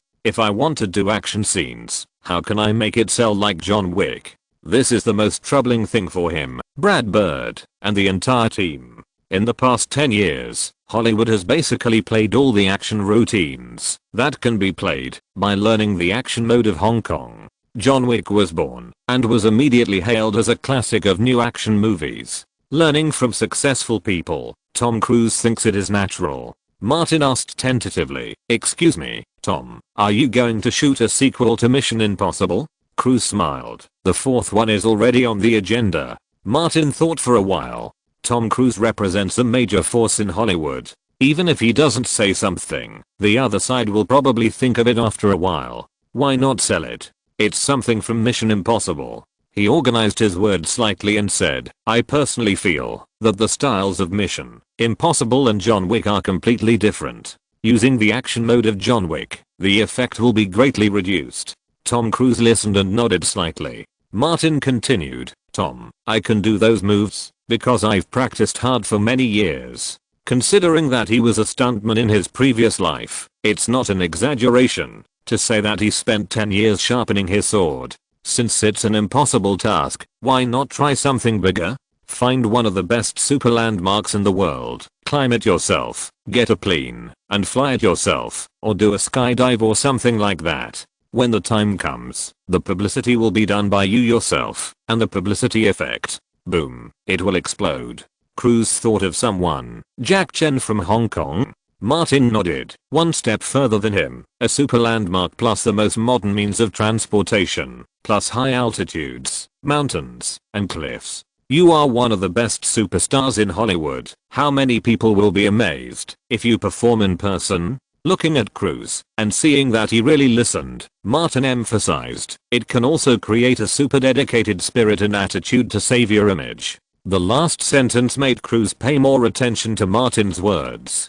Tom Cruise has not had a good life in the past few years. Since he fired his agent, coupled with the mess of family affairs, there has been endless scandals and scandals. That is to say, after more than 20 years of hard work, his health bar was thick enough, so the situation did not collapse. Why restart Mission Impossible? Because this series is the most stable and can help him recover from the decline.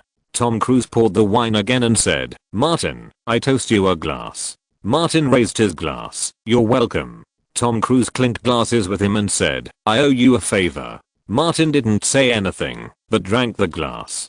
Tom Cruise took the initiative to exchange personal business cards with Martin and said, "If you need me, call me." Martin was not polite. "I will." Tom Cruise left here quickly. Holly walked over from a distance and asked, "Are you done talking?" Martin stood up. "Let's go back and continue our game." Holly accompanied him back to the front yard, saying as she walked, "Play a few more games, I'll call the sisters, and go out to play together." 3 people came towards them. Their clothes were disheveled. The man's pajamas were nowhere to be found. He was only wearing a pair of elephant trunk shorts, and his elephant trunk swung left and right when he walked, which was a bit funny. He put his left and right hands on each girl's shoulders, and the 3 of them were already moving their hands and mouths, as if they were looking for a suitable place. Martin found that the man looked familiar, but he couldn't remember his name. He looked at him for a few more times and passed them by. Holly was very perceptive and whispered, "That man is Charlie Sheen, also a Hollywood star. He has starred in Platoon and 2.5 Men." Martin immediately matched the person and the name, Charlie Sheen. "Does he come here often?" Holly said casually, "Occasionally, he comes here, and he always takes a few girls out. Don't worry, I haven't gone out with him." Martin cursed in his heart, quickened his pace a little, and walked towards the front yard, but he didn't go to the place where he played games, but found Bruce, who had been watching him from afar. He said directly, "It's urgent. Call Chad, Marcus, and Thomas and ask them to come to my place nearby. Inform the housekeeper to prepare wine and midnight snacks. I will go to find Leo and Jack."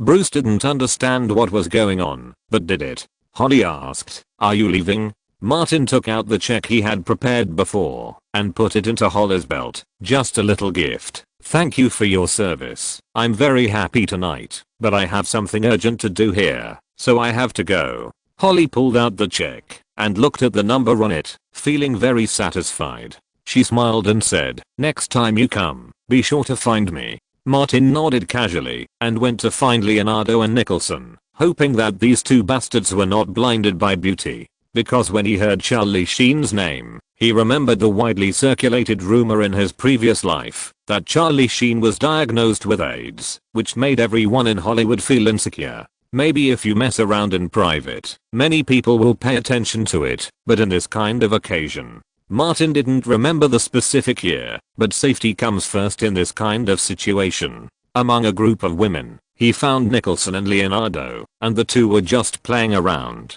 "Something urgent, come with me?" he seemed to be asking, but he pulled Leonardo and Nicholson up. Let's go to my place for a drink. I just got here a short time ago." Leonardo was confused. Nicholson was an experienced man. He saw that Martin was very serious and patted Leonardo on the shoulder. "Let's go." The 3 of them didn't go to find Hefner. They got in the car and left directly. Leonardo asked, "What's going on?" Martin said, "I just saw that many girls were fooling around with others in the backyard without any protection. This must have happened more than once or twice. There have been rumors of AIDS in the circle before. I think we should stay away from here." He looked at Nicholson. "Jack, can you handle Jennifer Lawrence?" Nicholson held his old waist and said, "Oh, I'm old." Martin asked Leonardo again, "Can you handle so many supermodels?" Leonardo thought it made sense. The level here is indeed a bit low.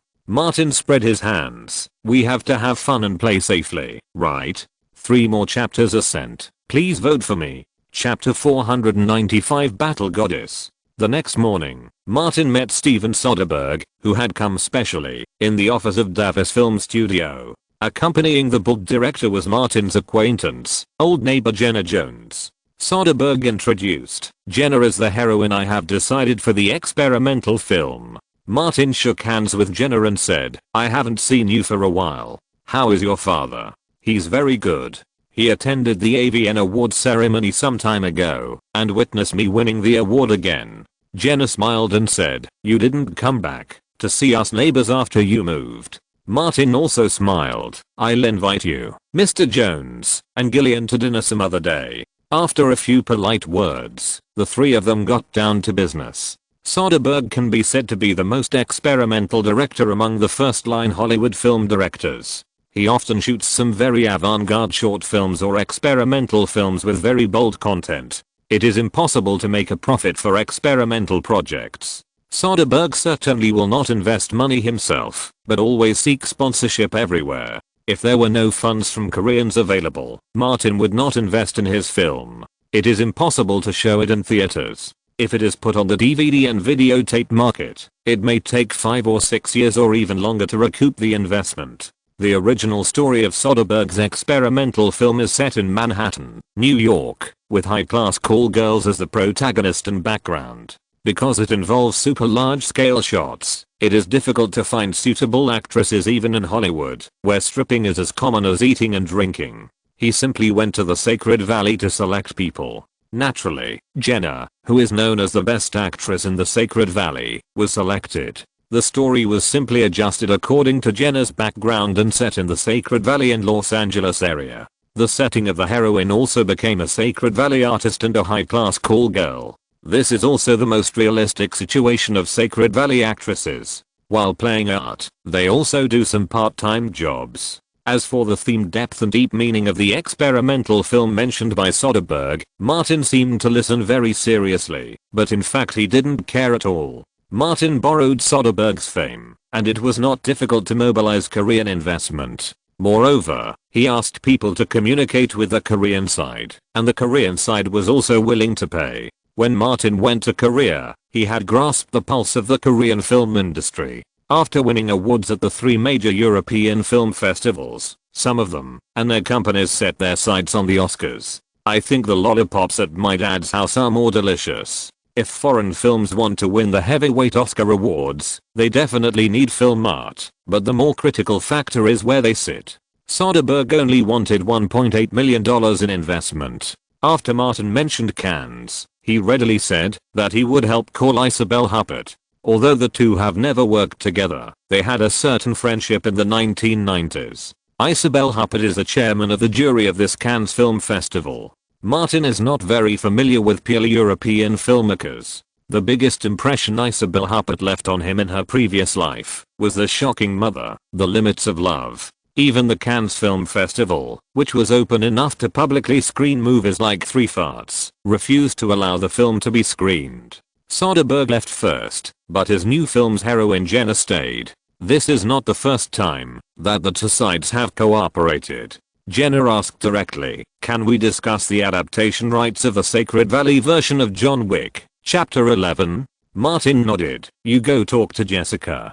Jenna talked about another thing. "You are friends with Gillian Aniston, right? This gossip is not only known to everyone in America, but also widely circulated. There is no need for Martin to deny it. The relationship is pretty good.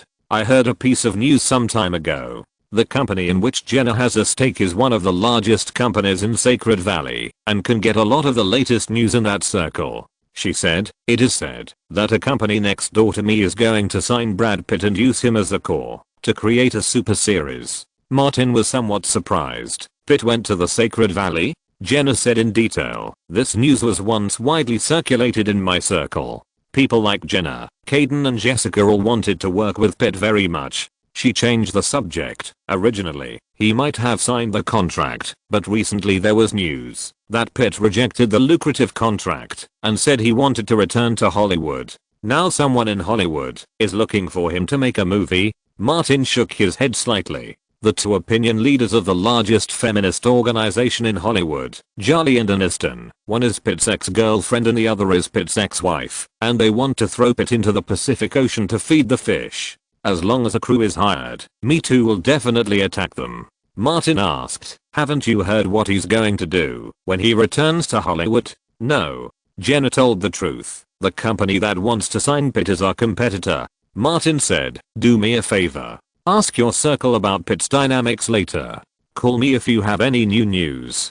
Jenna agreed immediately. "No problem." Martin remembered this matter and called Bruce and Thomas specifically to ask them to pay attention to Pitt's latest situation. In addition, let Bruce find a professional female bodyguard to follow Lily and Elizabeth. Martin thought about it and called Julie and Aniston separately. There was nothing unusual on their side. Instead, they asked Martin to go to the hotel to play poker. Martin couldn't refuse the kindness, so he had to go to the Ritz-Carlton Hotel. Unlike before, the two of them were fighting for the position in front of Martin this time, and let the other person push Martin's back. After several attempts, they all found that the position in front of them was the most comfortable. the harder the person pushing from the back used, the more comfortable the person in front would be. Julie and Aniston quarreled over this. Martin held them down and hit each of them on the face with a stick several times before they could calmly change positions. After playing poker, the three of them had lunch together. There were not many people in the hotel restaurant. Aniston said while eating, "You don't have to worry about Pitt. He will be completely finished soon."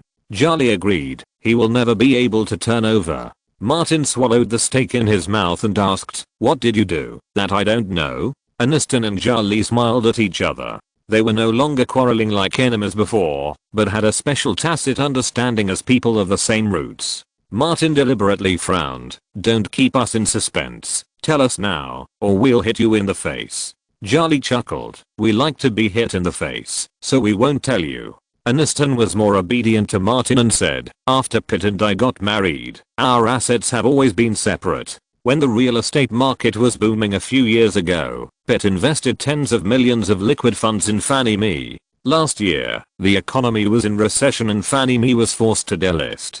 Pitt's shares could not be cashed out." Martin had also heard about this and nodded slightly. Charlie was dissatisfied. "Is he hitting you hard enough and comfortable enough? Just tell me when I ask you to." Martin looked at Charlie. "Do you want more conditions?" Charlie's eyes kept turning. "Honey, can you call Elizabeth Olsen? We can have 4 of us." "Shut up." Aniston was angry. "The 3 of us are already crowded." Charlie shrugged and stopped talking. Martin looked at Aniston and said, "Go on." Aniston said, "Pitt needs money and must want to revitalize this asset. Charlie and I secretly found someone to set up a trap for him and prove to Pitt that with only about $10 million US, the money can be revitalized." Martin asked, "Did Pitt take the bait?"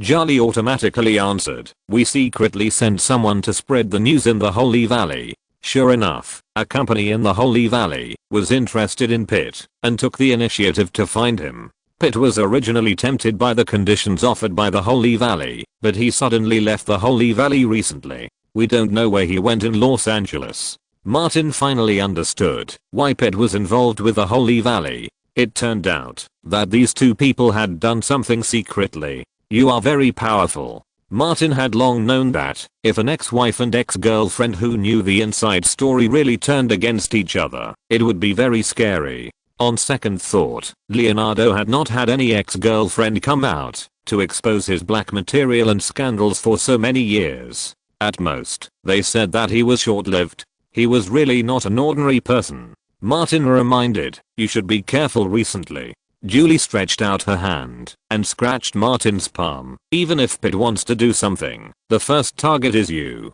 You have robbed Pitt's woman, house, and endorsement. As long as you stand in front of us and don't fall, Pitt will not target us." Martin found that what Julie said made sense, and it was impossible to refute it. Aniston said, "To deal with Pitt, we will definitely push you hard from behind." Before, Martin always pushed them hard from behind, and they stood up and confronted Pitt with the posture of fighting goddesses. Julie's mind was not dead. "How about this, Martin? You call Elizabeth, and the 4 of us will discuss it together. I can promise you that someone will throw Pitt into the sea." Martin was full, picked up the napkin to wipe his mouth, and saw that the 2 of them had already put down their tableau, dragged Julie with one hand and Aniston with the other, and went upstairs directly. "Jen, I'll control Angie in a while," he said as he walked. "Hit me from behind, stay 10 meters away from me, and hit my back in a 100-meter sprint." Aniston immediately became a fake sister. "I've been working out and running." Going upstairs and back into the room, Martin let go of Julie and stretched out a hand in front of Aniston. "Where's your clown statue? Give it to me. I'm going to teach this crazy woman a lesson today." Aniston opened a bag and wanted to take the one she used, but thinking of Julie's hateful side, she took out the 40cm high version specially made for Lily. Julie is a saint, a super freedom fighter. How could she be afraid? She opened her arms and said loudly, "Although I lost Elizabeth, I gained precious freedom." She was fearless. Let the war come more fiercely. Chapter 496, Crazy Fans Verification Method. After the new weekend, the traditional summer movie season in North America is coming, and movies from big companies are starting to be released in larger numbers. John Wick ended its short 3-time box office champion, and the new box office champion throne was occupied by Fast and Furious 4. However, the film's North American box office has accumulated $165 million and the global box office has $255 million, temporarily ranking first in the 2009 annual list. With the size of John Wick, of course it can't hold this position steadily. In the upcoming summer season, popular sequels such as Transformers 2, Harry Potter 6 and Ice Age 3 are coming one after another. At the end of April, Marcus' memoir Lone Survivor was published by Random House. Martin, Chad, Mean and others all attended the launch ceremony together to strengthen their momentum.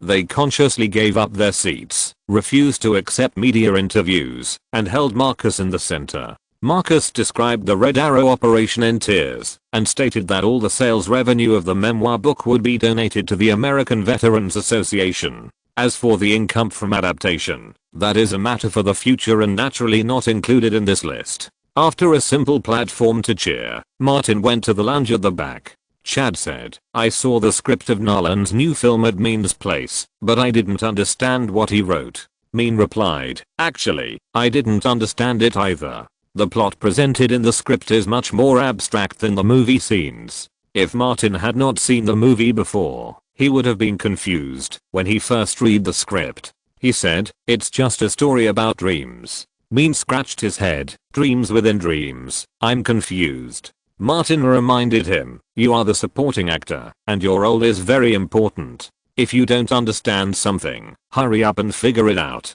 Mean nodded repeatedly and said, I have been asking Emma out recently, and she has been interpreting the script for me. Martin was speechless. Because of the Uncle Mean standing in front of him, and the plug-in Emma Thomas. Chad then interrupted and said, in the second sequel, I plan to emphasize the interaction between your character and Mean's character, so that there will be more chemistry between you, and the scenes will be more interesting. Martin said, okay. Chad called Martin to the window, to talk about the sequel. Mean was about to follow him, but was stopped by Bruce. What's the matter?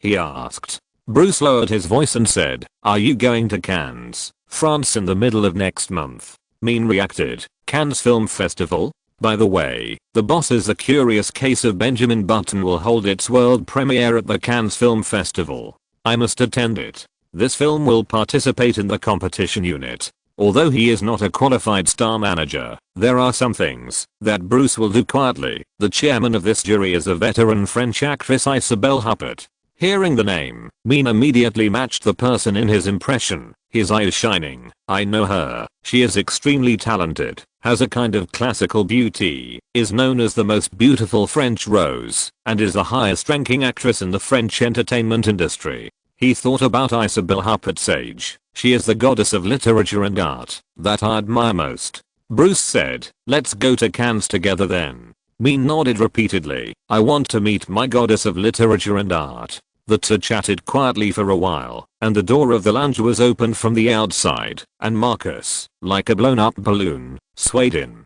He wiped the sweat from his forehead, opened the ice soda, and took a big sip, and said, I would rather face the guerrillas in Afghanistan than face these reporters again. Chad turned around and comforted him, you'll get used to it. Martin knew that with the changes in the political situation, Marcus might face more complicated situations in the future, and said, don't answer any questions from the media without professional public relations and agents present. Marcus had just experienced a violent attack from media reporters, and was still frightened. I will never forget this. Martin nodded and continued, after the memoir is approved and released, there will be more reporters surrounding you, so just get used to it. Marcus was very concerned about the adaptation of the memoir and asked, is the adaptation ready to be approved? Thomas is looking for a suitable director. Martin briefly introduced, the production budget of the project is about $40 million. The Koreans have agreed to invest in this war film. If everything goes well, it will be available in North American theaters in 2011. This is a movie adapted from himself, and Marcus wanted to see it on the big screen as soon as possible. Now that the memoir is on the market and the movie is about to be approved, his biggest wish has come true. Martin's studio has basically reached an agreement with Warner Brothers on the distribution, and will hire Akiva Goldsman, who was recommended by Daniel as the producer of the project. The latter's representative works in recent years include Mr. and Mrs. Smith and I'm Legend. As for the director, Thomas reported back to WMC, which is helping to find a suitable director. Marcus took a short break and went out to sign. Martin and others were about to leave. As they left the commercial plaza, a shout suddenly rang out from the opposite side. Martin, I love you. Forever Coke God of War. Martin, I want to have a baby for you. A dozen beautiful girls in wedding dresses ran out from the crowd and blocked the way for Martin and his group. Bruce quickly stood in front of Martin and said to Martin behind him, "It's them again." Martin also recognized these girls, waved and said, "I love you too." The girls surrounded him. Martin once again satisfied their wish to sign and was reluctantly dragged away by Bruce. The two cooperated tacitly, focusing on a pampering fan. Martin is a good guy, and of course Bruce has to be the bad guy. The girls in wedding dresses chased Martin's car for dozens of meters before they stopped. One of them said, "Martin is really good, but the bodyguard is too hateful. He dragged Martin away by force." "That's right. That's right." The one who was quick-witted and talkative said, "Martin loves us, and we love Martin too, but there are layers of obstacles in between." The leader, Elsa, was determined. "None of this can stop our love for Martin." The one who was quick-witted and talkative said, "Acting leader, you are so right." Hearing this, Elsa was unhappy. "I emphasize again that Tony is no longer the leader. Now I'm your leader." Another person asked, "When will Tony come back? I can't reach her, even if I call her." No one answered the phone. Did Tony have an accident? Elsa heard that these people were obsessed with the old leader, so she could only say, "Tony has something at home. She has to go back for a while, and will be back after a while." As the leader for this period of time, Elsa hoped that Tony would never come back. As long as Tony doesn't come back, Elsa believes that she will become the new big sister as time goes by. In the car that was driving away, Martin straightened his clothes and said, "Fortunately, they are not that crazy." Bruce agreed. In the United States, a truly qualified crazy fan must assassinate the President of the United States as proof. Mean replied, "I remember Guan He, who had just come to power, went to the hospital to visit Martin. Because of the same skin color, he made a cross on his chest. God bless him. Nothing will happen to him." Martin said, "Don't worry, I'm neither Manson nor Jodie Foster, and my fans are not that crazy." Chad joked, "You're right, they just want to help you have a baby. They don't have any bad intentions." Mean and Bruce laughed. Martin had no idea about children, but thinking of the several children in Nicholson's family who were dependent on their parents, Lorraine seemed to be the most promising one, and quickly shook his head. "Children are too scary. I'm not ready yet." Mean said, "If Celine Dion can give me a child, the future will definitely be very bright." Bruce, who was driving, asked, "How much property does she have?" Mean thought for a while and said, "Several $100 million must be." Chad was not without envy. "If I had your skills, I would be a director. It would be tiring and stressful." Several people talked nonsense and entered the Warner studio. Chad returned to the John Wick studio alone, and Martin and the other two rushed to Nolan's office and received the crew's shooting schedule for the previous month from Emma Thomas. Unlike in the past, because Morocco provided high tax refunds and subsidies, the crew's shooting base was set up in Al-Azazat, Hollywood, Africa. Except for some outdoor scenes, all studio scenes will be shot at Atlas Studios. After the Oscars, Nolan took a large group of crew members to Morocco to make final preparations for the shooting. This also means that Martin will stay in Africa for a long time in the future. Fortunately, Morocco is one of the most politically stable countries in Africa, and one of Hollywood's favorite overseas filming bases. The Moroccan authorities attach great importance to overseas crews coming to shoot, and even send professional security teams to ensure the safety of the crew during the filming. Martin also made a schedule accordingly, going to France to attend the Cannes Film Festival first, and then going directly from France to Morocco after the Cannes Film Festival. In late May, the new project will officially start shooting. Martin's work schedule in the second half of the year can also be basically determined, and he will join the Gone Girl crew. Davis Studio and Louise's Pacific Film and Television Production Company jointly established the Gone Girl Studio. Louise took over the affairs of this project in full and is operating related matters such as novel publishing. David Fincher also signed a director contract with the Gone Girl studio and officially confirmed to direct this project. Before Martin left Los Angeles, he specially called David Fincher and Gillian Flynn to chat together. The three parties had highly consistent creative concepts, and the only remaining differences were in some minor details. Gillian Flynn had been a screenwriter before, and after David Fincher consulted Martin, he simply asked Gillian, the original author, to adapt the screenplay himself. After settling these issues, Martin and David Fincher flew to Paris with the crew in mid-May.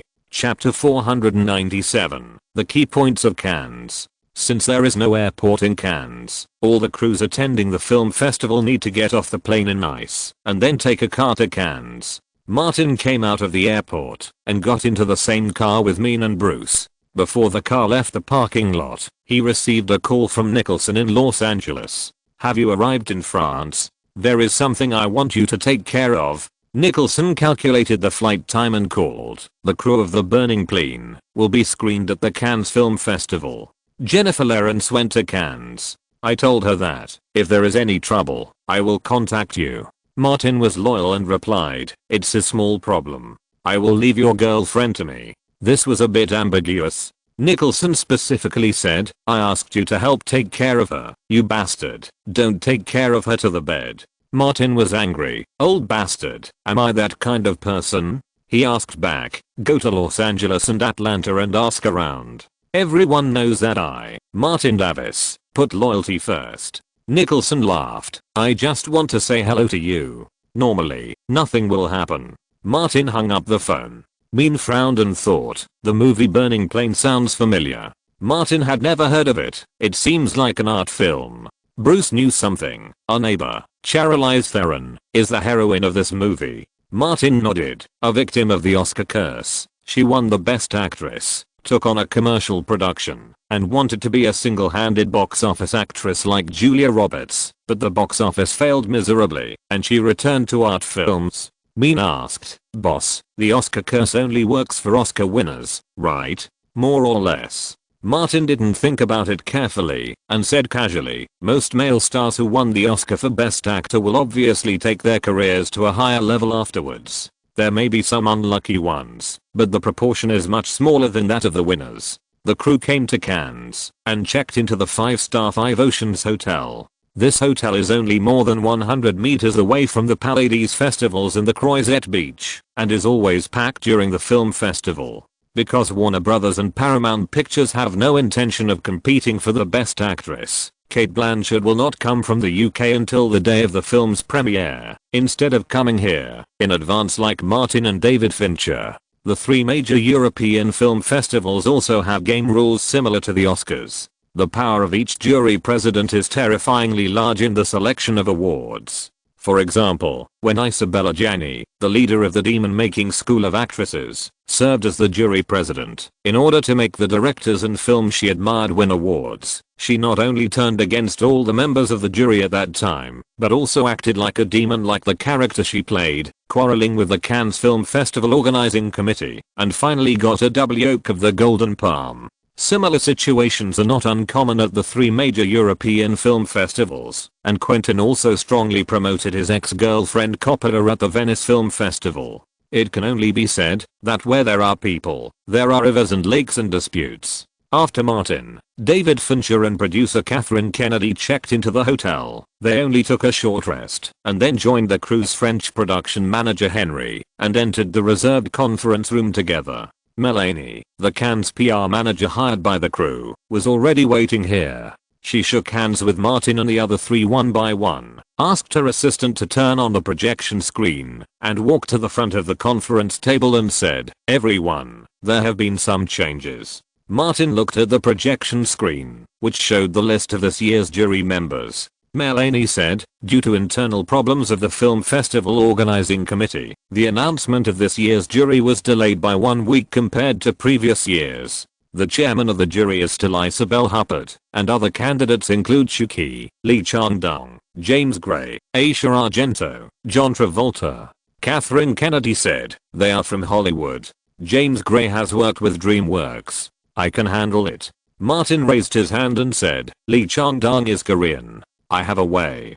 David Fincher told the truth. I'm in the film industry. Building relationships is not my specialty. I'm not familiar with them. Melanie glanced at Fincher, turned on the laser pen, and the red dot fell on Isabel Huppert's name. She said directly, the opinion of the chairman of the jury is the most important. If we can handle Isabel, our chances of winning will increase greatly. Everyone present knew this. If Isabel Huppert favors it, and 2 or 3 judges support it, the film will definitely win a heavyweight award. The cake-sharing award selection of the 3 major European film festivals is more obvious than the Oscars. Melanie is a professional in Cannes PR, and has already started research. She said, Iris Huppert seems gentle and easy to get along with, but in fact she is extremely stubborn and even tough. In the French film industry, she is nicknamed the fascist among actresses. Once she makes a decision, she rarely changes it, and will push it forward vigorously. This is similar to her mortal enemy Ajani. She emphasized, she is not easy to deal with. She has been fighting with Ajani for 30 years. In the 1980s and early 1990s, she was suppressed, and could not breathe. Now there is only one Isabelle in France. You can imagine her tactics. The 2 Isabelles are the 2 people standing at the top of the French film actress circle. People like Sophie Marceau are not at the same level in terms of status, acting skills and awards. Martin heard Melanie's voiceover, but did not say much. Kathleen Kennedy asked, the film festival hasn't started yet, and Isabel Huppert has already chosen the right Palme d'Or? Melanie said directly, among the films participating in the competition unit this time, there is The White Ribbon, directed by Michael Haneke.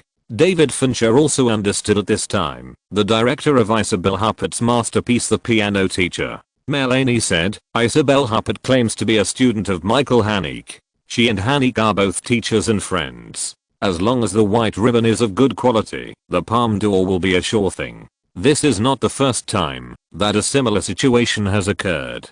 Kathleen Kennedy and David Fincher can accept it. Martin just sighed in his heart. The Cannes Film Festival has not started yet, and 4/5 of the Palme d'Or have already fallen into the hands of a certain film. Melanie, the external public relations manager, must first ensure that the crew can win a major award, so that she and her team can continue to be famous and make a lot of money next year.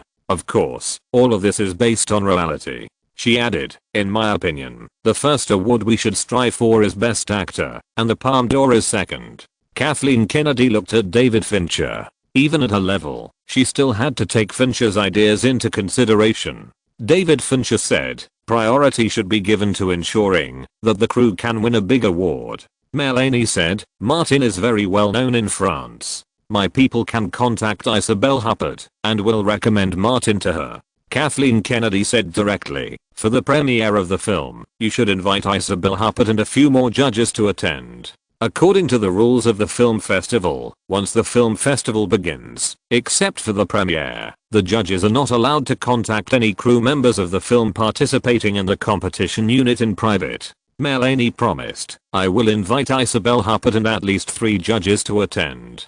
Kathleen Kennedy remembered what Martin had said before and asked him, can you handle the Koreans? Martin nodded, I'll call them right away. He pointed to the projection screen and asked, is John Travolta a member of Scientology?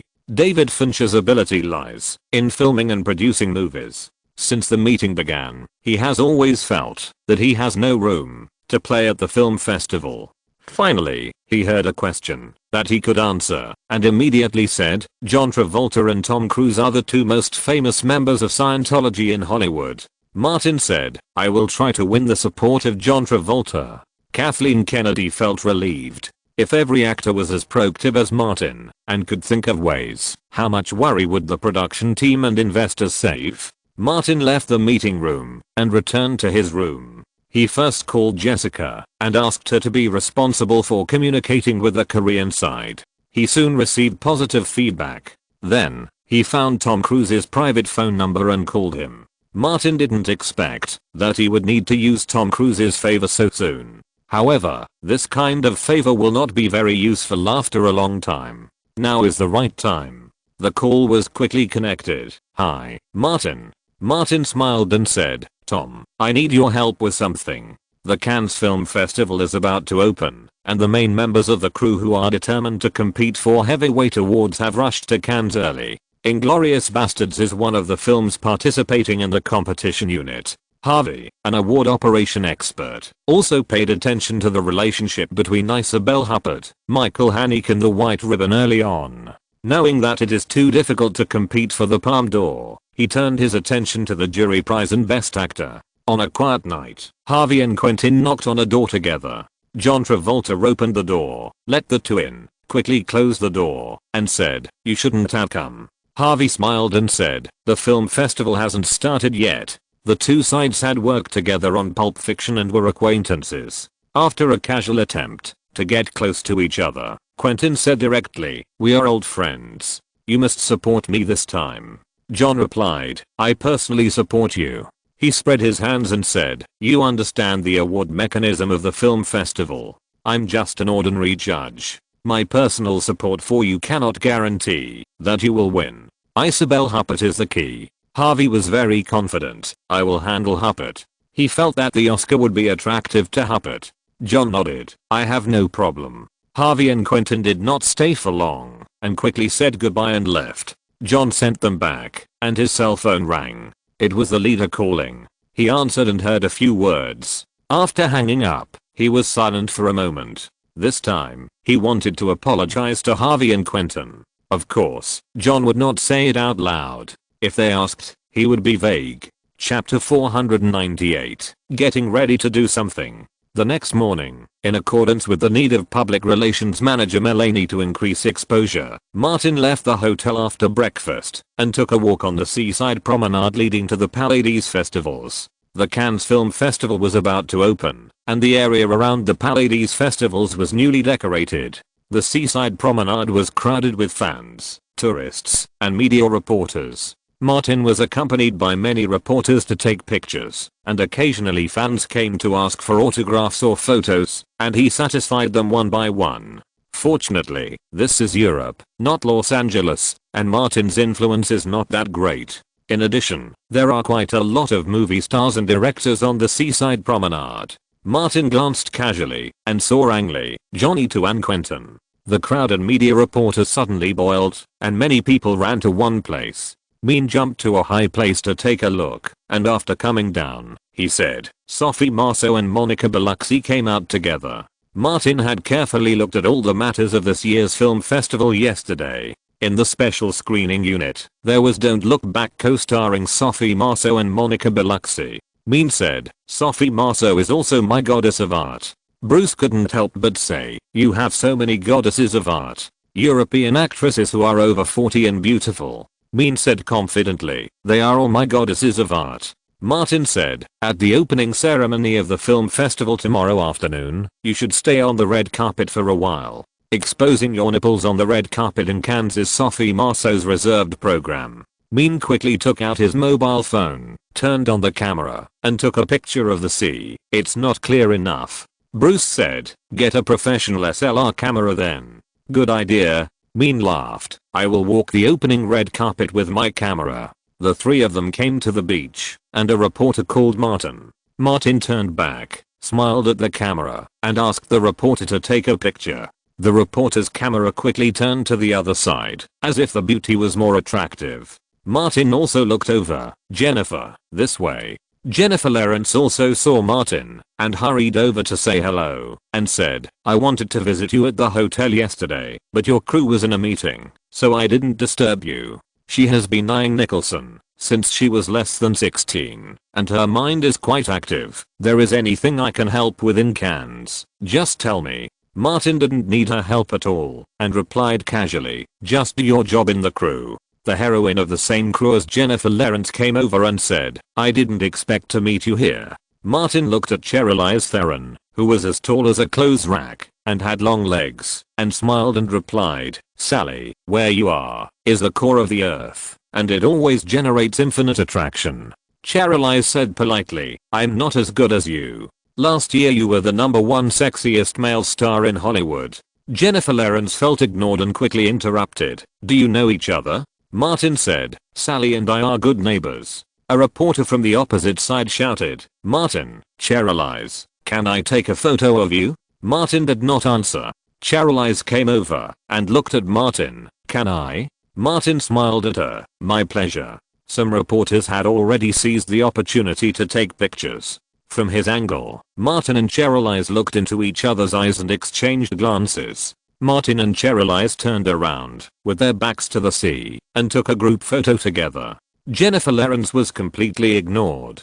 She was a girl who could not bear to be lonely, and she moved to the other side of Martin. After cooperating with the reporters to take pictures, Charlize turned to look at the sea and asked Martin, "Are you going to compete for the best actor?" Martin said, "I have this idea, but it's hard to say whether it can be realized. After all, there are many competitors." Charlize lowered her voice. "I heard a message from Kim Basinger in the same crew that Quentin's Inglourious Basterds also listed the best actor as the #1 goal. Thank you for your reminder." Martin saw the name of Inglourious Basterds in the list of films in the competition unit. Brad Pitt died, and he rejected Harvey's invitation. The male lead of this film is Josh Brolin, the once famous Thanos.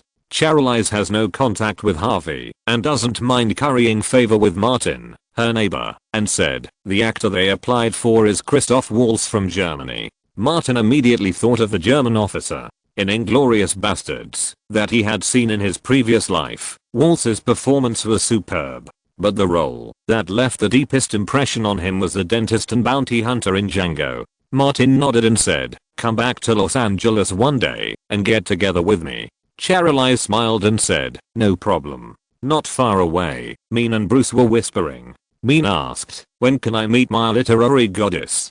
Bruce had already asked. Isabelle Huppert will attend the opening ceremony of the film festival tomorrow, and the crew has also invited her to the world premiere. "I watched The Piano Teacher and Mother Love's Limit last night." Mean lowered his voice. "It is said that you can glimpse the character of an actor from the role. According to the setting of the heroines in these two films, Isabelle Huppert should be interested in people younger than her." Bruce gave a thumbs up. "You are worthy of it, Mean." Mean held his head high and chest out, a little proud. "Old Bruce, you don't know Uncle Mean at all. Do you think I will go up and lick the right target when I meet it? I always study it carefully first, and then act cautiously, so that people can give me the opportunity to lick it." "I understand." Bruce admired him very much. "With your eloquence, as long as they are licked by you, it will be difficult for them to forget it." Mean already has a plan. "I will leave a good impression on her tomorrow, and then strike again at the premiere." Bruce patted him on the shoulder. "Brother, you will definitely become the next Morgan Freeman." In front, Martin chatted with Charlize for a while, then went shopping to show his presence, and waved to the two of them. "Let's go." Mean and Bruce followed him. "Are you friends with Martin?" Charlize watched Martin go away, and asked Lawrence, "I haven't heard you mention him." Lawrence could hear that after meeting Martin, Charlize's attitude towards her was not as cold as before, but she didn't dare to say anything. "My boyfriend has a very good relationship with Martin." Charlize asked casually, "Leonardo?" Lawrence thought about it, and deliberately leaned into Charlize's ear and whispered, "Jack." Maybe it was the shared secret that slightly brought the two closer together, and Charlize said one more sentence, "When you have good resources, you should seize them, which can save you a lot of detours." Lawrence was a smart girl. Seeing that Charlize was not as cold as before, she quickly stepped forward and walked with her. "I have a lot of questions that I don't understand, and I want to ask you." Charlize did not look down on the path Lawrence took, because she also came this way, and it was even more difficult than hers. A girl from South Africa, who was injured in ballet, and could not become a model, and was forced to become an actress, had no roots in Los Angeles, and was very beautiful. What was the capital that could really impress the Hollywood bigwigs? The current ecology of Hollywood is much better than when Charlize first entered the acting circle. On the way, Jennifer Lawrence met Harvey Weinstein. Because of Nicholson's relationship with the arsehole trio, she was not very fond of this fat man, and like Charlize, she automatically stayed away from him. Harvey was far away, and when he saw Martin, who was followed by many reporters, he immediately quickened his pace. He is also quite famous in France, and the reporters automatically made way. "Hi, Martin." Harvey took the initiative to greet Martin turned around and shook hands with him. They smiled brightly, as if they were good friends who could talk about anything. Harvey, I was thinking about visiting you this afternoon, but I didn't expect to meet you here. Harvey seemed to be flattering. I've seen Benjamin's trailer. You played from a child to an old man, which is admirable. He deliberately raised his voice. Martin, you are the top candidate for the best actor in Cannes this time. The reporters around took photos of Martin and Harvey, and some people used the recorders in their hands to record Harvey's words. Martin was very modest. It is a great honor to be able to participate in the Cannes Film Festival. Harvey invited, if you have time, you must come to the premiere of Inglourious Basterds. Martin responded. Harvey took the initiative to leave and went to the beach to meet Quentin. He asked his deputy who was waiting here, has the message been delivered to Huppert? The deputy said, the message was delivered, but there is no response yet. Unlike other crews, Harvey was particularly confident in winning awards. He did not hire people from France, but controlled it himself. He liked the feeling of having everything in his hands. Harvey said, no one will give you a definite answer for this kind of thing. Invite her to the premiere. Her mortal enemy is a Jenny. Please help me prepare some words. Quentin is similar to David Fincher. He does not personally participate in these things. He has been standing by and not speaking. In his eyes, Harvey can handle these messy things. On the other side, Martin received a call from the crew assistant, came to the front of the film festival palace, and found a table to sit down. From the information obtained so far, the crew of Inglourious Basterds also set their sights on the Best Actor award. After all, the relationship between Huppert and Michael Haneke is obvious, and it is difficult to compete for the Palme d'Or. Combining the information he got from the phone just now, Martin thought for a while, and said to Bruce, which hotel is Harvey staying in? Bruce replied, Grand Hotel Provence. Martin continued to ask, are the best hotels in Cannes Wuang and Provence? Yes, one is 5-star and the other is 4-star. Bruce heard that Martin was ready to make trouble, and said carefully, the rest are 3-star hotels. Celebrities and crews with a certain status usually don't go there. They go there because these two hotels are full. Martin pondered and said, Melanie got the news that a Jenny is coming to participate in the film festival. The organizing committee suddenly decided to let a Jenny serve as the Palme d'Or award presenter. Bruce said, the French are really extraordinary. Will the two Isabels fight at the closing ceremony? Martin judged others by himself. Maybe this is the effect the film festival wants. After all, this is what makes it interesting. He got back to the point. Find someone to book the unreserved rooms in Wuang and Provence as soon as possible, and pay attention to Ajana's movements. The organizing committee suddenly decided to invite her, so she probably didn't book a room. Chapter 499. Using all means to grab attention. In the office of the film festival organizing committee at the Palais des Festivals, Isabelle Huppert looked gloomy, staring coldly at Jacob, the chairman of the organizing committee, and asked, I heard that you proposed that Ajani be the presenter of the Palme d'Or. The film festival is about to start. What do you want to do? Do you want to launch a surprise attack? Jacob said, you are the biggest representative of women in French films. You know exactly what I have done with her. Huppert slammed the table and shouted, unless you kill me. Not to mention the open and secret struggles over the years. When filming the Brontes, Ajani was acting out of her true feelings and stabbed her head with a heavy hand. Who in the French film industry doesn't know that they are mortal enemies who can only be defeated by you? Huppert said loudly, if Ajani is the guest, I will hold a press conference now and announce my resignation as the chairman of the jury. Jacob wanted to create something interesting, but he didn't expect Huppert to react so strongly. The film festival will open tomorrow, and the organizing committee can't replace the chairman of the jury for an award presenter. The Cannes Film Festival will become a joke of the world. Jacob could only give in. Okay, let's change someone else. Huppert was very tough and went a step further. I refuse her to present any award. Jacob gave in and simply responded, this time, we will not invite Ajani. Huppert was satisfied and came out of the office and returned to the jury chairman's office. Her assistant came over and said, 2 more invitations have been received. Put it in the schedule for the time being. Huppert thought of her mortal enemy and said, you should pay attention to Ajana's dynamics. The assistant wrote it down. Huppat's head seemed to be about to explode. There were too many people who called her recently. Old friend Steven Soderbergh also called her specifically to ask her to pay attention to the curious case of Benjamin Button and the performance of the male lead Martin. Even Harvey Weinstein tempted her with the Oscar. But Huppat was unmoved by the Palme d'Or. She had already watched her teachers The White Ribbon, which was absolutely of excellent quality. As for other awards, she would wait and see, and also consider the opinions of the jury. At the Five Oceans Hotel, Ivan, who had come from Los Angeles a week ago, sat in the hotel lobby with a French translator, hired from Los Angeles, observing the customers coming in and out. A woman who walked with the wind, accompanied by a female assistant, entered the lobby at this time. The translator reminded, "Here comes a Janie." Ivan had specially seen a Janice posters and photos, and when he saw the middle-aged woman with a strangely stiff face, he asked, "Are you sure she is a Janie?"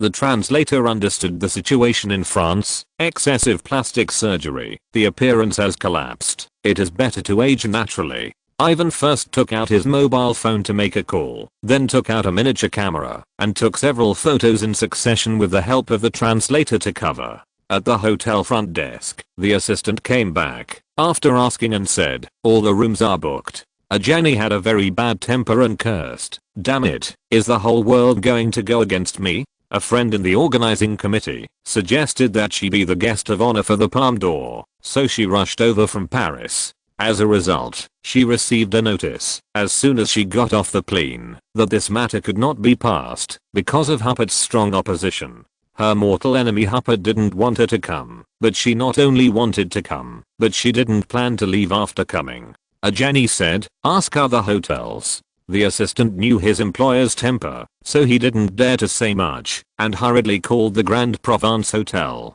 "I'm sorry, all the hotel rooms have been booked." Before the flower on the phone finished speaking, he changed his words. "Hello, someone just cancelled a suite here. If you are interested in booking a room." The assistant hurriedly said, "I'll book it." The person who booked the room is Miss Isabella Janney. After confirming with the other side, the assistant hurried back to inform Ajani, and the two went out and went to the Provence Hotel on the other side. Ivan and the translator followed slowly, just like the most common reporters on this seaside avenue. There was no need to worry about being discovered and followed, because a large number of reporters were following Ajani. Ajani entered the Provence Hotel, and the assistant went upstairs together. After completing the formalities, Ivan asked the translator to stay in the lobby rest area, and went upstairs alone to check and confirm that the room he checked in was the one that had just been cancelled. After going downstairs, he left the hotel, made a phone call, and came to a roadside cafe. After waiting for a while, Bruce came over and sat opposite him. Ivan said without further ado, "Ajani has checked into the Provence Hotel. She's here. It seems she won't leave in the short term." Bruce said, "The crew of Inglorious Bastards also lives in Provence, and we'll always run into each other when we go in and out." Ivan's work as a paparazzi over the past 2 years has not been in vain, and he has learned a lot of useful things from TMZ's ace reporter Jodie. "If I can't find a suitable opportunity, I have a way to let her meet Harvey by chance." Bruce nodded. "Take the right photos and contact me. The crew will facilitate media coverage." Ivan said, "Don't worry about my work." Bruce said no more, got up and returned to the Five Oceans Hotel. Ivan left here and went back to the Provence Hotel to keep an eye on it personally. Bruce quickly returned to the hotel and told Martin about the relevant situation. Martin said, "Xavier's a good teacher in public relations for awards, so we should learn from him." Bruce asked, "Is the conflict between Isabel Huppert and Ajani so acute?" Martin pointed to his phone. "Melanie just got the news that Isabel Huppert strongly opposes the organizing committee's invitation to Ajani to be the guest of honor for the Palme d'Or. Tell the organizing committee directly, unless she dies." This is the benefit of big crews and big companies spending a lot of money to hire well-known local public relations so that they can grasp first-hand information and dynamics. The next day, the Cannes Film Festival kicked off.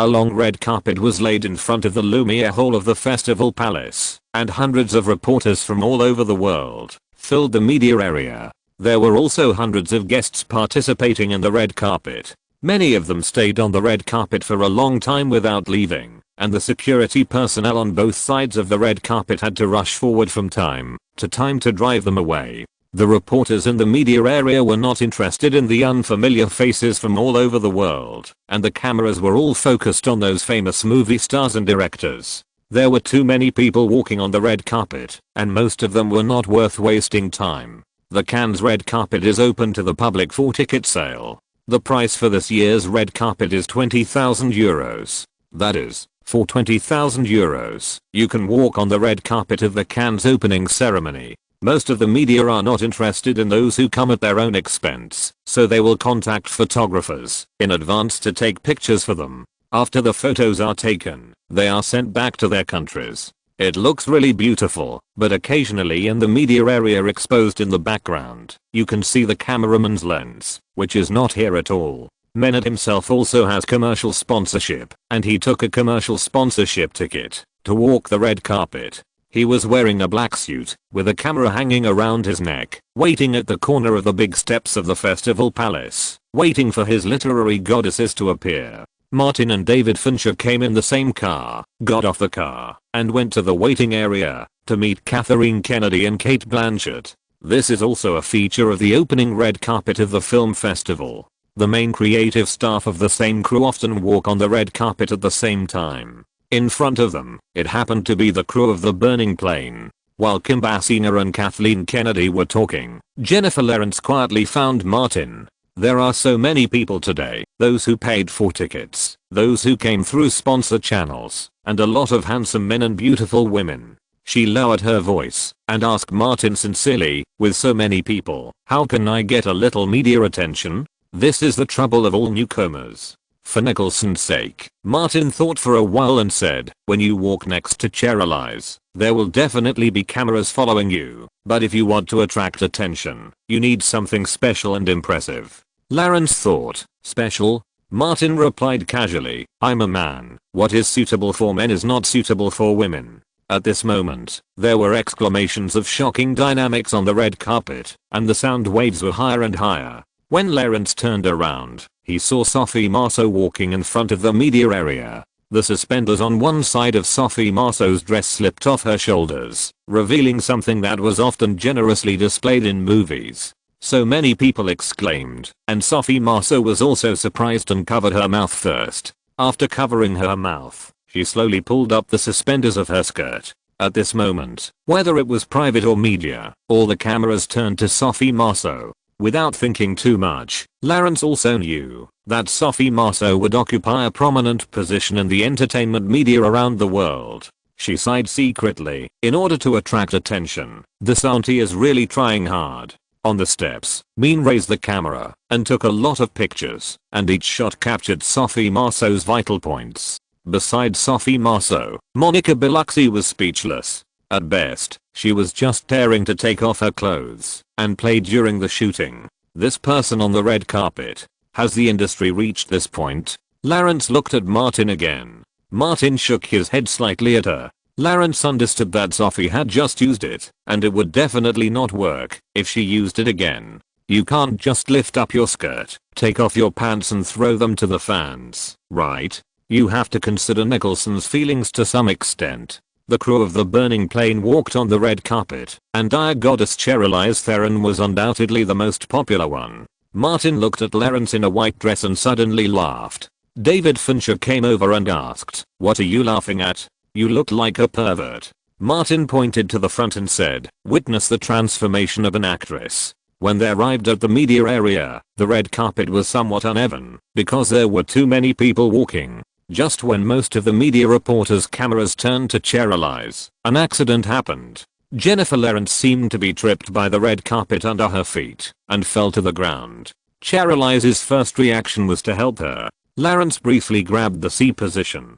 Chapter 500, The Dragon Slayer becomes a dragon. Walking along the long steps to the Lumiere Hall, Martin met many members of the jury. Lee Dan-kang from South Korea was the first to come over and shake hands with Martin, appearing very enthusiastic. Martin also responded enthusiastically. Bruce reminded him softly. Martin turned around, and John Travolta came over. He took 2 steps forward and shook hands with the veteran movie star. "Hello, John."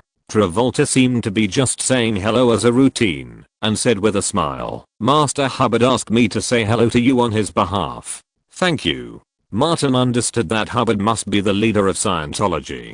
Travolta said again, "Master Hubbard hopes to discuss the joint development of Scientology and the Church of Coca-Cola with you in Los Angeles." Martin seemed quite interested. "Please say hello to Master Hubbard on my behalf. I have many matters related to the development of the sect, and I would like to consult with him, an experienced senior. He is also a leader." Travolta nodded, shook hands with Martin again, and left soon. Martin shook hands with the other judges and chatted with everyone. When it was Shuki's turn, he switched to Mandarin. "Ms. Shu is my favorite Oriental female artist. I have seen many of her works. You speak Chinese so well, it's unexpected."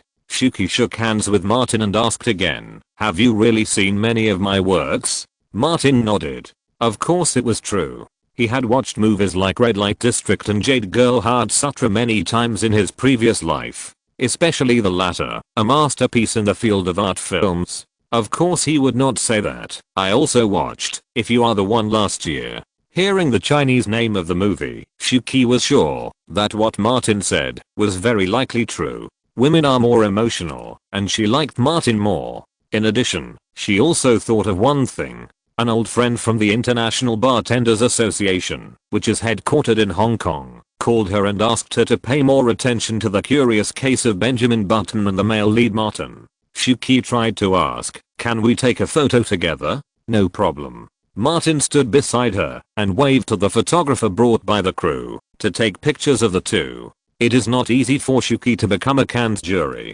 After taking a group photo, Martin went to find other judges. All the films participating in the competition unit have already been produced, and it is impossible to make too many articles about the films themselves. The competition for awards has naturally shifted from the films themselves to other aspects. People who understand the operation of film awards know that the real battlefield is outside the screen. On Shuki's side, Louise Mayer had already made a call through the International Bartenders Association. Martin couldn't be sure whether he would win the award, but whether he could win the award or not, he had to defeat the biggest competitor first. He thought the biggest competitor was Quentin's Inglourious Bastards. Martin also chatted with another judge, Italian actress Asia Argento. After seeing her in person, Martin found that she was the heroine of XXX. This also reminded him of some things about Harvey that he had seen in his previous life. Martin didn't see the jury president Huppert, so he turned to Bruce and said, "Let someone influence Asia Argento privately. I seem to have heard somewhere that she is a victim of Harvey." Bruce nodded, looked around and saw that there was no one around, and whispered, "It feels like we are about to become Harvey. It's normal. The Dragon Slayer will become a dragon one day." Martin considers himself a jerk, but compared to Harvey, he dares to say that he is a good person. He said, "We never force women." Bruce thought of the Kardashian sisters and said, "We were all forced by women." Martin glanced and suddenly saw Mean taking a photo with Isabel Huppert in the corner of the main entrance platform. Bruce also saw it and said, "It's worthy of Mean." He got a photo with the goddess of literature so quickly. While taking a photo with Huppert, Uncle Mean was madly complaining about another Isabel, saying that he met her on the cornet yesterday. The other person's face was like the sky falling and the earth cracking, which could scare people to death. Huppert, who seems to be literary and noble, just likes to hear these. Moreover, Mean exudes a temperament and flavor that is particularly popular with older ladies. Huppert likes this kind of temperament after 2000. Although the two did not talk for a long time, they left a deep impression on each other. Mean also asked for Huppert's contact information. Martin also chatted with Huppert for a few words, and then entered the Lumiere Hall. Bruce quietly gave Mean a thumbs up. Mean smiled confidently, as if these were just a small matter and nothing big. The 62nd Cannes Film Festival officially kicked off. The opening film of this session is Pixar's Up. Although it is just an animated film, it caused a sensation when it was released, especially the beginning of the film, which was highly praised. Disney has just swallowed up Pixar Studios, and the impact on Pixar is not too great for the time being. Pixar animated films are still synonymous with fine products. In less than 10 years, Pixar will be homogenized by Disney. After watching the opening film, returning to the hotel to take the elevator, Martin met Charlize Theron again, and happened to hear her complaining to her companions that she had been hungry for many days in a row in order to walk the red carpet. As a good neighbor and a true gentleman, Martin invited Charlize to have a midnight snack with him. Of course, there were also other members of the tour cruise. Charlize had a good impression of Martin and would go out to eat soon, so she agreed. Go back and change clothes first, and then we will meet in the lobby. Martin said, okay. The two went back to change into casual clothes, went downstairs to the lobby, and more than a dozen people went out to a nearby restaurant together. Martin had already booked a seat. The Cannes Film Festival had just begun, and it was a time when media reporters were crazy. From the time Martin and Charlize went out until the restaurant door, there was always a large group of reporters taking pictures. Many of them deliberately adjusted the camera, ignoring David Fincher and Jennifer Lawrence and others, and only took pictures of Martin and Charlize walking together.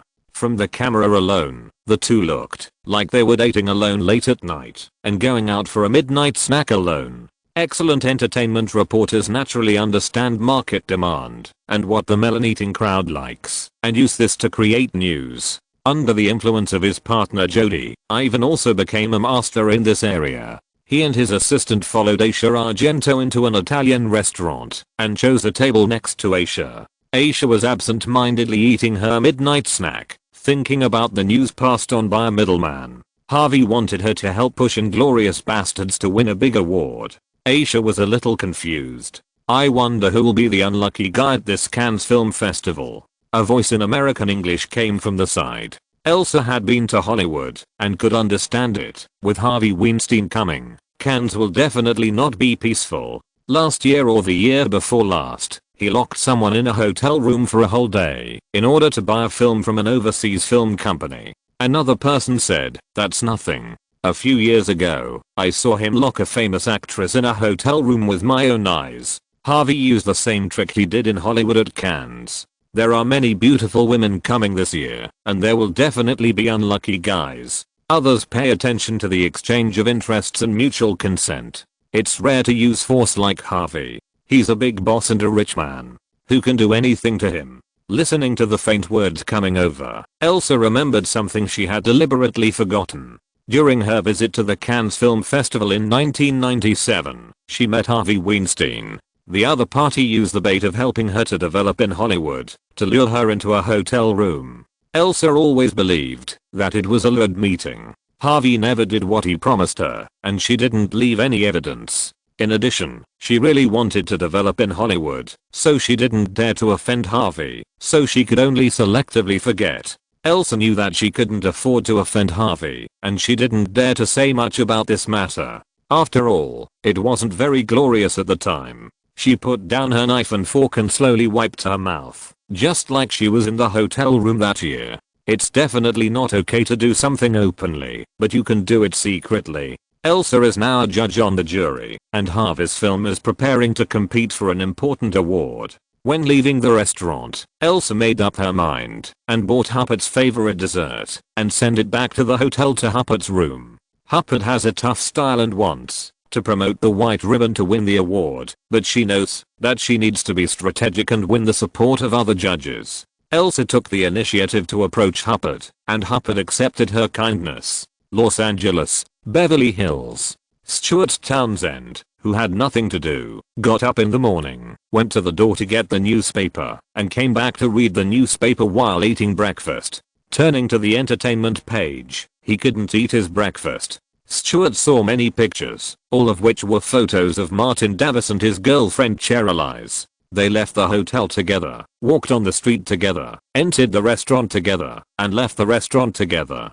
They were as close as a couple. The headlines of the newspapers were also very scary. Martin Davis is suspected of having a spark with Charlize Theron, and they are seen together in Cannes. Stuart completely lost his appetite. These two bastards actually had an affair behind his back. He took another newspaper from under the dining table. In the photo in the newspaper, Martin and Cherylise were standing on the beach, looking into each other's eyes, and it seemed that their eyes were sparking. Damn neighbors. Stuart roared loudly, "Why is my neighbor a rubbish like Martin Davis?" No one could answer him. Stuart took out his cell phone and dialed Cherylise's number without caring about the time difference. When the call was connected, he asked, "What have you done? You shameless crazy woman, how dare you cheat on me?" Cherylise was confused. "What are you crazy about?" Stuart yelled, "I told you to stay away from Martin Davis. Stay away. Don't you understand? How dare you do this to me?" Cherylise tried to remain calm. "Martin and I are just neighbors and work colleagues." Stuart didn't listen and warned, "If you don't stay away from that bastard Martin Davis, I will burn down your house and the house next door." Cherylise was helpless and comforted. "Wait until I get back, and we'll talk." End of this chapter. Thank you very much for reaching the end. Don't forget to like. Looking for more exclusive content and immediate access? Subscribe to our Patreon. Remember, every like, subscription, or donation encourages us to continue. Thanks to everyone. See you in the next video.